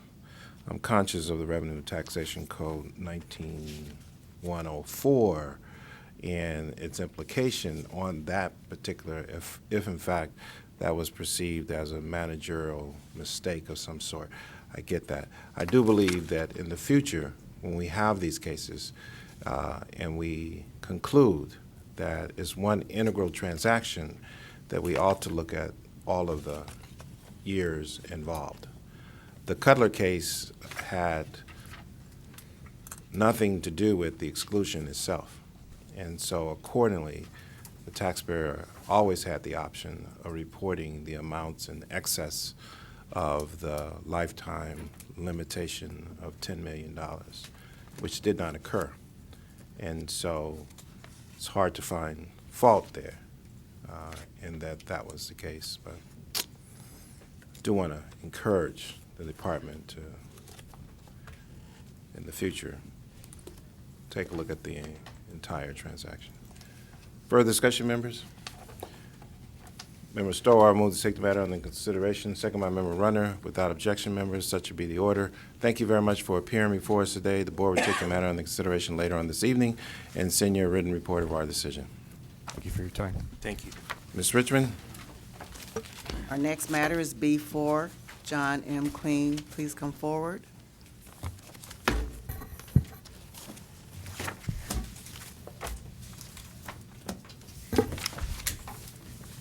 Oh. As the taxpayer comes forward, would the department please introduce the issues in its case? Welcome, Mr. Good afternoon, Mr. Chairman, members of the board. This appeal concerns the issue of whether the appellant has established error in the determination of the Franchise Tax Board that appellant was properly assessed as a transferee for the liabilities of the taxpayer transferor Fire Extinguisher Service Company Incorporated for the tax years March 31st, 2000, or tax years ending March 31st, 2004 through March 31st, 2010.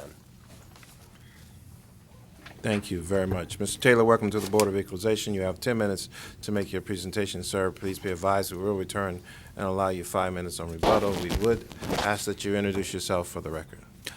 Mr. Chairman and members of the board, good afternoon. My name is LeVar Taylor, and I represent the appellant John M. Kling. This case is a bit different than other cases. First, as was stated a moment ago, what was stated a moment ago was technically not quite correct. This is a case where the Franchise Tax Board has the burden of proof. It's a transferee case, and if there are any doubts, any questions that are unresolved, the Franchise Tax Board loses. Just as when taxpayers fail to carry their burden of proof, they lose. And in many cases, the burden of proof does matter. I'm going to explain to you momentarily why, even if they have hypothetically carried the burden of proof with respect to the transactions that took place in 2010, there's no transferee liability here. Now, in the paperwork that was recently submitted, the issues have been narrowed so that you understand the only issue that remains, we're dealing now with California fraudulent conveyance law. And that's Civil Code 3439 et seq. And so there are 5 elements there that the Franchise Tax Board has to prove to establish liability. We're down to 1 element. We've conceded that they've met 4 of those 5 elements. That element, and I'm not going to use legalese, I'm going to use common sense language here, is whether Mr. Kling got something for nothing. If there was reasonably equivalent consideration given for what he got in 2010, there's no transferee liability. And what happened in 2010, according to the paperwork, if you accept this paperwork at value, is Mr. Kling owed money to the company, and I'm just going to say the company for FireX. He was the owner of the company. He owed money. The company owed a larger sum, about $900,000. He owed $600,000 and change. The company owed money to a lender, a commercial lender. He guaranteed the debt, but importantly, he was not primarily liable on the debt, and that is of significance. I'll get to that in a moment.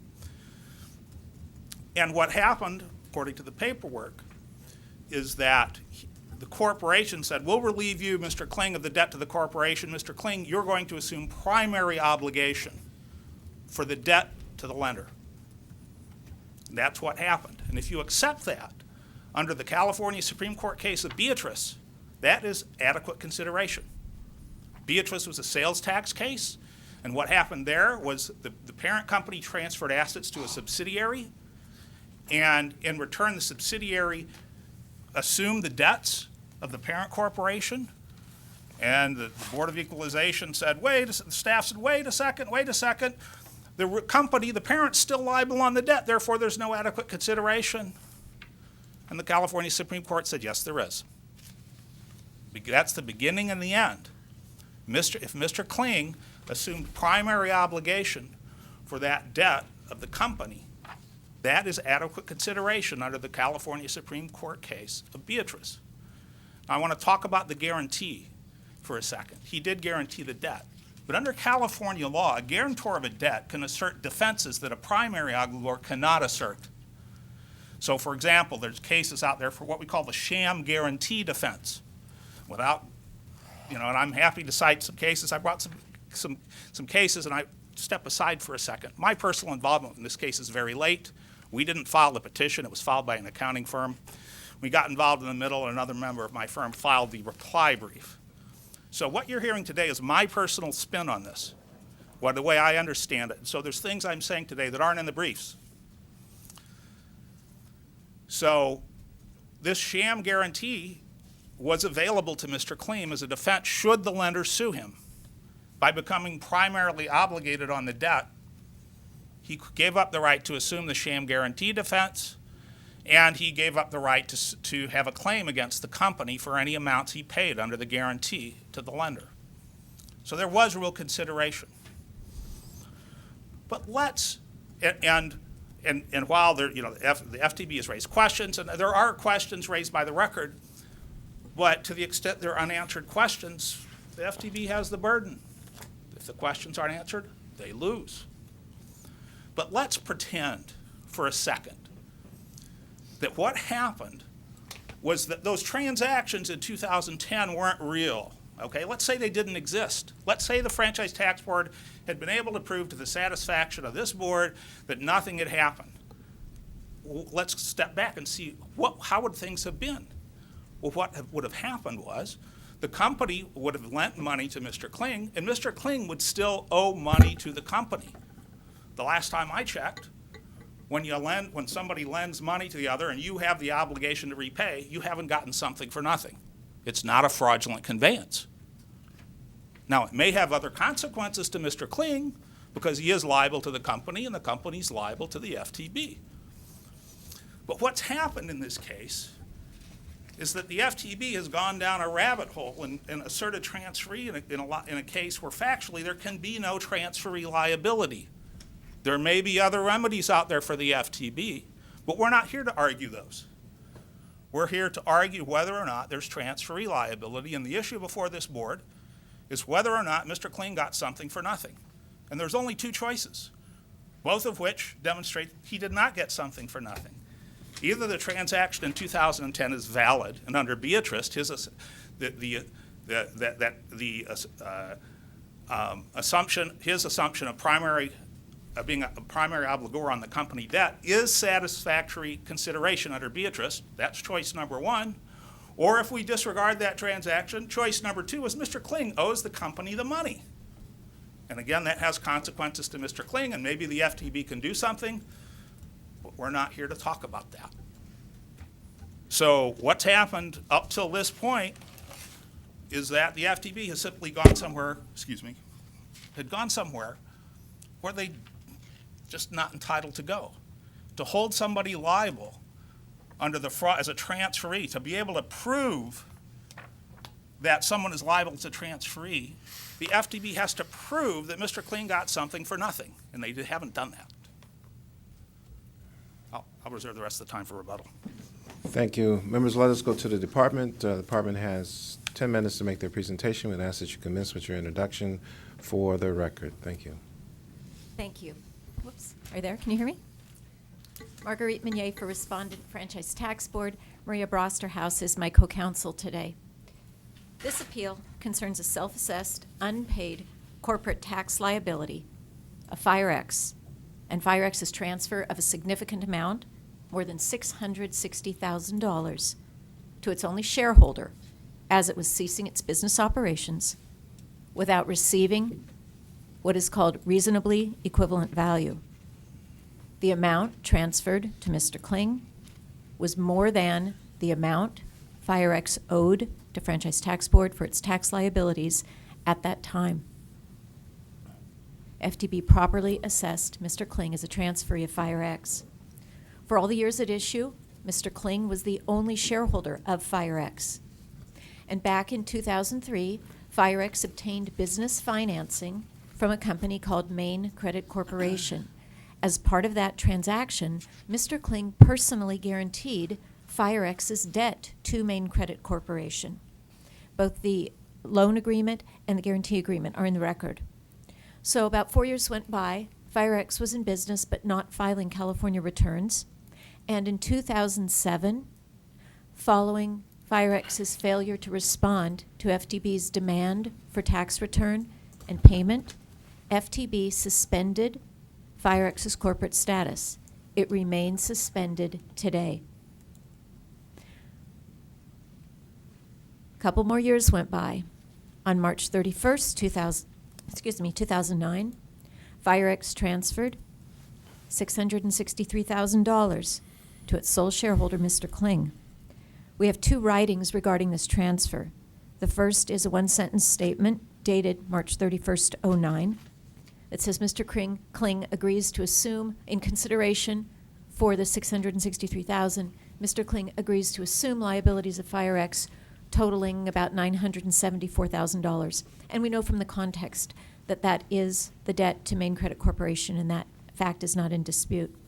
The other writing we have is dated approximately 2 weeks later, and that writing is the minutes from a special Board of Directors meeting that FireX held.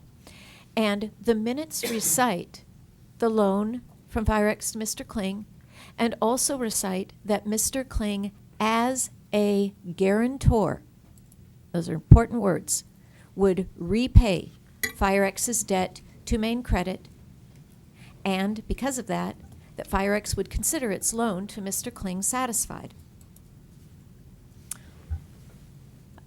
Over the 18 months following that transaction, FireX filed California returns for the years at issue.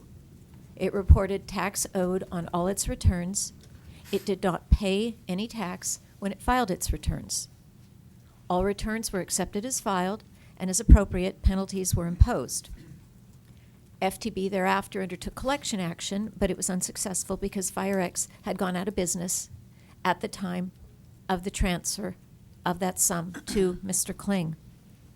So in 2013, FTB issued a notice of proposed assessment to Mr. Kling as a transferee of FireX in amounts equal for each tax year to the FireX's unpaid tax liability. Following his protest, FTB affirmed those proposed assessments. And that leads us here today. FTB properly determined that Mr. Kling is a transferee of FireX and properly assessed him for FireX's unpaid obligations. The Revenue and Taxation Code provides that FTB may assess a transferee for a transferor's unpaid tax liability. And as Mr. Kling's counsel noted, the determination of who a transferee is made pursuant to California law. And as he also acknowledged, in California, that law is California's adoption of the Uniform Fraudulent Transfer Act. And it is a set of statutes, Section 3439 et sec, in the Civil Code. And additionally, your board's decision in appeal of Zubkov and Potash enumerates 5 factors that have to be shown to establish that someone is a transferee. Mr. Kling has conceded 4 of those factors. There is 1 left for consideration, and the issue is whether Mr. Kling gave FireX what is called reasonably equivalent value for the $660,000 loan, and whether he gave it at the time the loan was made.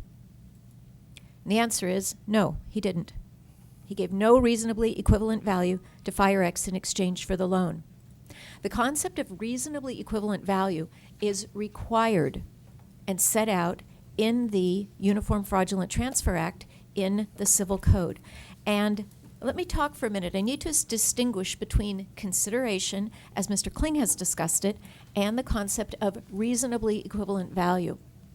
Consideration is a fundamental principle of contract law, and distilled down, it says each party has to give up something to get something.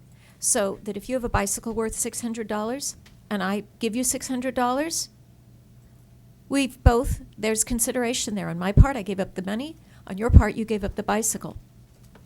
But if I have an old car, say if I run it on Craigslist, I'll get $10,000 for it. But my son's friend needs a car. He's a nice kid and he doesn't have a lot of money. So I say, well, that's fine. I'll sell it to you for $3,000. That's consideration. But it's not reasonably equivalent value. And for purposes of determining whether someone is a transferee, The issue is not, and the test is not, as Mr. Kling has set it out, whether Mr. Kling got something for nothing. The test is whether Mr. Kling provided reasonably equivalent value to FireX at the time of FireX's loan. The statutes for the Uniform Fraudulent Transfer Act are very clear about this concept of value. There is one statute, it's 3439.03. It defines value for us, and it says value is this and that, and value is not. Value specifically excludes an unperformed promise. Well, that is exactly what Mr. Kling gave to FireX in exchange for the loan. You give me $663,000, and I promise that at some unspecified point in the future, I will pay main credit for you. That's an unperformed promise. And the Uniform Fraudulent Transfer Act tells us that it cannot, as a matter of law, be value. And if it can't be value, it certainly cannot be reasonably equivalent value. Even if your board believed that an unperformed promise came within the definition of value, in this case, that value would be zero. Remember that the corporate minutes say that Mr. Kling, as a guarantor, would repay FireX's debt to main credit. Remember also that Mr. Kling gave that guarantee 6 years before he received the loan. The guarantee agreement was signed in 2003. So when he recited it again in 2009, he didn't give FireX anything it didn't already have. Further, if your board were to conclude that Mr. Kling had assumed FireX's obligation to main credit, that act also would not constitute the statutorily required reasonably equivalent value. These facts are different from the facts in the Beatrice case on which Mr. Kling relies. There is a footnote, and it's a very important footnote in the Beatrice case. It's footnote number 9. And it says, you know, if the transferee already had an obligation to pay, this would be a different story, and there wouldn't be any consideration. Well, Mr. Kling already had an obligation to pay. He was the guarantor. And the Beatrice court said, well, you know, it's important. And what Beatrice got with that, Beatrice was the recipient of the subsidiary's assumption. The Supreme Court said, well, you know, if the subsidiary didn't do what it was supposed to as an assumer, Beatrice had legal rights it could exercise. And that may have been true for Beatrice, but it was not true for FireX. Remember, FireX's corporate powers were suspended in 2007. They remained suspended during the time of that loan transaction and since. And when your corporate powers are suspended, you don't have the right, the legal right, to take action against anyone. So that even if Mr. Kling became an assumer, that would be A, an unperformed promise, so statutorily it doesn't count as value, but B, it would have a value of 0 in any event because there would be no benefit conferred on the transferor, on FireX. And I want to note that at least one court that has looked at the concept of transfer for purposes of figuring out what reasonably equivalent value is has said, you know, consideration that has no utility from a creditor's viewpoint does not satisfy the statutory definition of reasonably equivalent value. Well, what FireX has never explained is what the utility of handing the money over to Mr. Kling so he could hand it to main credit as opposed to paying main credit directly itself. From a creditor's perspective, there is no utility. And there was no value and no reasonably equivalent value for that loan. And finally, I would note that in the briefing, Mr. Kling argued that a benefit to FireX was that even though its liabilities decreased by over $660,000, or excuse me, its assets decreased by that amount, its liabilities decreased by the $974,000 outstanding balance owed to main credit. But that position is inconsistent with the position reported on its return for that year. So at the end of the day, you have to step back and ask yourself, what is what the purpose of the Uniform Fraudulent Transfer Act is? It is to allow a creditor to go beyond the initial holder of an asset to an intermediate holder to an ultimate holder when there has not been reasonably equivalent value given. It's provided for in the Civil Code, and FTB, under the Revenue and Taxation Code, has the right to an assessment against that transferee. For those reasons, we request you sustain our assessments, and I'll be happy to address your questions. Thank you, members. We'll now go to the appellant on rebuttal, please. Thank you. The FTB is wrong when they say there was no reasonably equivalent value. As noted in my initial argument, there was a defense that Mr. Kling had, the sham guarantee defense. If he prevails on that, he's not liable under the guarantee. He waived that defense. Doesn't matter what the words are in that piece of paper. He said he's going to pay it. He's waived the defense. He said, I give up that defense, and therefore I'm liable. So it's just simply incorrect to say there was no reasonably equivalent value given, because had he successfully asserted the sham guarantee defense, they couldn't sue him. They simply couldn't sue him. Nobody could pursue him. So by giving that, he's giving the creditors, the creditor, the ability to come after him. Okay? That's a significant change in position. That's real consideration. It's a change in position because he doesn't have that defense anymore. He's liable unconditionally. He's going to make sure it gets paid. And to go back to what I said before, either you say, okay, this is a good transaction because, and I want to say, even in Beatrice, okay, Beatrice in the footnote, they say if he's liable. Well, it wasn't clear that he was liable in the footnote she referenced. It wasn't clear. He signed a guarantee. But he could have defended a suit on that guarantee under the sham guarantee doctrine, and he may have prevailed. So there is a real change in position. Also note that it's the agreement. What Beatrice says, Beatrice talked about the relationship with the creditor, and they said what matters, it's the agreement, and I'm quoting from the beginning of Section 3 of the discussion.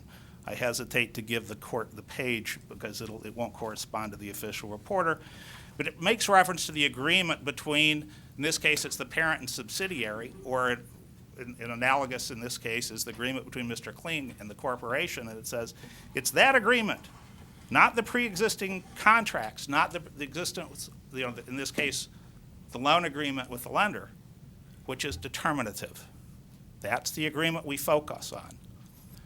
And Beatrice teaches us that if there is a real change in position, if there's a meaningful change, that is consideration, because he gave the creditor the opportunity to pursue him unconditionally, as opposed to, hey, maybe they can get him, maybe they can't, under the if he successfully prevails under the sham guarantee. It's gone. That defense is gone. That is real consideration. That is exposing himself to the creditor unconditionally.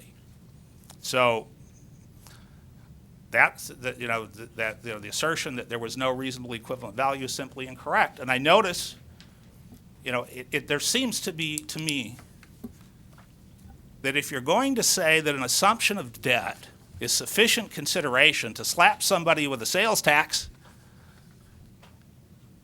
it should be sufficient for defending under a fraudulent conveyance. If it's substantive on one side, it should be substantive on the other side.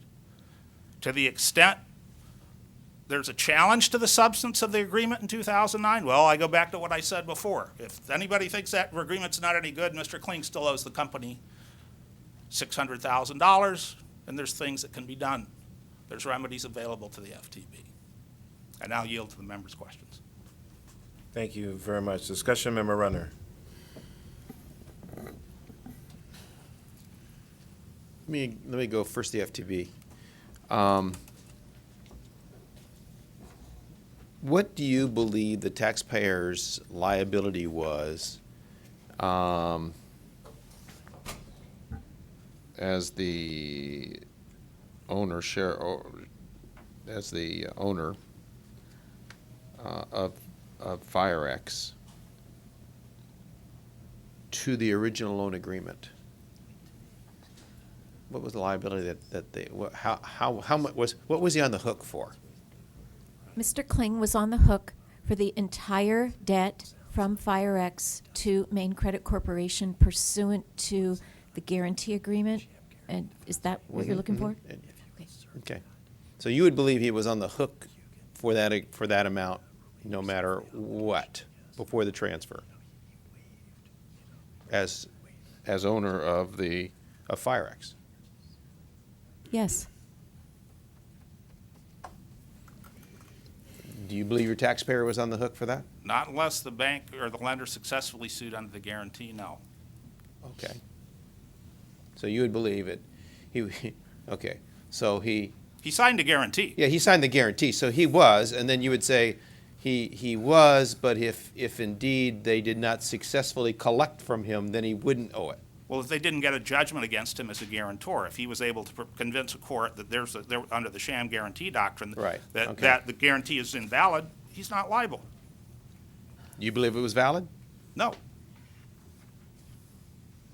The original agreement with FireX and his original agreement between FireX and the taxpayer? Excuse me, the main line credit? You don't believe that was valid? As to the corporation, it was valid, yes. Do I think they would have succeeded in suing him on the guarantee? No, but that's just my opinion. I'm not a judge, so okay. I don't know. I'm not going to. Was his intention to personally guarantee that loan? Well, he signed the guarantee. I think. Doesn't that mean it was his intention? Well, if your question is, did he know what he was signing? Yes, I think he knew what he was. I think he knew he was signing a guarantee. That doesn't preclude him from asserting a sham guarantee defense, though. The sham guarantee defense is different from saying, I don't know what I was signing. I'm just trying to get my head around whether or not, indeed, this was an individual who was trying to get away with not paying what was owed to the state of California and trying to do it through this transfer of loan and equivalent value in exchange in the transfer. That's all I'm trying to figure out. I understand, and as I said, if this this, it's not a perfect analogy, but if somebody's given a ticket for jaywalking, but the real question is, were they speeding? Okay, what the FTB done is given a ticket for jaywalking. There's a dispute here. The dispute is, was this transaction later in 2009 valid? If it's yes, there's no speeding I don't think ticket. your analogy applies very well. Let me just ask in regards to tell me what happened to the loan once it was transferred. Did it get paid? The record reflects that it was paid down. I think the last record it was paid down to like $100,000 or $200,000. Paid down or paid by that amount? Paid down. The balance was only $100,000 or $200,000? Correct. That's in the record. From 900? Yes. From 900? Yes.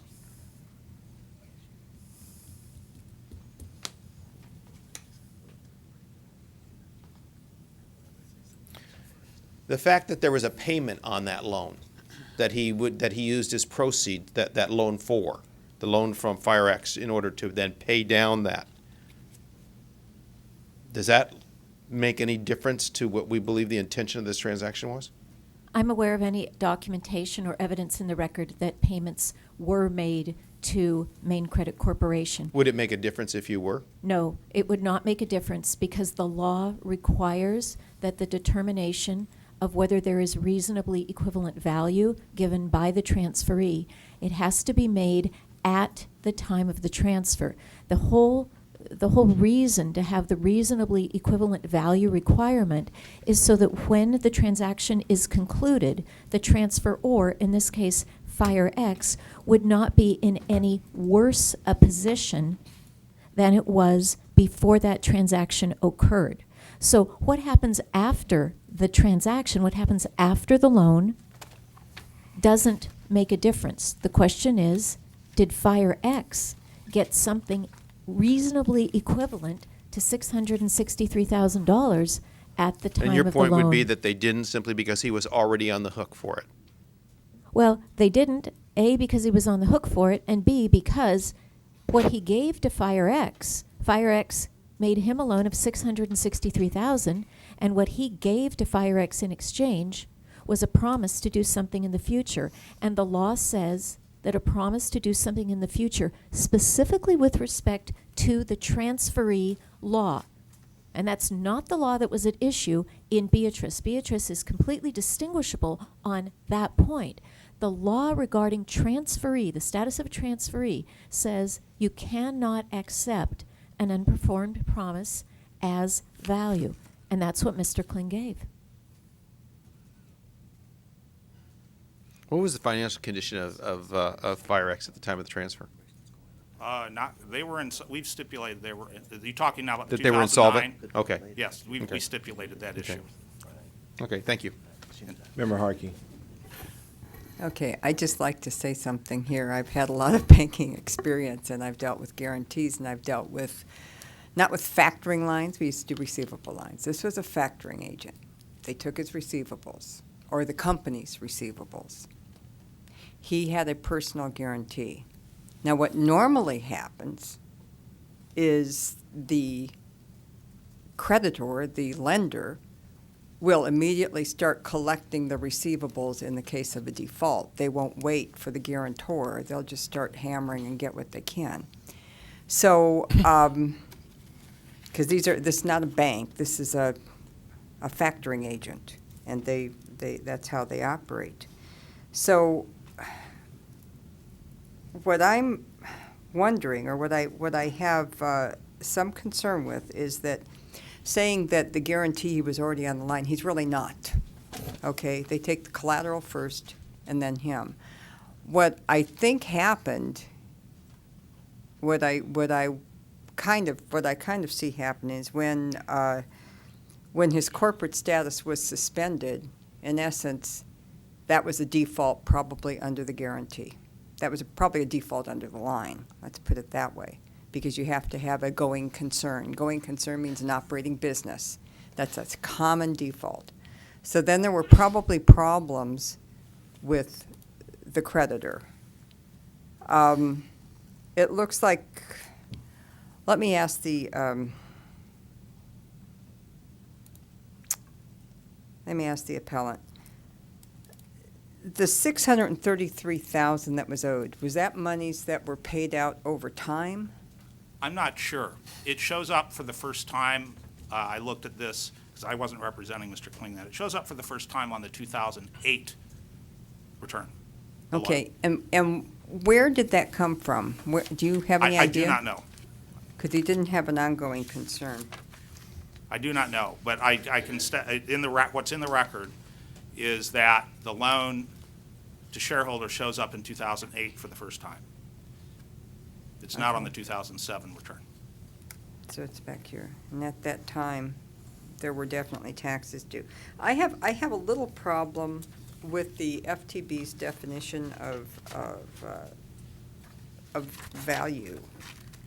I think consideration and value are two different terms, and I think the standard is consideration. I don't think it's equivalent value, and I'm having a little problem with that, because if, in fact, he did pay the loan down, I've got record of the loan being paid down in our files. It's attached to the petition Right. filed by the accountant. So he did actually pay the loan down. I'm not so sure that a guarantee, I'm not so sure that the guarantee would have been exercised. Probably it was because of the type of credit facility it was there, but I think probably just attaching all of the potential receivables. And so there's a lot of missing holes here, but I'm not so sure that that there wasn't value and that there wasn't consideration, because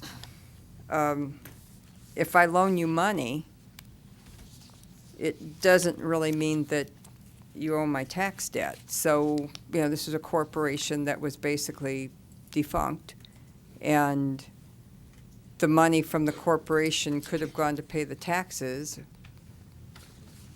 but they went instead, it appears to me, almost went instead to pay the factoring agent because probably they were secured, and the FTB was farther down the food chain without collateral.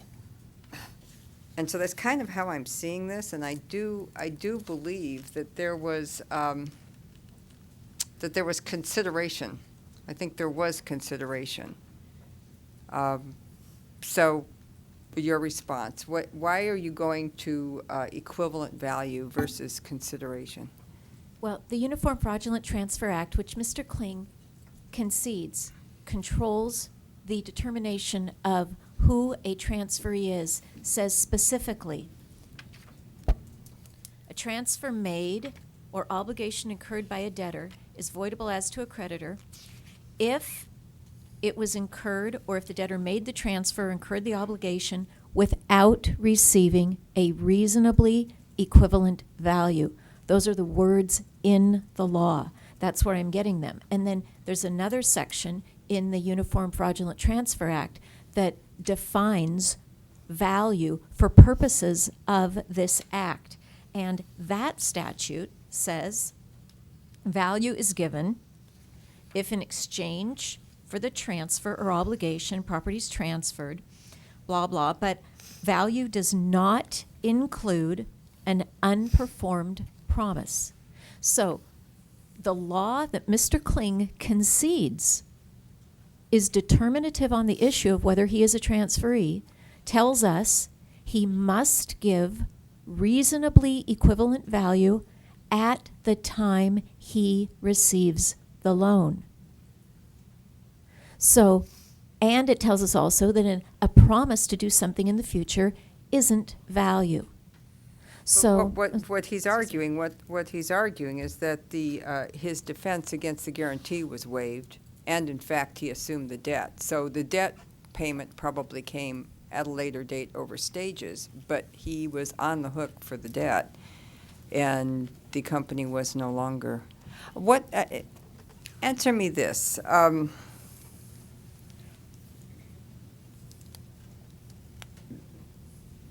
This is a long time. This is 2004 through 2010. We're now in 2016. Where is Mr. Kling today? Insolvent. That's what I'm assuming. I'm looking at all this and I'm thinking, okay. Yeah, we're not going to have to worry about cancellation of debt income for Mr. Kling. He'll be able to exclude it under the insolvency exception. Okay. But let me draw a distinction between what the counsel for the FTB has said. An unperformed promise, okay? An unperformed promise in this situation would be, I'm going to promise to assume the debt. I promise I will assume the debt at some point in time. That's an unperformed promise. But once you assume it, you've performed by assuming the debt. You've changed your legal position. That's what the Uniform Fraudulent Conveyance Act is intended to stop. Oh yeah, I promise in the future I'll sign a loan agreement, or I promise in the future I'll sign a binding contract. No, when you sign the contract, when you change your legal position, that's a binding promise. So that's what this comment is intended to address, not the situation we have in the present case where Mr. Kling did in fact sign the document and change his legal position.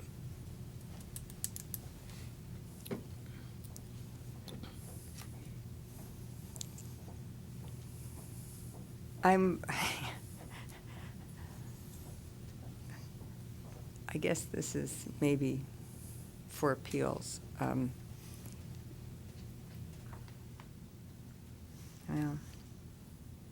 I'll save. I mean, I think the FTB has made an excellent case, but I do think that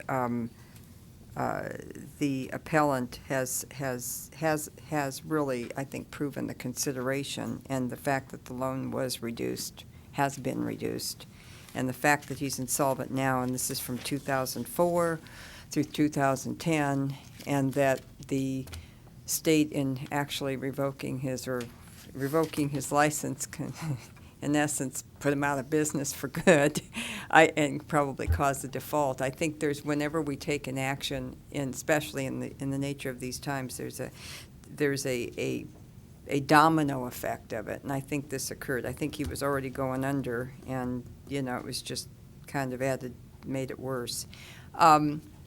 Is there offers in compromise with the FTB? When there is a final unpaid liability, an offer in compromise is absolutely an option that may be available to a taxpayer, yes. Thank you. And I just say that in 35 years of private practice, or 35 years of practicing, and practicing in private practice, I'm not an accountant, so I can't count how many years from 1989, however many years that is. I've gotten exactly one offer in compromise done with a franchise tax board. Realistically, it's not a viable option for most people. Okay. Yeah, I'm sure it isn't. Okay, that's it. Question of the respondent, just to see if we can bring the issue between the guarantor and the assumer to light, I guess. From the respondent's perspective, what is the difference between the guarantor and the assumer as it relates to this particular case, and does it make a difference? Secondary, I guess, to the appellant was, or both parties, could Firex and Main Financial have enforced the King's promise to assume the loan? A guarantor is, quote, the backup person. It's the one that the lender can go to if the primary obligor doesn't pay. And in this case, the terms of the guarantee agreement were very generous in favor of Main Credit. Simply upon demand to the guarantor, payment was due. So it appears, and by Mr. Kling's counsel's comment today, that at the time of this loan transaction, it appears Main Credit perhaps could have called directly on Mr. Kling to perform as a guarantor. And from Firex's perspective, when you look at the corporate minutes, that is exactly what it believed Mr. Kling was doing, that Mr. Kling would pay the Main Credit obligation as a guarantor, not as an assumer. As an assumer,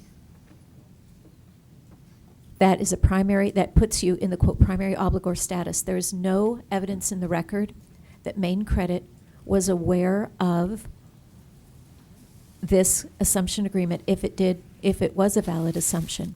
There's also nothing in the record to indicate that Firex's liability decreased as a result of what it says, or what Mr. Kling says, was an assumption. Because just because someone else assumes an obligation, it doesn't let the first borrower off the hook. And in fact, the tax return, the 08 tax return that went through the taxable year 3/31/09, shows on the balance sheet page of the tax return, it shows the $974,000 liability. So Firex believed it was still on the hook for the full amount, even after that transaction. And I would note that any sham guarantee defense Mr. Kling could raise doesn't really have anything to do with Firex. That would be a defense that would be raised against a Main Credit Corporation, so it wouldn't constitute consideration or value or reasonably equivalent value in exchange for that significant loan. Thank you. Further discussion, members? Just to follow up on that one quick Member thought. Runner. So there was nothing that we found or we could see that said that Mainline Credit had agreed to that transfer. You are correct. So in essence, Mainline Credit would always believe that they had the ability then to go after either Firex, okay, and there'd be nothing that gave them any quicker access to the taxpayer in any kind of an agreement that this taxpayer made with Firex. Correct again. And we disagree with that, because Well, tell me why. Because in order to hold him liable under the guarantee, they'd have to file a lawsuit Right. And he would be able to assert the sham guarantee defense, and that trial would, that would go on for 2 years. Without the ability to sham guarantee defense, if they were to sue him, it's a summary judgment motion, end of case.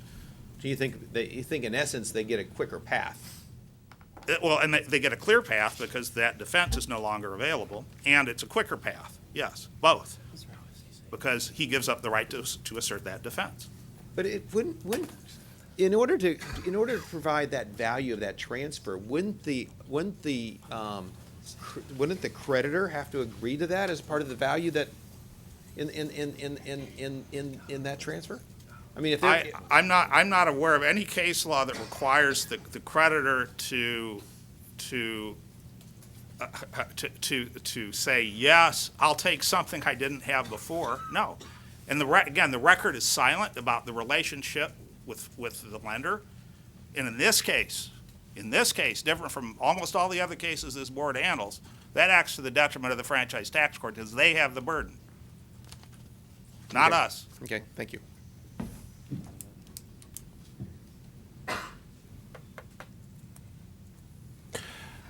Okay.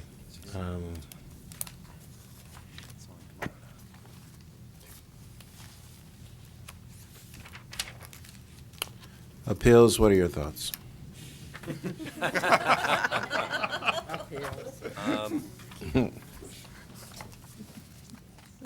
Well, we had the same questions, I think, that Mr. Runner just raised, which is whether there was any evidence that Main Credit was aware of that he had become more of, I guess, assumed a greater obligation to repay the loan than simply as a guarantor. We haven't seen any evidence of that, and apparently there isn't any from what we've been told. Yep. Okay. Member Harkey. I'm not so sure that that's even part of, or should be even part of the discussion, because Main Credit had a guarantee, and the company was no longer in business. And probably sometime throughout its credit verification process in an ongoing line, they look at things in ratios, and on either an annual or a regular basis, they probably discovered they no longer had a business license. They no longer had a license. If they no longer have a license, I'm sure they were in violation of their credit agreement, which then would have called the guarantee, or had them take over the receivables that were remaining on the books. And I'm thinking that's really probably what happened, because the company was out of business, according to the FTB, from 2010, I think, 2007? 7, I believe. 2007, they were out of business, and this transaction didn't happen until 2009, so I've got a feeling there was some kind of inquiry. We don't have the records, but this is a long time ago, and the company's no longer in existence. So, I'm not so sure that Main Credit got paid. Right. We know that. We know that. And we just don't know any of the details Right. of how that happened. Thank you. Member Starr moves to take the matter under consideration, second by Member Harkey. Without objection, members, such will be the case. Thank you very much for appearing before us. The board will take your matter under consideration later on this evening and send your written report of our decision. Thank you very much.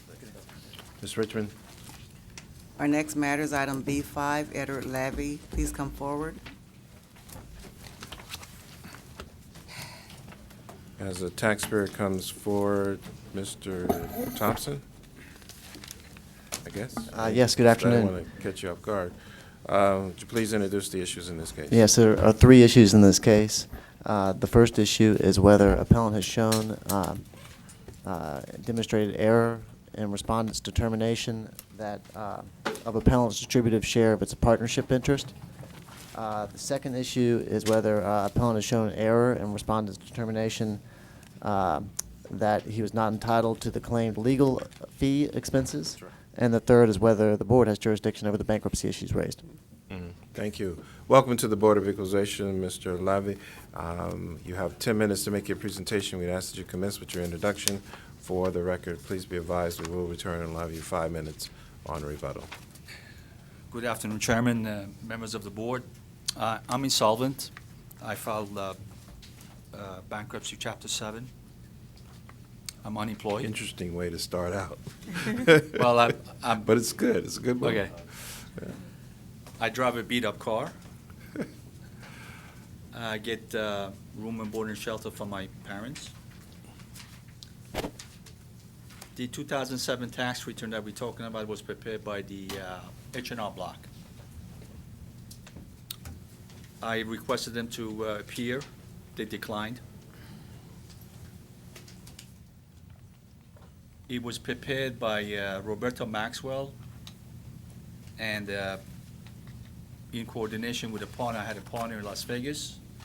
She was handling the figures.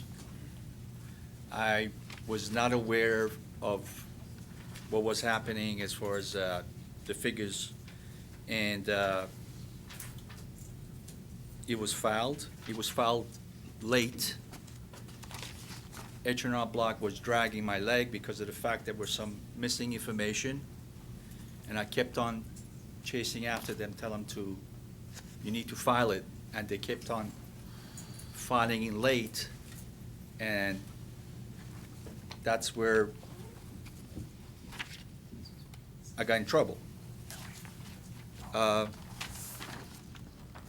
was sued by my former ex-wife for $1 million. The accountant that prepared for the Wilshire Automobile Partnership did provide a K-1 to my ex-wife. The opposing counsel, her lawyer, filed a complaint with Franchise Tax Board that she is not liable to any tax liability. She should not pay any taxes on this. That's when I got audited, and Franchise Tax Board claims that I am liable for this, tax money proceeds that she received. I'm requesting for a board hearing for further discovery of the partner, the Wilshire Automobile partner, the lawyer that created this collusion of me saying that I'm liable for this money that she received, my attorney, my family attorney, and the accountant of Wilshire Ardmore. I'm a victim of parental alienation since 2004. There's bad blood between me and my ex-wife. She's doing everything under the sun to rape me financially. I cannot even pay my child support. My father is paying my child support. My ex-wife did a fraudulent act to the district attorney, taking a divorce settlement that was unsigned and claiming that I owe $200,000. I have all the documents. I provided all these documents. So basically, there's been a travesty here, a tragic travesty from the time that I was a partner, Wilshire Ardmore. I was sued by my father. I was sued by my ex-wife. H&R Block abandoned me. They just did it very fly-by-night return. They filed a protest, which was unsigned. They sent it to Franchise Tax Board. It was unsigned. And basically, all of these, I got railroaded by all these people, and now I'm here.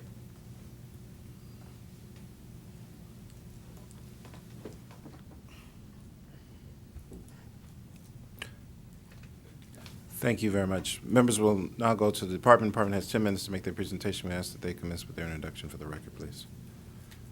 Good afternoon, Chairman and members of the board. My name is Bradley Craigle, and I'm here with Michael Cornez. We represent the Franchise Tax Board.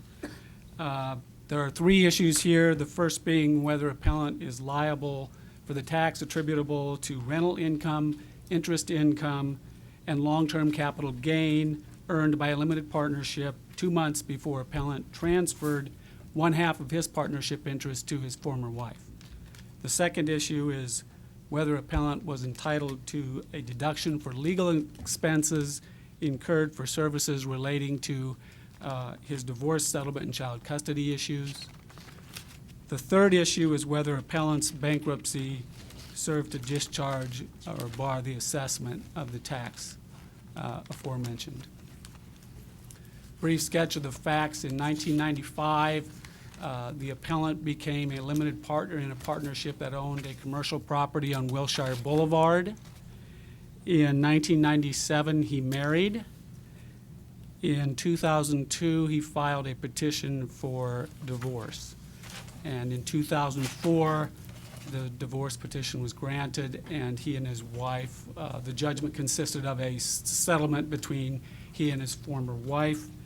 Under that settlement agreement, the appellant was awarded as his sole and separate property the interest in the Wilshire Boulevard property, or in other words, the partnership. There was also an award, they each were awarded a 1/2 interest in another parcel of property in Beverly Hills.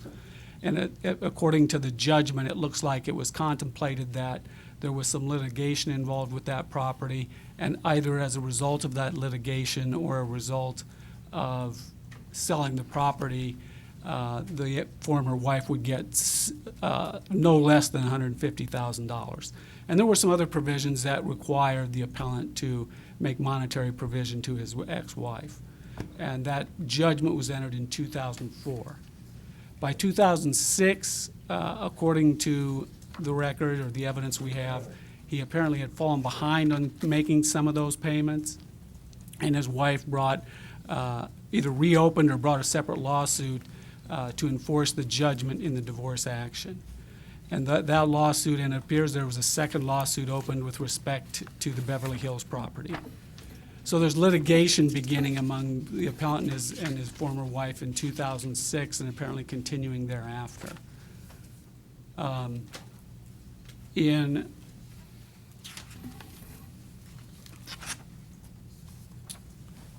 August 7, 2007, the partnership sold the property, the office building on Wilshire Boulevard. At that time, appellant was an 8% interest owner. 2 months later, as part of their settlement of their ongoing litigation between appellant and his ex-wife, he transferred 1/2 of his interest in the partnership to his ex-wife. So at that point, him and his ex-wife each became a 4.01% owner of the partnership interest.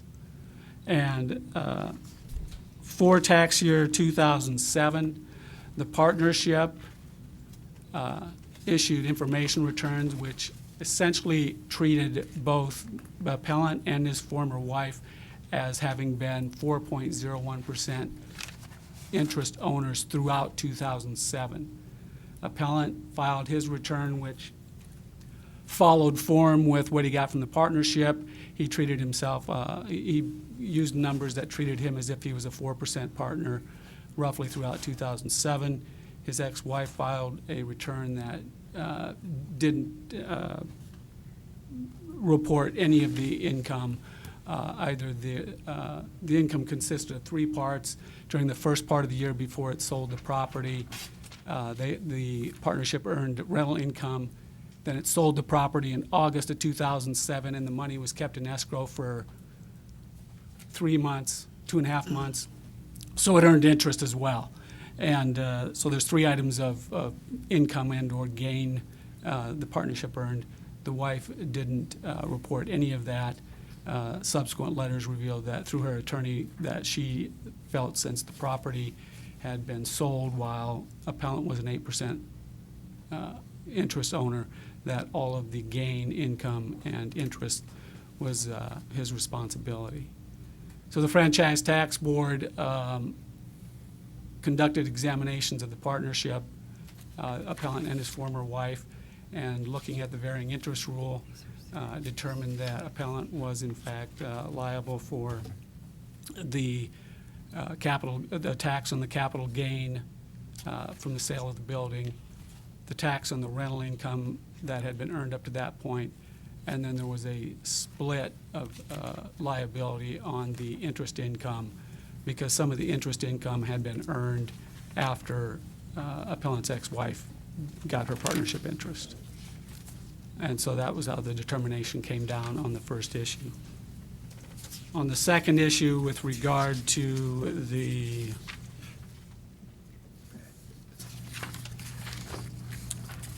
deduction for attorney's fees, appellant initially took a deduction of roughly $500,000. After having discussed the matter with the auditor provided him with a letter wherein in which he acknowledged that all those fees were attributable to work done on the cases between him and his ex-wife with regard to divorce and child support issues. In addition, he produced some of his attorney records, and it looks like of the records he produced, they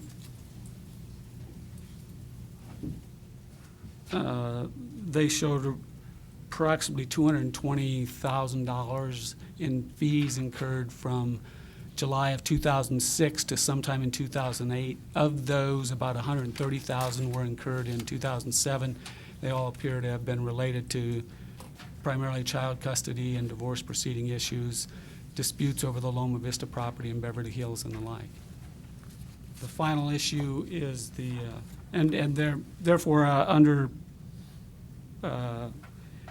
Internal Revenue Code 262, we disallowed the loss for the attorney's fees because it was a personal expense, not a business expense. And the final issue that was raised in our reply brief was the effect of the bankruptcy.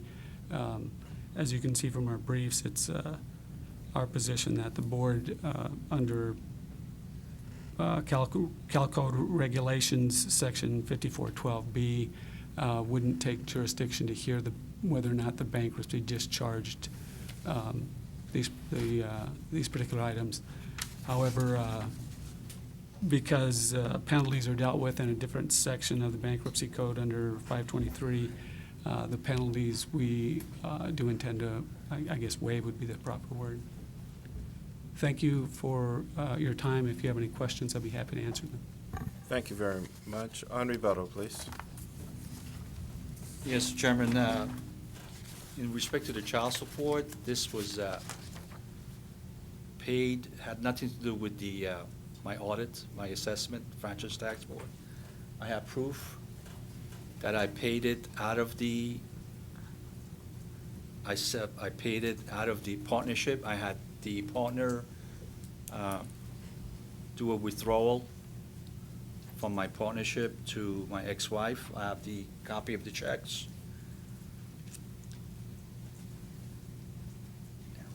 I have a deed that my ex-wife, at the time that I purchased the partner, she's also 50-50.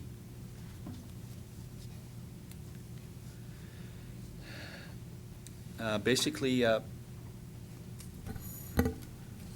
there's been a travesty here from the time, the inception that I married my ex-wife and to the time that I divorced her. As I said, she committed fraud with district attorney. She sued me for $1 million. Didn't report to franchise tax board that she received this money. She turned it over to her mother. She put it in her mother's name in the trust. The whole thing is a sham. Thank you. Thank you very much. Discussion, members? Member Ma. So to the taxpayer, what was the agreement? I don't think we got the agreement. Let's see. In 2007, when the partnership dissolved, and I see the partnership return, and there was a split. Originally, I tried to form a trust, I formed a trust before, and the partner reneged on buying my shares. I have a copy of the trust there. I tried everything under the sun to divest myself before this assessment, but I was not successful. I hired an attorney. And then I got sued by my ex-wife. Basically, hell has no fury like the angry wrath of a scorned mother.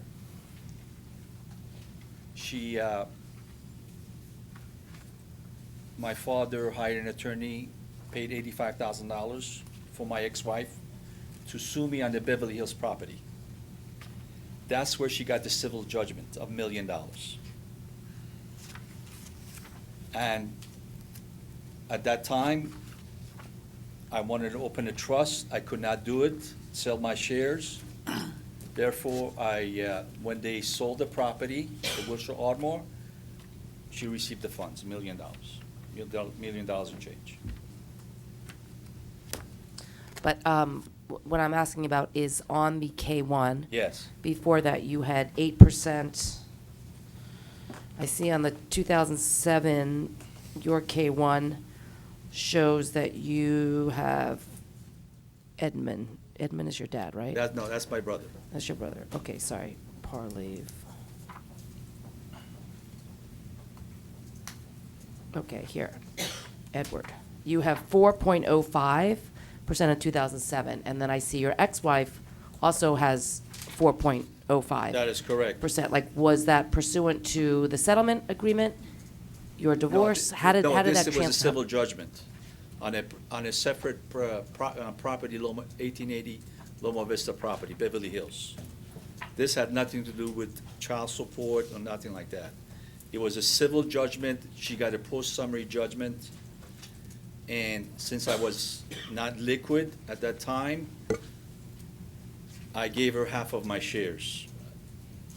From the Wilshire Ardmore, she took half. And she got a K1, she did not report it. Her attorney filed a complaint that she is not liable. She should not be liable for this, the proceeds that she receives.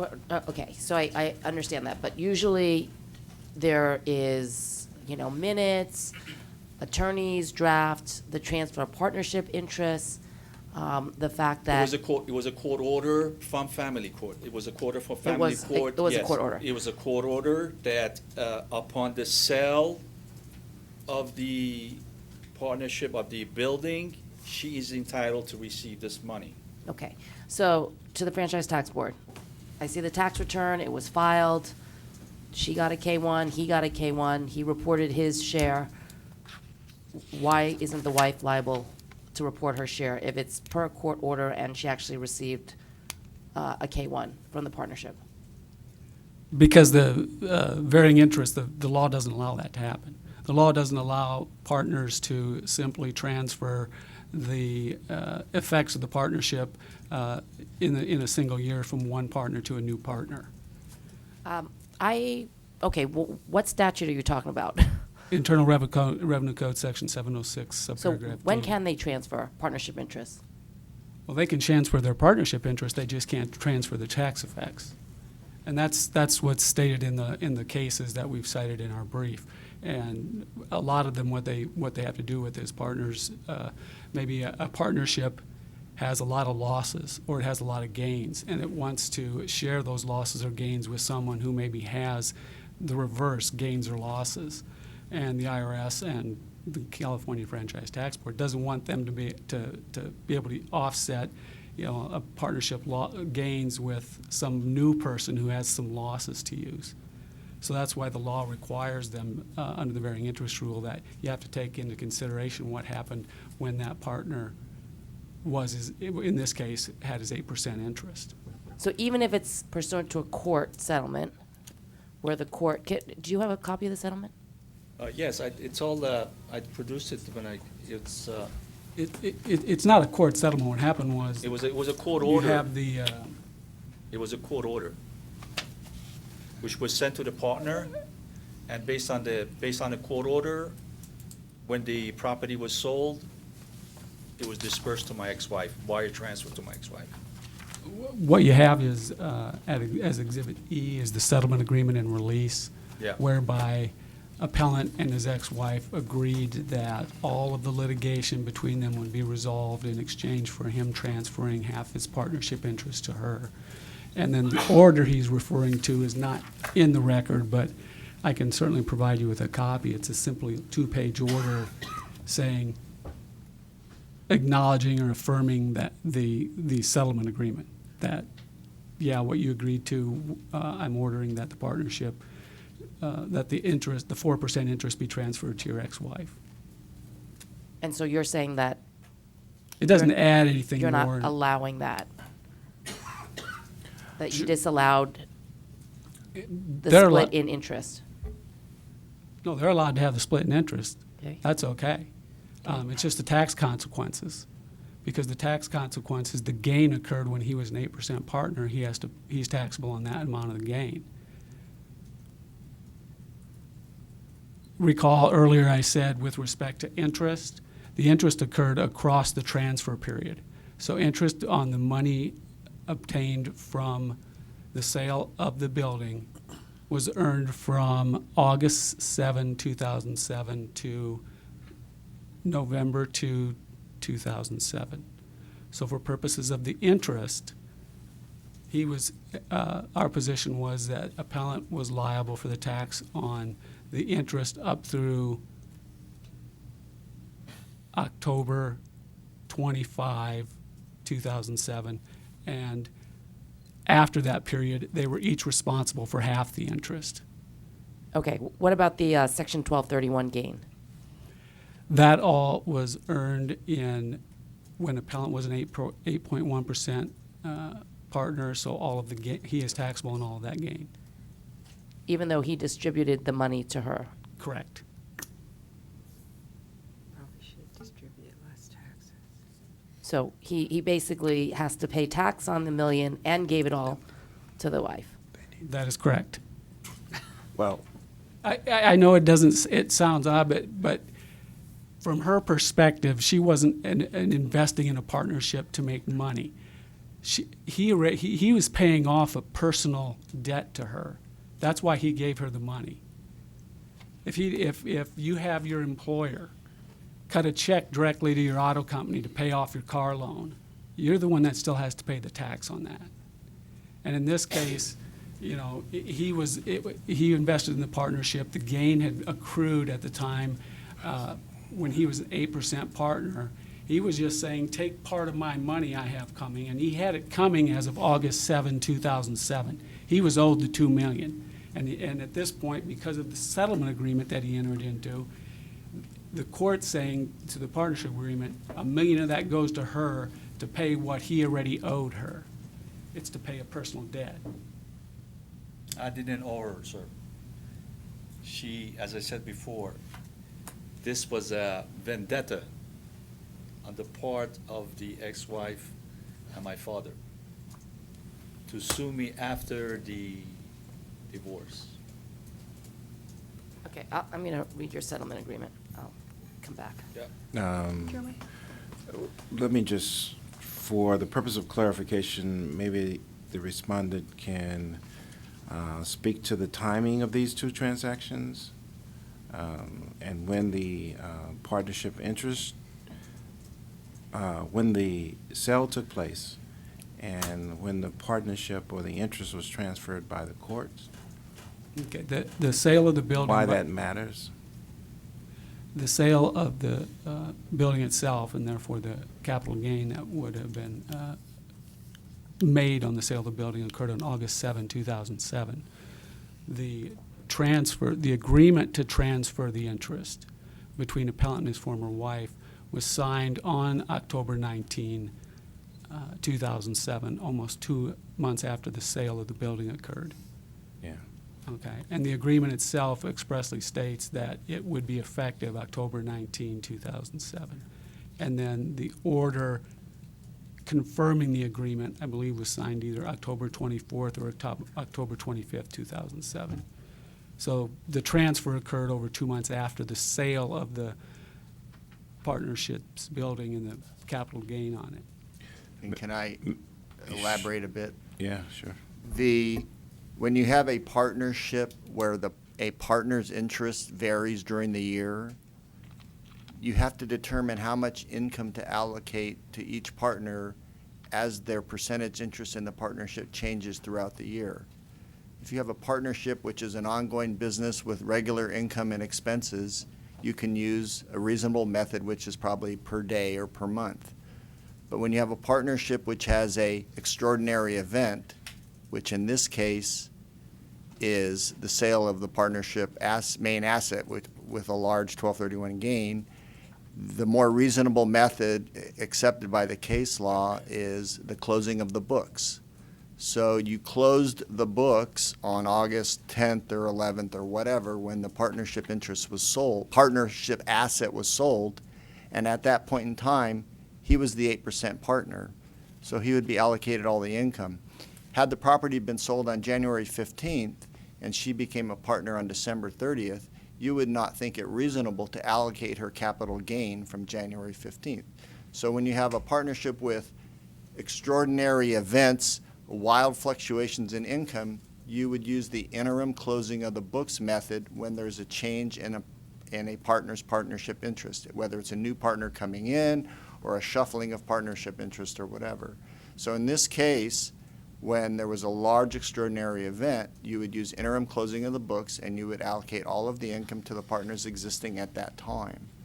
Then when she joins 2 months later, she now shares income from when she joined. So that's why the FTB chose to use the interim closing method and allocate all of the gain to Mr. Lavi.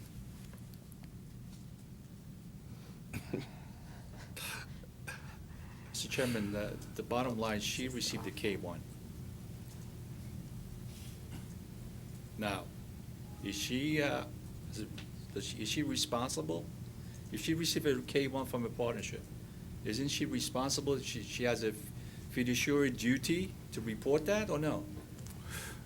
Different subject matter. Mr. Chairman? Member Stowar. Thank you. Franchise Tax Board, first I want to be clear that you say in your opening testimony that you conducted an audit at the partnership level, the appellant and the appellant's former wife? Yes. Okay, so all three parties were notified. Now, regarding this varying of partnership interest and interim closing of the books, am I correct that that's under RSC Section 706D for giving you the authority to close the books at the time of the asset was sold and allocate the gain to the partners at that time? What statute are you relying on? IRC 706 subdivision D says that when there's a change in partnership interest and you're determining proper distribution for income gains, losses, et cetera, that we have to take into account the varying interest. It doesn't specifically reference what method. The methodology comes from the case law. From the case history, okay. So when FTB applied this 706D, was the partnership notified of it?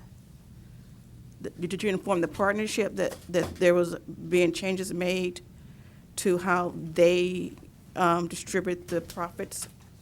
The initial letters that went out to the partnership appellant and his former wife. So all parties were notified? Correct. So although appellant wife had a K-1 showing that 4% partnership interest and $1 million distribution to her, and I guess that's 2007, so I'm imagining that she received it in 2008.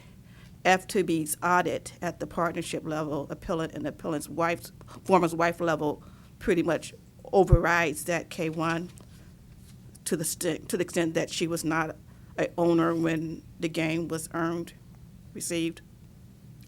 Yes, I think that's correct. Okay. And then finally, you have not mentioned the assignment of income doctrine. Would you please speak to that? Yes. The assignment of income doctrine is essentially, it says that when income is earned or a gain occurred, that the person who had the ownership interest is the one who has to pay for that gain or income. The earner of the income pays the tax, or the one who achieved the gain pays the tax on the capital gain. And where it enters in the picture here is that the justification for the varying interest rule is in part based on the statute, 706 subparagraph D, and in part based on the assignment of income doctrine. Now, my final question. When you read the settlement agreement, did it mention the tax effect, or who would be responsible for paying the taxes on the distributions? I could not find any language in the settlement agreement that referenced the tax effects. Thank you. Further discussion, members?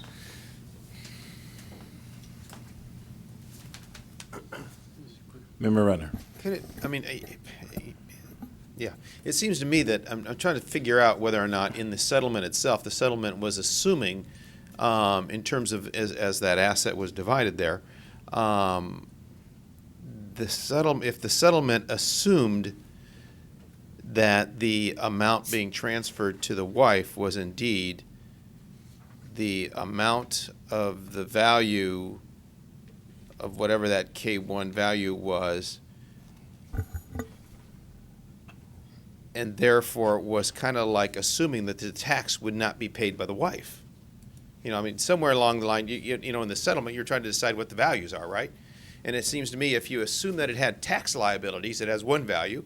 If you assume that it doesn't have tax value, it has another value. And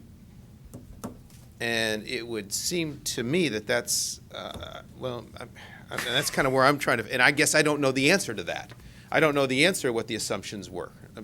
You know, Yes. let's assume that it's not in the record. Let's just assume for the sake of argument, hypothetically, that it said that he was going to be liable for the tax. Mhm. Well, that would be a contract between him and his ex-wife, right? That's not a contract between him and the state of California. He earned this money while he was a partner, and then he had the benefit of that because he could use that gain to extinguish a $1 million liability to his ex-wife. And so that's the concept underlying this idea that the person who earns the gain is the person who's taxed to it. Because if he's not taxed it, that's as if he had received a deduction for his obligation to his ex-wife. And if it was the intention to create then a settlement where she would assume part of the liability, then that is an agreement, like you said, between the two of them, not between the state. Right. And I don't see that in the agreement, But that's not in I the wanted to agreement. follow through the logic. See, that's where I'm trying to figure out in terms of the settlement. If the settlement was based upon a value, the value was whatever the value of that portion of the property was, regardless, and was not net of any tax liability. And again, that's not knowing how to get into the. There is a memorandum on the partnership. Go ahead. There's a memorandum on the partnership that she did take a liability upon receipt of the. Liability of the taxes? Yes. There's a memorandum from the partnership, which I provided to Franchise Tax Board. That Liability of the taxes that had been earned The- while you had possession of the property? Upon receipt of the proceeds, she will take accountability for the. Maybe you can. Is that what you're referring to?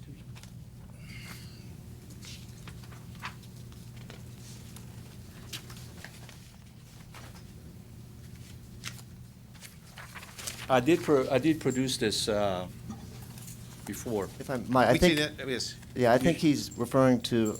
It's a memorandum, yeah. Yeah, additional info provided February Yeah. 9th, 2016. And what's that say? All right, so that's a memorandum from Action Investment Group, which I believe was the general partner of the partnership. Right. And relevant part, I think what he's referring to is, it's dated October 30th, 2007, and the memorandum of the general partner states, we received a court order to transfer and assign 50% of Edward's share to his ex-wife. Yeah. In return, she will accept any and all liabilities of the partnership from there on. From there on. Right. Future. That's That's how I would hear that. It's all there. It's all there. Okay, so, okay. This is Now, not let me fab- hear you, this- let me this is just not tell you fab- what I heard there. This is not fabrication, it's all No, there. no, but let me see if I'm getting this right. It said, that sounds like a forward-facing statement for any liabilities, future liabilities. I think you could read it that way, but I think also it's an agreement between the parties as of October 30th. As of October 30th. Right, right, so. But the gain we're talking about was prior to that. Right. Correct. Correct? Yes. August. But the year Hang on. was, Members. Is that maybe, was The the gain gain that occurred he's August being 6th. attached to him prior to that to that? Yes, sir. And at least what I'm hearing that say is that from that point on, that she would assume all tax liabilities, and so therefore that this taxpayer would not be liable for that. I think you could read it that way, and I think if you didn't read it that way, it would be a question of whether he had a claim against his ex-wife, whether he was liable for the tax. Okay. Okay, thank you. Member Harkey. I don't know that I have a whole lot to add here. I think it's a pretty sad case when you give up half of your interest, but you still owe all the taxes, but I understand the reason. What I'm wondering is the K-1 was as of the end of the year, not as the date of the sale. So what I'm thinking, that agreement could mean that the tax liability was actually from the end of the year. And so my question to you is, does the FTB have any kind of dual determination process? Any kind of what? We have 6829 Revenue Tax Code, which for sales and use tax is called dual determinations. It means you look at the facts and figure out if anyone has a potential for a liability that might be able to pay the taxes, other than the direct report, so to speak. Because I know you're basing it on the date of the sale, which I think, in tax law, you're probably 100% correct. His agreement is that after, that as he issued a K-1, she was a partner, the taxes were due from the year, not just from the sale of the property, they were due from the year. This is a toughie. I mean, you are, I think, legally 100% correct. What I'm wondering if there's anywhere else to go with this. There is, historically with the IRS, in some published cases, there are situations where the IRS is worried about being whipsawed, where the question of liability may be uncertain, and so they'll issue proposed assessments to both taxpayers, wait for the litigation to close. There's a very famous case involving the sale of Whiteout, where the seller got capital gain and the buyer treated it as a depreciable item completely, so the IRS was completely whipsawed. But in this case, where we examined both the taxpayers and concluded fairly confidently with the result, we could have issued her an MPA, but that seemed, I would consider that somewhat gratuitous in this case. So we don't have a dual determination statute. We would have to issue an MPA to each taxpayer, wait for the complete administrative process to be completed to withdraw from the taxpayer who lost.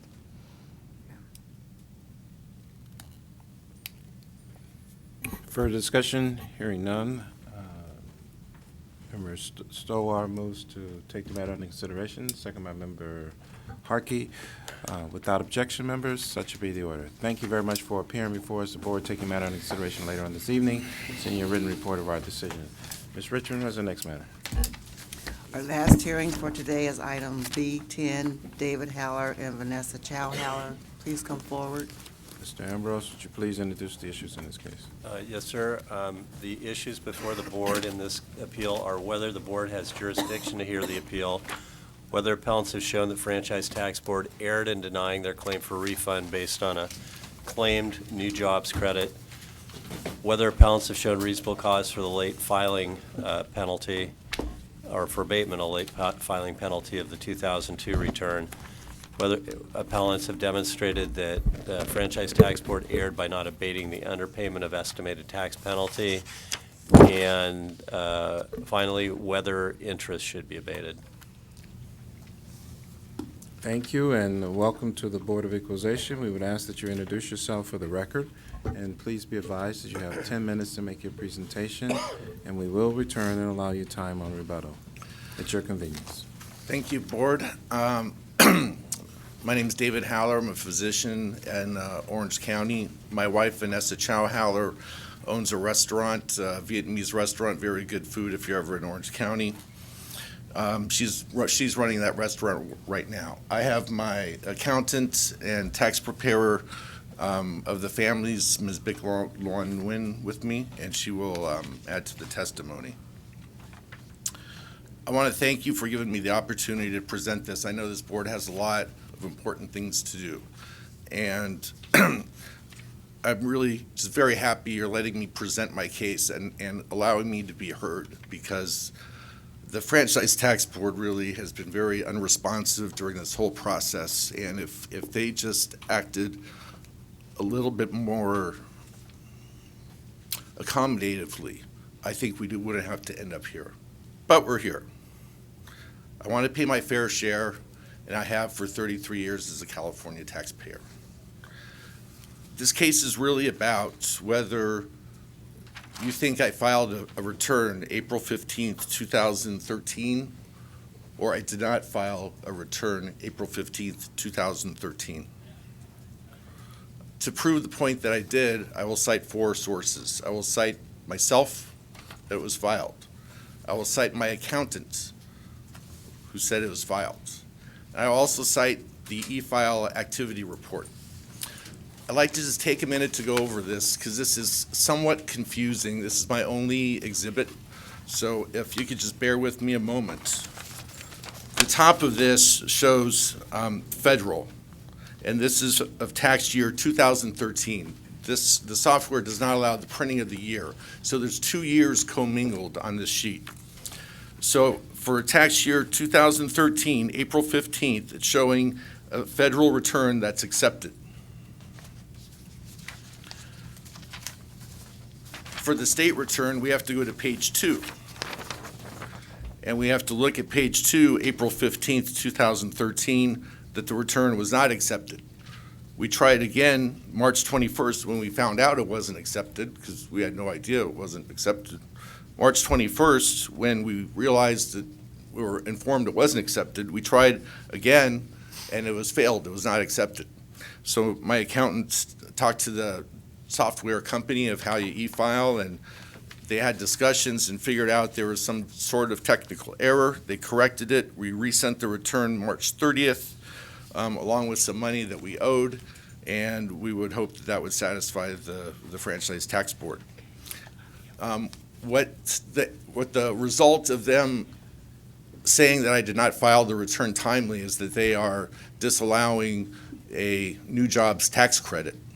And since they're disallowing that new jobs tax credit, they are also saying I owe penalty and interest on that tax that I allegedly owe. I'm going to use the respondent's own words to prove my point.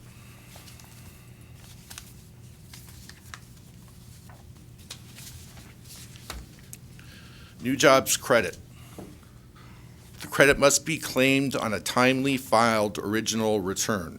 Here, appellants did not claim the new jobs credit on a timely filed return. I would like to make the argument that probably March 2014 is not that much later in the grand scheme of things as April 15th, but I do think that I proved that I did file a return, that there is evidence that I did do that. So in my opinion, I filed the return timely, so I'm entitled to the enterprise new jobs tax credit.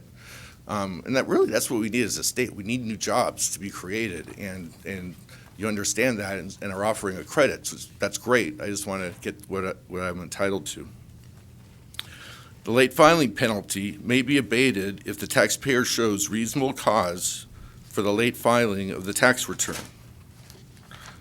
I think I've shown reasonable cause. I think if you were to go out on the street and survey 100 people, 100 smart people, maybe not 100 tax lawyers, and maybe not 100 members of the Franchise Tax Board, but you surveyed 100 people, 99 are going to say this is a reasonable and honest mistake.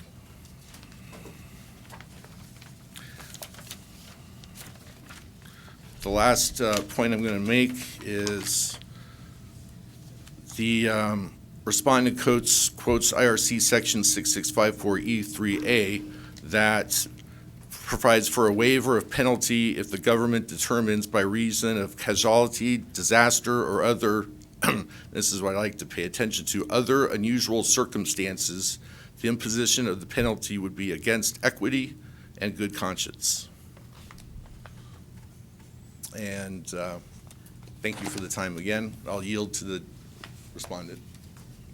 Thank you very much. The respondent has 10 minutes to make the presentation. We ask that you commence with your introduction for the record, please. Good afternoon, Chairman Horton and members of the board. My name is Maria Brosterhouse, and with me is Marguerite Monnier, and together we represent the Franchise Tax Board in this matter. The issue in this case is whether your board has jurisdiction to decide this matter because appellants have not yet made full payment of the amount at issue.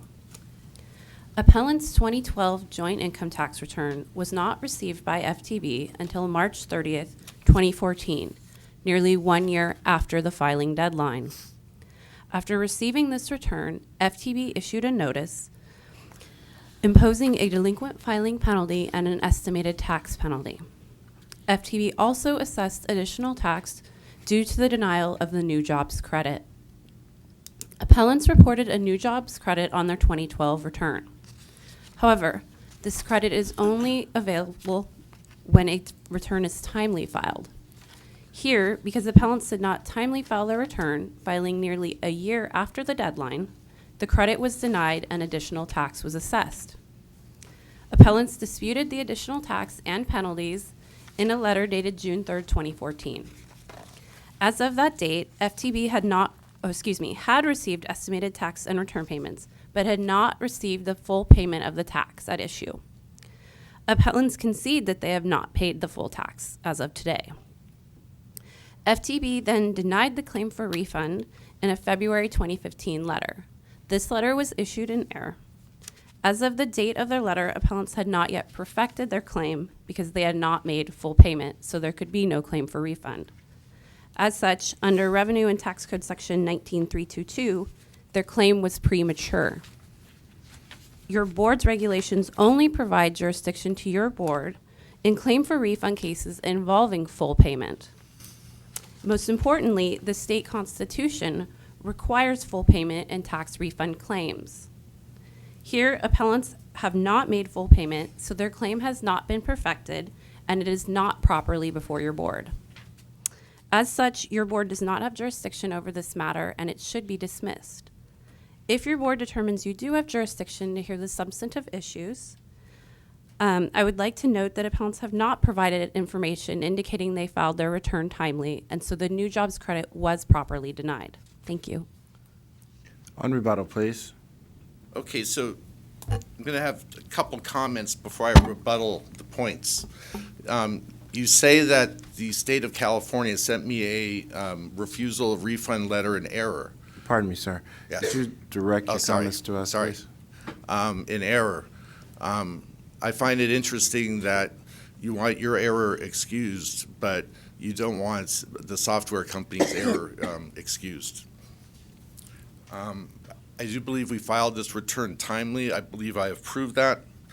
In terms of the jurisdiction, I'm happy to put $15,000 check on the table and say, all right, I'm paying it now. Please decide the case. I don't want to waste your guys' time anymore. Because if you say you do not have jurisdiction, we will be doing the exact same thing 6 to 12 months from now. Thank you. Discussion, Member Harkey. Did you want to say something? I just want to ask a question in regards Sure. to that issue, because obviously that's what this is going to come down to is jurisdiction. And you just offered to go ahead and make Yeah. payment. Let me ask, if indeed we were to continue this hearing and he was to make payment, if he would make payment and then we were to continue this hearing, would that allow us then to have, would that then solve the issue of jurisdiction? Yes, as to that jurisdiction. However, under the statute that created the new jobs credit, there is, actually, the law does not allow for any review of FTB's determination regarding denial of the credit. So you were saying, you would, yes, let me see if I'm hearing you right.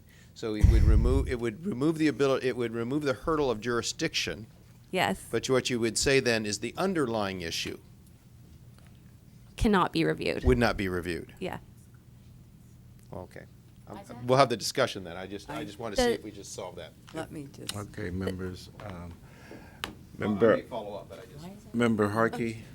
Okay, here's the issue that I see, and I want you to answer this. If the taxpayer prevails on this claim, are you going to refund him money or just going to allow him to take the tax credit? Okay, so See- he's made some payments here. Let me help you, because the tax credit is $8,472, and that's what you're saying he's disallowed. Because you've disallowed it, there is a late filing penalty of $2,918, and an underpaid estimated tax penalty of $3.22, and then interest on 505, and that's how we get to the 11,895. So if in fact he will, if this prevails, it's not really a money refund. You're just allowing him to take the credit.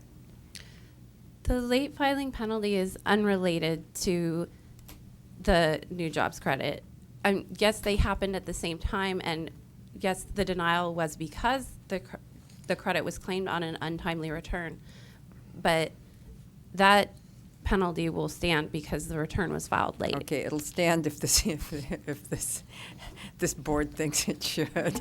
I just, I'm really, this is one I have a problem with, and it's because he has record of having filed. So let me go to the appellant or the CPA. When did you file your 2012 California tax return?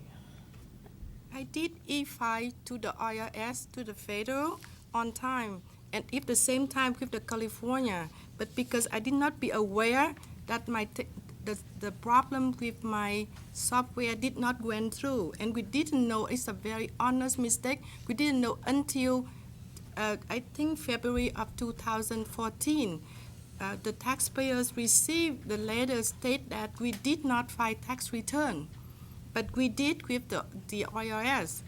And we did the same time with the franchise tax board. That was my fourth proof that I did file, because they obviously could have access to my federal tax return, and my federal tax return was On filed time. April 15th, 2013 on time.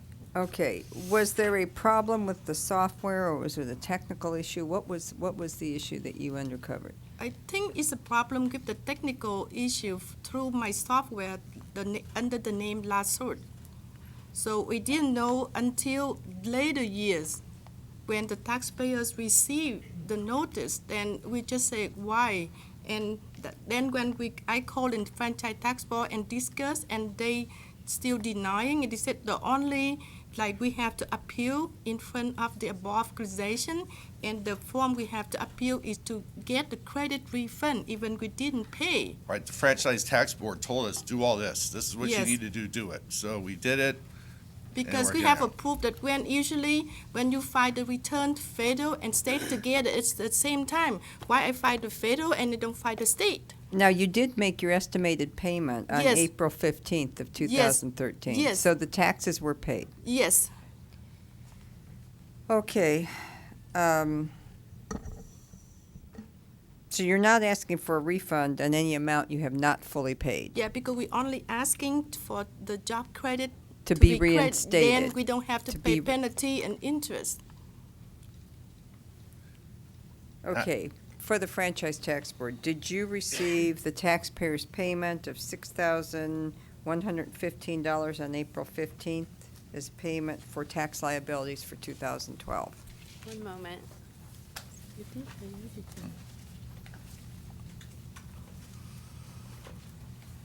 I'm sorry, what was the date? One more time? $6,115 on April 15th, 2013. I have $6,115 on Right, April okay. 15, 2013, yes. We received a return payment that day. Okay. So this is really not a claim for a refund, it's rather an appeal for adjudication of whether or not the tax credit should be reinstated. But I'm happy to pay now to treat Well, this as a you refund. just heard that you can't do that, so, you know, I think we're getting you very confused here. Yeah, but he can do it, but they won't hear it.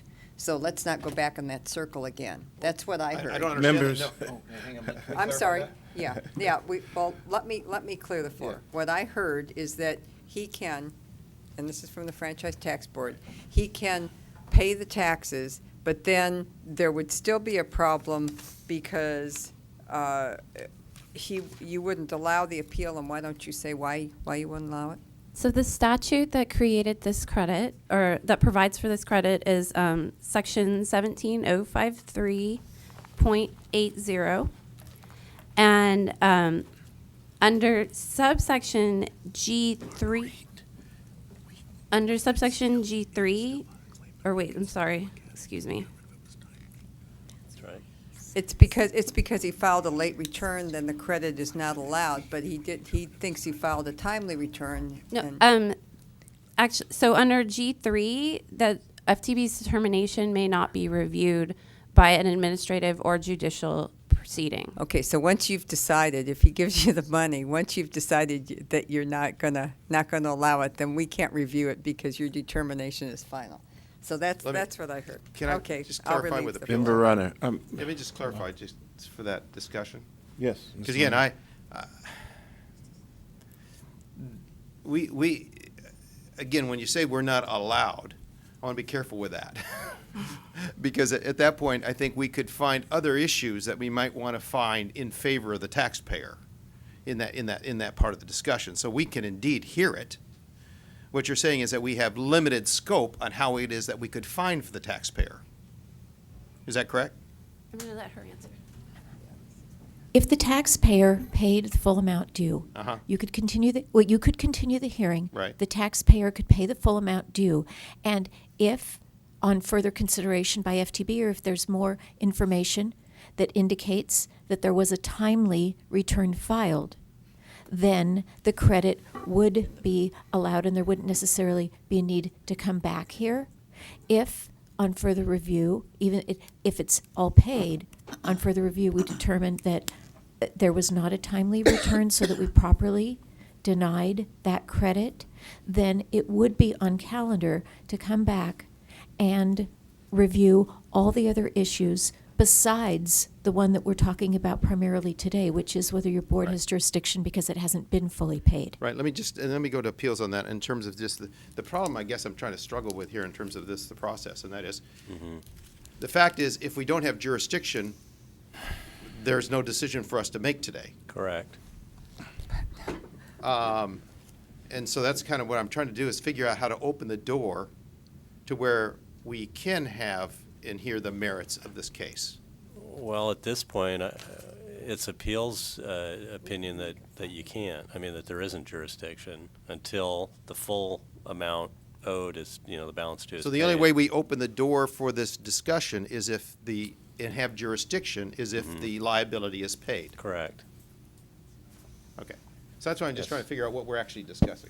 I have one more question for appeals. Mhm. Can this board find that the tax return was timely filed? Well, here today at this hearing? Yes. I don't think so, because then you'd be exercising your jurisdiction. I mean, it's, Okay, we're talking about $11,000, of which $8,472 is a new jobs credit, a late filing penalty because of all of this.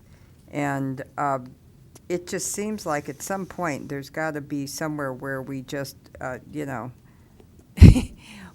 these proceedings cost a lot of money. They take a lot of money and a lot of time. Yeah. And this gentleman is here right now, taking time out of work, sat here all day, and we're pursuing him for a new jobs credit on a tax return that they filed, but somehow had a glitch, And I just think at some point there's got to be some, you know, some gimme on the part of the FTB here. And what I'm hearing you say is that even if he pays it, then you could do something else and we won't have jurisdiction.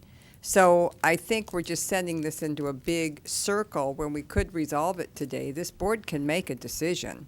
It's not like it's out of our realm of possibility to make a decision. We can make a decision here, and we can just have this go away, except for maybe, you know, a late no, not late filing, but an interest or something. I mean, there's a way to make this go away. Yes. And I really don't understand why we don't have jurisdiction. They're here, you're here. That indicates jurisdiction. It was on the calendar. And I think that we have every right and determination to get rid of $11,000 somehow today and not bring this back again for a whole new board hearing. I think it takes up way too much time and money, and there are important issues to deal with, and this is not, in my opinion, really one of those. I think this is just a mistake. I understand your strict adherence, but I think this is a mistake. And it was a glitch in the computer. They filed. They showed they filed. They definitely paid their taxes. So it's just kind of, it's something that snowballed that I think is probably much ado about nothing. And I'd like to just let this guy get back to work and let everybody get back to work. Because I think, you know, you've had some good cases here today, but this is not necessarily one of them. And so I apologize for saying that, but I think we do have the right at this board. It's here now, and I think we can make a determination. Okay, further discussion, members? Hearing none, Member Runner moves to take the matter under consideration, second by Member Ma. Without a Thank you very much. submission, my apologies. Without objection, members, such will be the order. Thank you. Thank you. Thank you. Members, allow me to recognize my granddaughter, Sahara Horton. How you doing? Welcome to the Board of Equalization. Bye.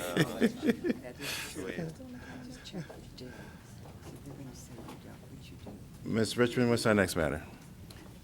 Since item C1 has waived appearance, our next item is item G, Tax Program Non-Appearance Matters Consent. Our first matter is item G1, Legal Appeals Matters. There's only one item. Item G1, members, one item, Peace International Incorporated CP. Member Ma moves to adopt staff recommendation, second by Member Runner. Without objection, members, such will be the order. Ms. Richmond? Our next matter is item G2, Franchise and Income Tax Matters. Sub-item 13 has been previously pulled. Members, any note of non-participation will let you pull any further items.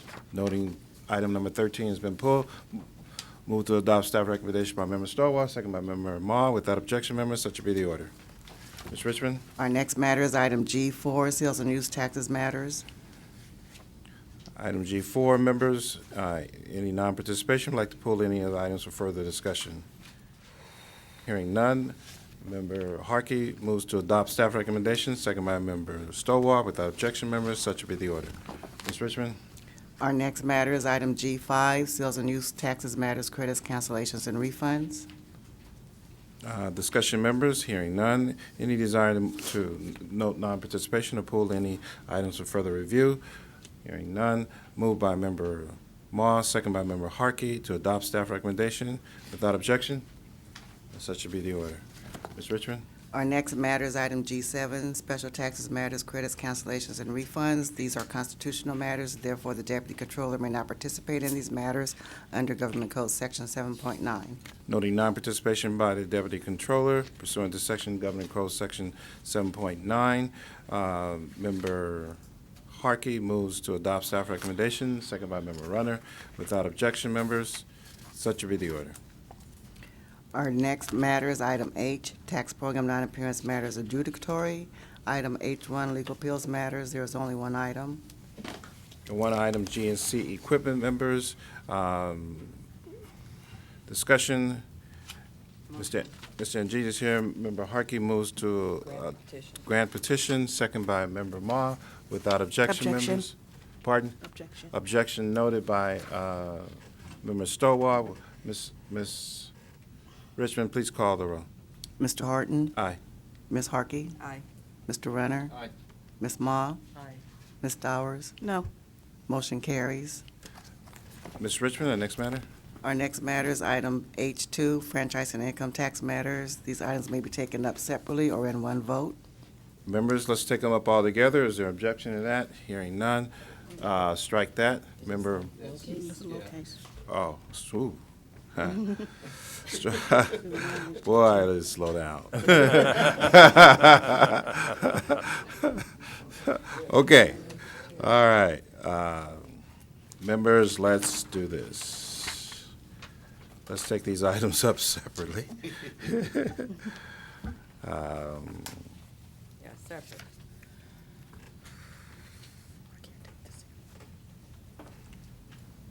Ms. Richmond, let's take them up separately. Please read and introduce them separately.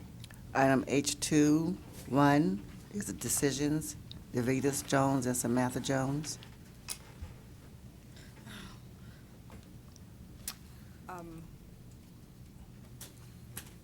I would like to move to grant the appeal. The taxpayers overpaid their tax liability by $943 via estimated tax payments prior to the deadline. And the demand penalty statute is permissive, and I think this is one we can probably waive. Or we could apply a demand penalty on 25% of the tax owed, which was 0. So either way, I would like to grant this appeal. Member Harkey moves to grant the appeal.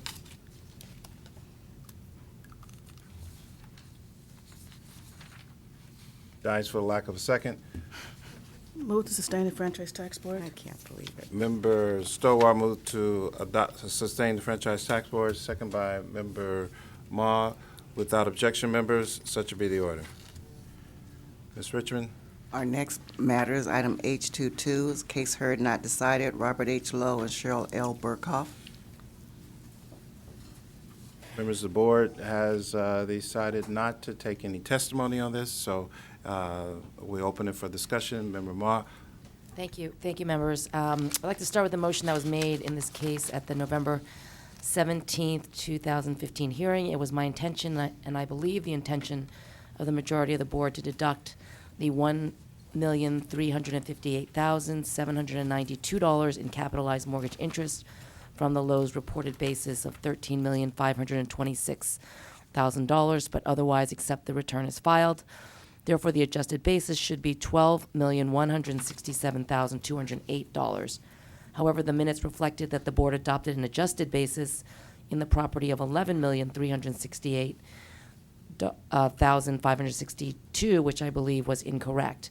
Therefore, I move to modify the action of the Franchise Tax Board by determining an adjusted basis of the property of $12,167,208 as computed by deducting the $1,358,792 in capitalized mortgage interest from the Lowe's reported basis of $13,526,000. Second. I think that was a long motion, wasn't it? Yeah. I repeated it again, just in case the minutes were, Motion as articulated by Member Ma, second by Member Runner. Members, the motion made by Member Harkey was clear to me, and I really don't have any issue with it, was not confused by it. The issue before us is a situation where the Board of Equalization is faced with trying to determine what the proper amount of tax is, where $4.6 million in deductions are not accounted for. There are no records for them. There are no receipts. The accountant doesn't have any records. The taxpayer doesn't have any records. The vendors have not been able to provide any records to support this.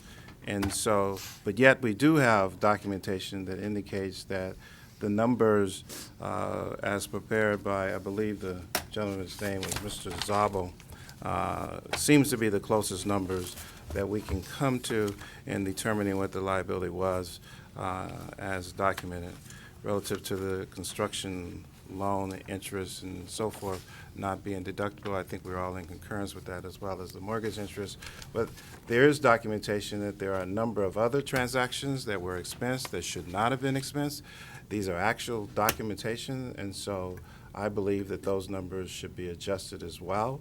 And once we made those adjustments and then extrapolated over the period of time, or the documents where there, or the lack thereof of documents, with the $4.some million, we would come up with a number that is very close to the number provided by Member Harkey in her estimate. I believe those numbers were inclusive to a great degree.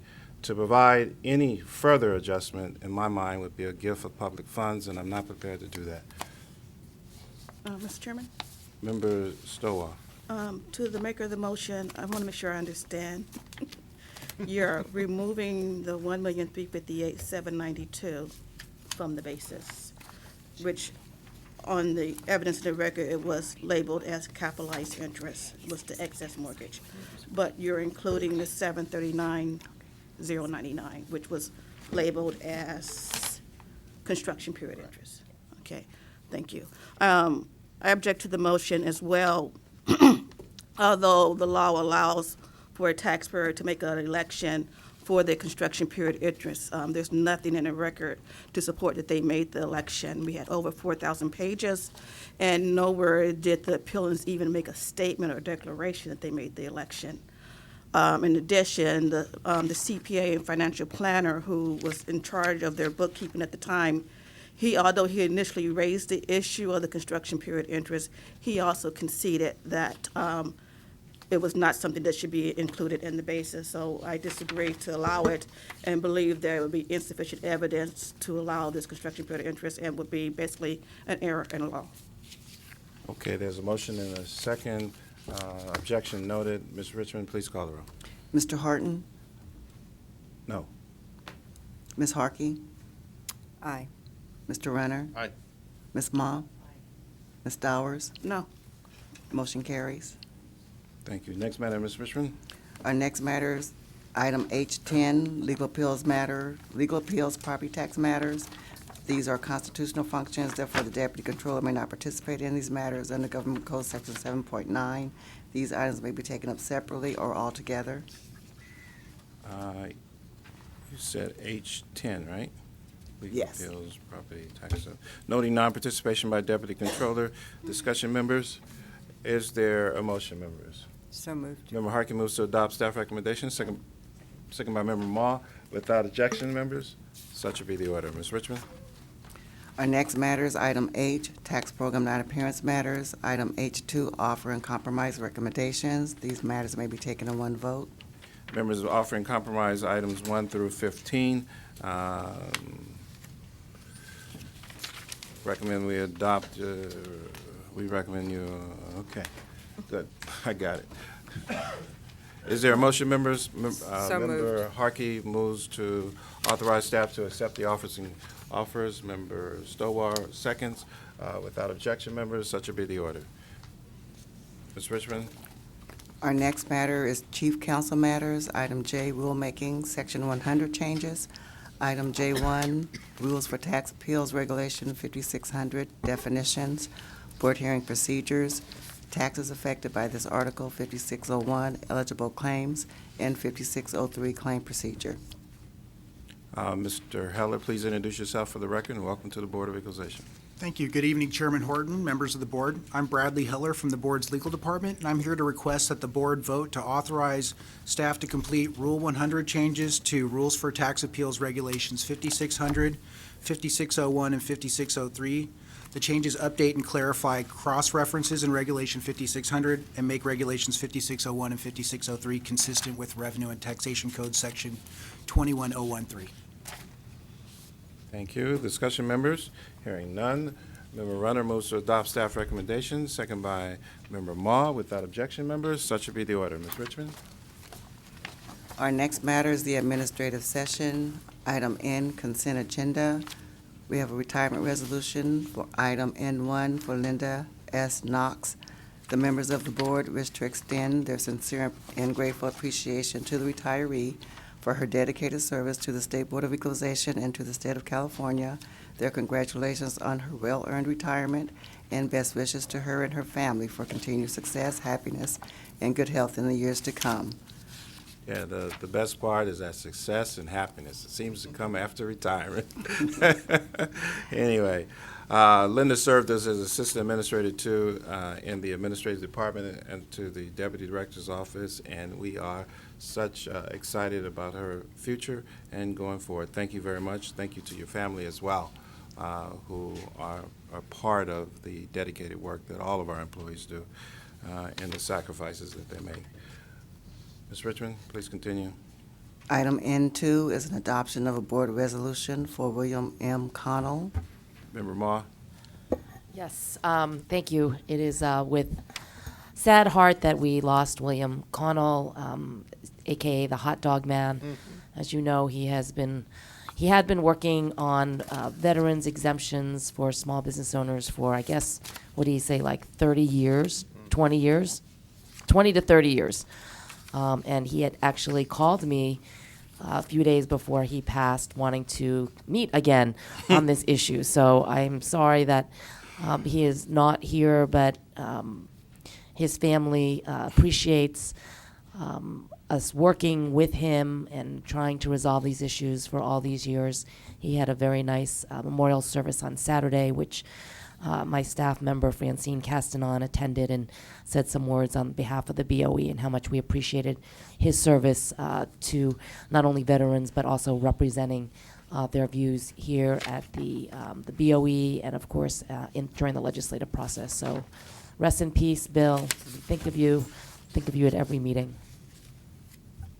Member Harkey. He will be missed. Bill will be missed. I didn't know when I first got elected what the story was. He just kept coming back and back, but he became he was part of the board hearing, and he led us with the pledge and other things. I think he was very much a public servant. He did not look ill to me, so I was very, very surprised when he passed. I thought we'd be seeing him for a long time. So I think that you can have your meeting with him sometime later, Ms. Ma, and, in another place, another time, and God rest his soul. Member Yes, the hot dog man definitely will be missed. When Controller Yee notified me the night of his passing, it was very sad. I remember him coming to see then First District Member Controller Yee on the same issue and how dedicated he was, but also how friendly he was to everyone that was at her office, from myself, who didn't even deal with the issue, to our administrative assistant, and to our sales tax expert at the time. So just great commitment and dedication, concern about veterans, and as a whole, our nation, we really need to do better when it comes to veterans. Most definitely.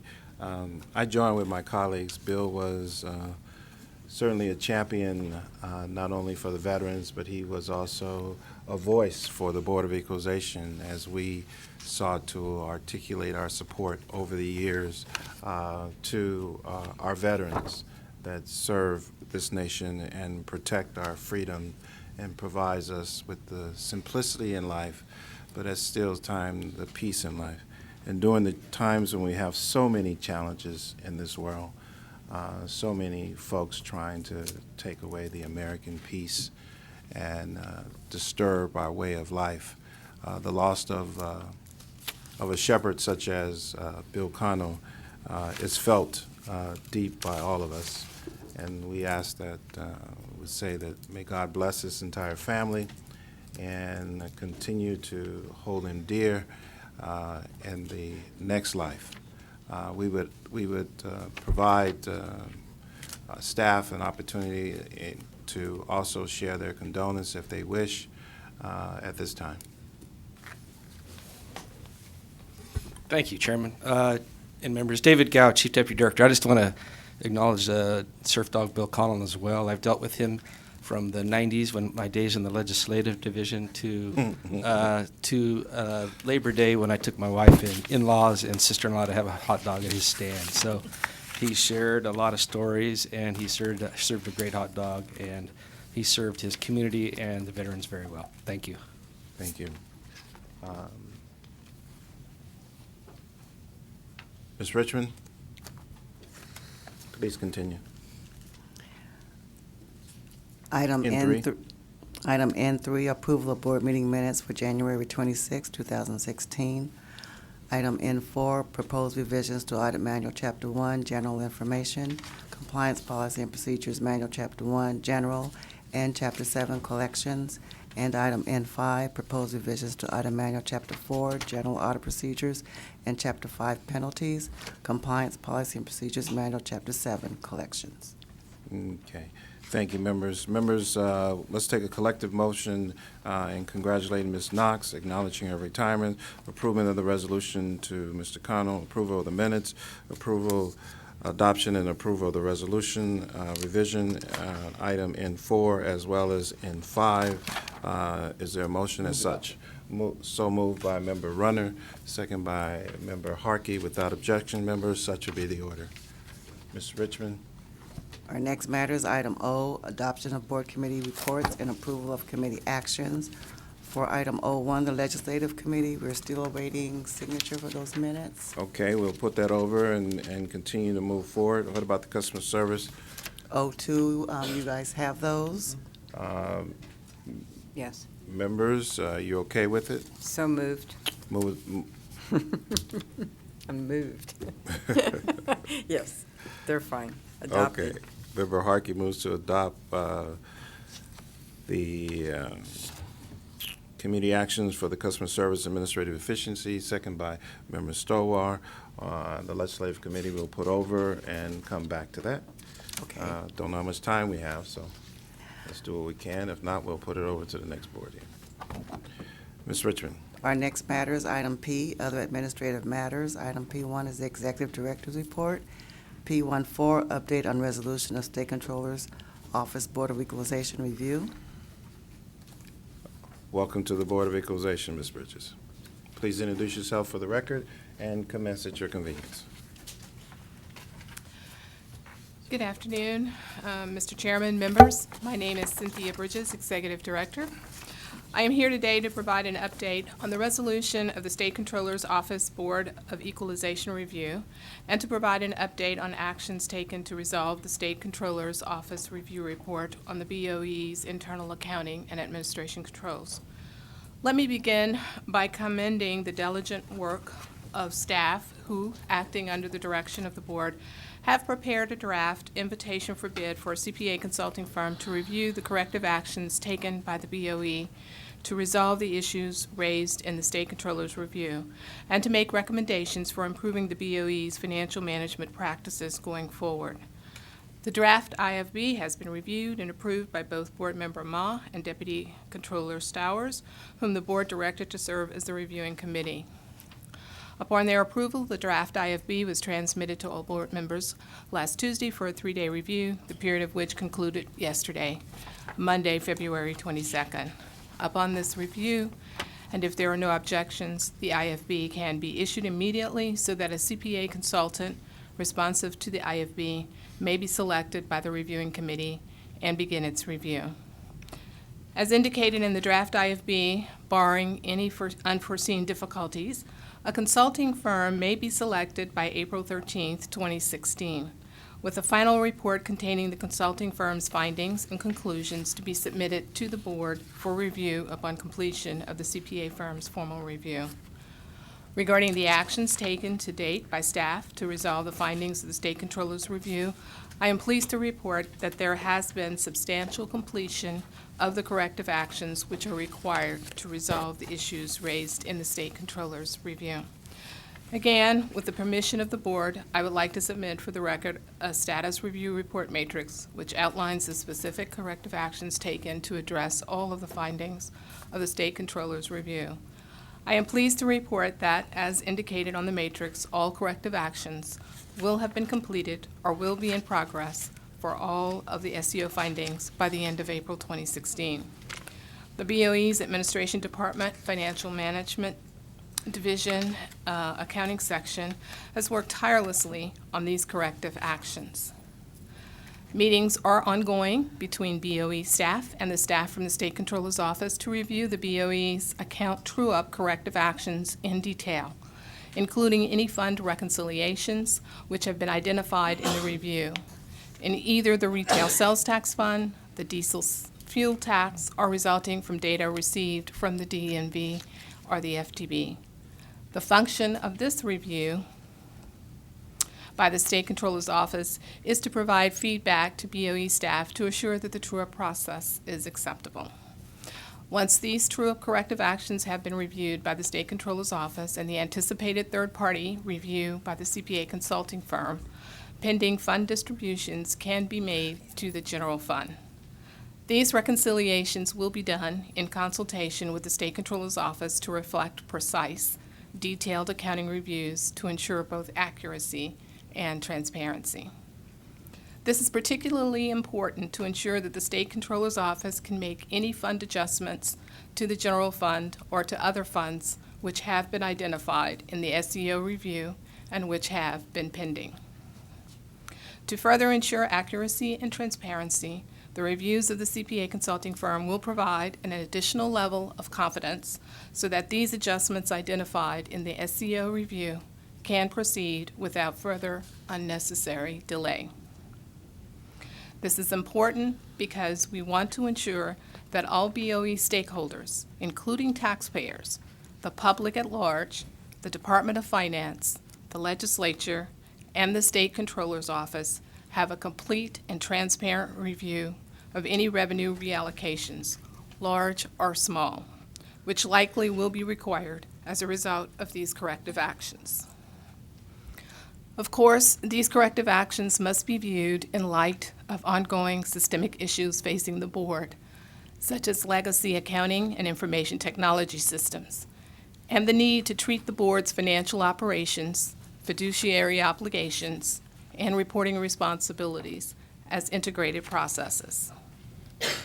In this regard, the SEO's review has been instructive and will provide an excellent basis for recommendations which may be provided by the CPA consulting firm. As we continue to resolve the findings raised in the SEO review, staff will schedule meetings with each board member to get your perspective and guidance and to answer any questions which you may have. We anticipate that a draft report to the State Controller's Office describing the BOE's long-term plan to address any underlying issues identified in the SEO review will be prepared in draft form by April 15th, 2016.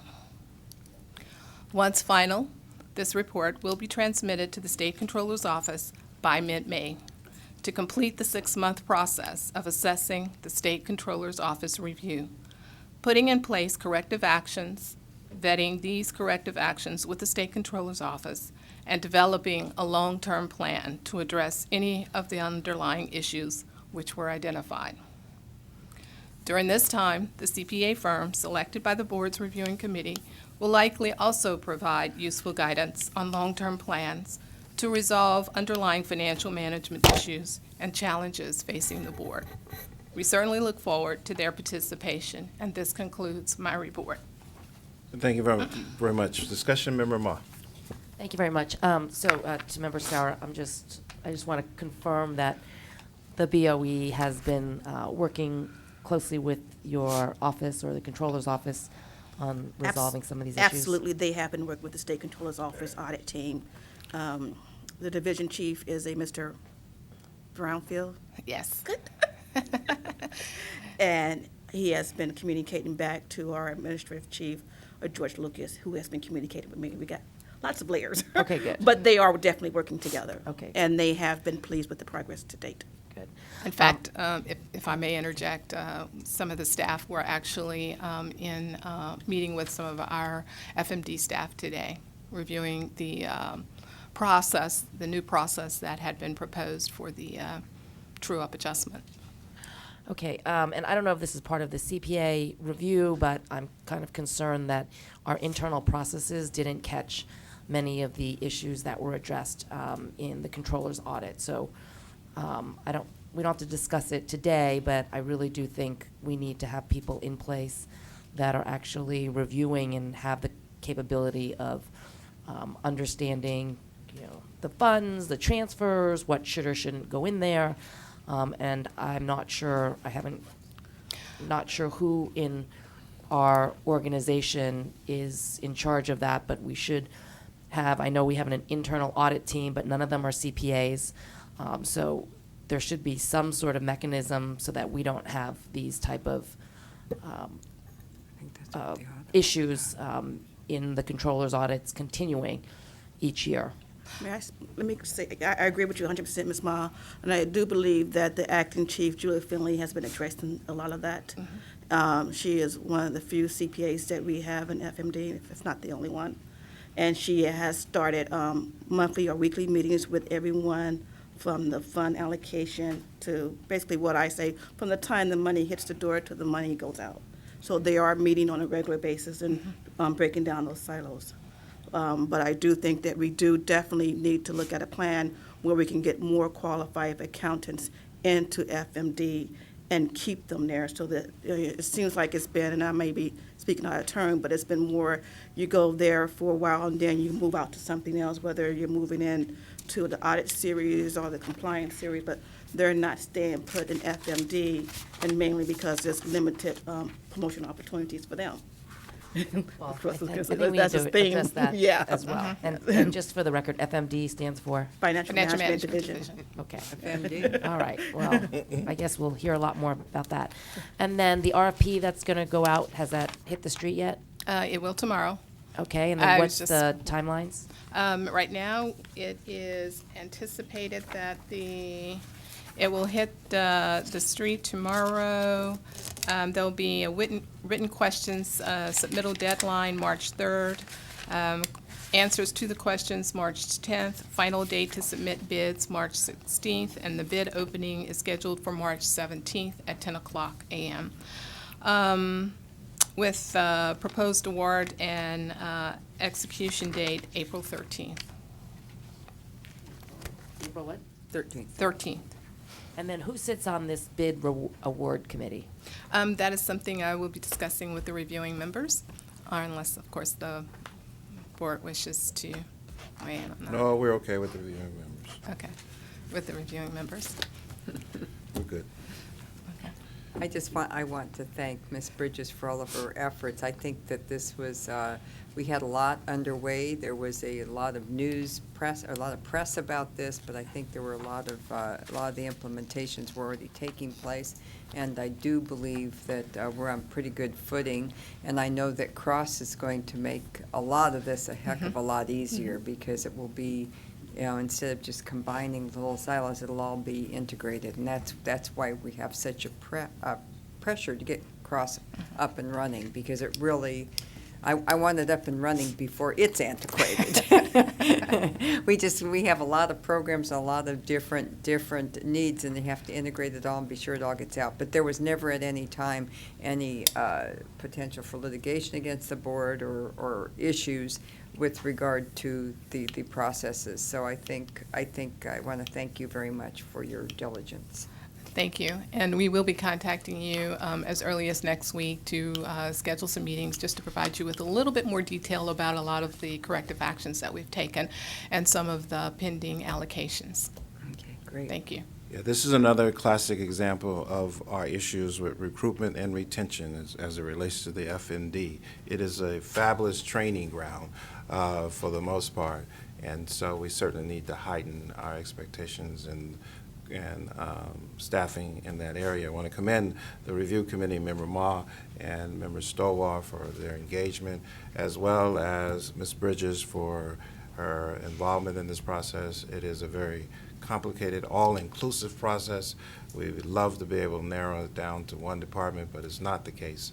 It is a very complicated issue, but yet still very simple. And also, all of the staff over the years, they have actually recognized and identified many of these problems and corrected many of those problems. To the extent that they have not been, certainly we want to continue to address those issues. And particularly, very much would like to learn about the systemic issues and the institutional issues and how we began to address those. There are some things that are not, that regardless of the number of people that we put in place, it's not going to address the problem, certainly may identify it, but there are just some basic institutional systemic issues that we have with the antiquated organization that we have here, the ISIS systems and all these other systems we have out here. I believe every state agency in the state of California faces the exact same problem that we face. So I would recommend that they all begin to sort of take a look at trying to fix their computer system. So Our they can high-tech state is very come low up to tech. speed as far as high-tech is concerned. Thank you very much, Ms. Bridges. We appreciate your effort in this regard. Thank you. Members, we will receive and file. Ms. Richmond, our next matter. Our next matter is item P15, cross-project update and actions.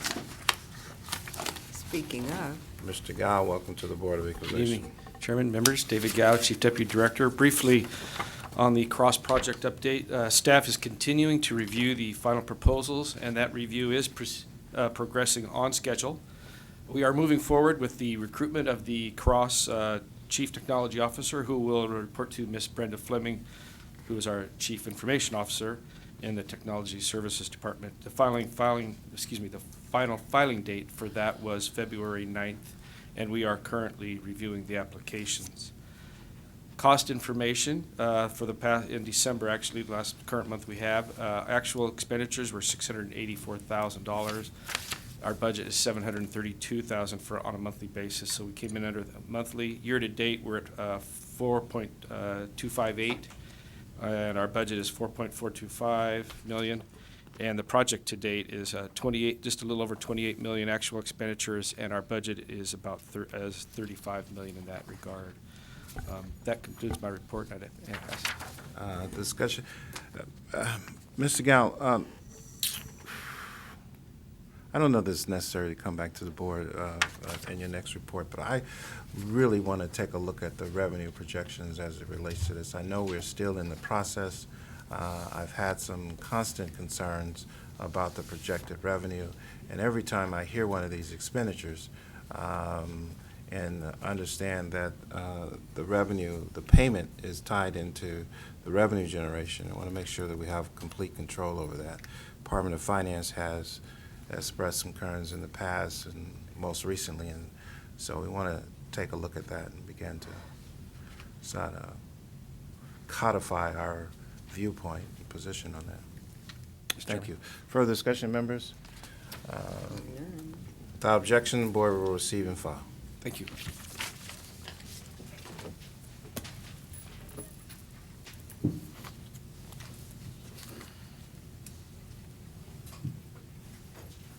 Ms. Richmond? Our next matter is item P16, Taxpayers' Rights Advocates 2014-15 Property and Business Taxes Annual Report. Good evening, Chairman Horton and members of the board. Todd Gilman, Taxpayers' Rights Advocate with the State Board of Equalization. I'm pleased to present to you today the Taxpayers' Rights Advocate's 2014-2015 Annual Report on Property and Business Taxes. This year's report highlights the Advocate's Office's accomplishments this past year, describes our involvement in new projects to assist taxpayers, identifies new issues we are working on, and provides examples of taxpayer cases the Advocate's Office has been involved in during the past year. At this time, I would also like to recognize and thank the Advocate staff for their dedication and hard work in upholding the rights of California taxpayers and fee payers. And I would also be remiss if I didn't recognize and thank the BOE staff that worked with me and my staff in resolving taxpayer problems. We couldn't do it without them, and their cooperation is greatly appreciated. That concludes my presentation. Thank you very much. Discussion, members? Hearing none, the board will receive and file. Thank you very Thank much you. for your presentation. Ms. Richmond? That concludes our administrative session. Would you like to take those items that have been taken under submission or go into closed session? Members? let's take our items. Items under submission? Closed session. Okay, let's take the items. I didn't hear, so let's roll with the items under submission. I think there's a, Like 3 notebooks though, so. Okay, our first item is B1A, Curtice R. Booth and Evelyn Booth, and B1B, Patrick J. O'Grady and Laurel O'Grady.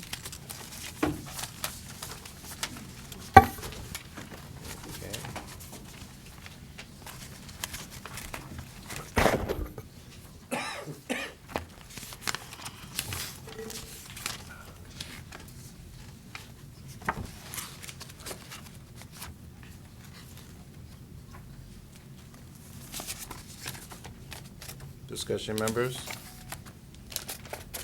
Is there a motion? Member Ma moves to sustain the FTB, second by Member Stowar. Without objection, members, such will be the order. Ms. Richmond? Next matter is B. Ford, John M. Kling. Discussion, members? Hearing none, is there a motion? Move to sustain the franchise tax board. Member Stowar moves to sustain the franchise tax board. I would like Second by to- Member Ma. I would like to offer Discussion, that, members? yes, that we include whatever form of offers and compromise they have. I don't know if this board could direct offer and compromise, but just put that fantasy hat on, and FTB, please consider offer and compromise. I'm not sure that we can do it here as Right. the board, because that's not within our jurisdiction. I just understood that he's insolvent. Yeah. He's broke. This is Yeah. from 2004 on to 2010. We're in 16. We can make sure that Member FTB Ma explores moves to adopt alternatives. staff recommendation, second by Member Stowar Okay. moves And tell them about offer and compromise in the letter? Right. Okay. to adopt staff recommendation, second by Member Ma. Member Harkey moves to direct the FTB to advise the taxpayer of the offer and compromise and move accordingly. Without objection, members, such will be the order. Our next matter is item B5, Edward Lavi. Discussion, members? Is there a motion? Move to sustain the FTB. Member Harkey moves to sustain the FTB, second by Member Runner. Without objection, members, such will be the order. Same thing. Ms. Richmond? Our next matter is B10, David Haller and Vanessa Chau Haller. I want to move to grant this appeal. I think I made my case that we have the ability to find that the tax return was filed timely, and that would take precedence over any jurisdictional issue if we were to do so. So I would like to move that the tax return was filed timely. There was an error in the receipt of it. The taxes were paid, and I'd like to grant the appeal. I just have a couple of questions on it. There's a motion on the floor. Member Runner. Yeah, I just want to, again, I would like to see us help this taxpayer. My concern is process right now. Right. On the jurisdiction issue, if we go ahead and do something, how do we compete with the concern that was out there in regards to the fact for both FTB and council that we have no jurisdiction? You heard Member Harkey's discussion in regards to, well, we don't, if we go to the underlying issue. Mm-hmm. Help me understand if we have a path to there. A path to actually deciding it today? Yes. Well, it's appeals opinion that you don't, that So there if is we no do, jurisdiction. so if we did it, so let's say we did it.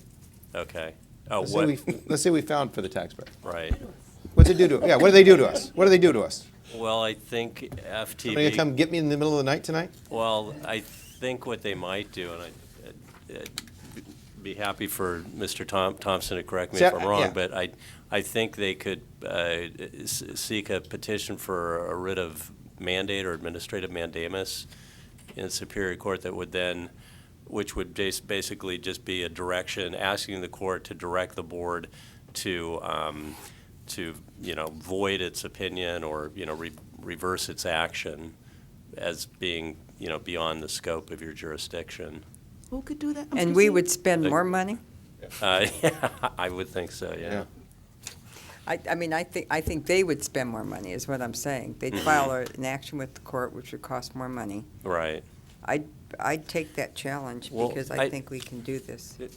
Ms. Harg, if I might, I spoke with Mr. Scott from the FTB and just a moment ago, and what he told me was that if the appellants, pay the tax and, file a valid claim for refund, that FTB would review it, and, there is a possibility that they might find that they had filed timely and, grant them the relief that they're Due to seeking. extenuating circumstances, there's a high possibility That's that we what I wouldn't was be told. back here with another appeal. That's what I was told. Well, I mean, Yeah, again, what I'm concerned about is I'm sympathetic to the taxpayer, but at the same time, I don't want to do something that then in turn could jeopardize the issue with the taxpayer by way of giving them an opportunity for FTB.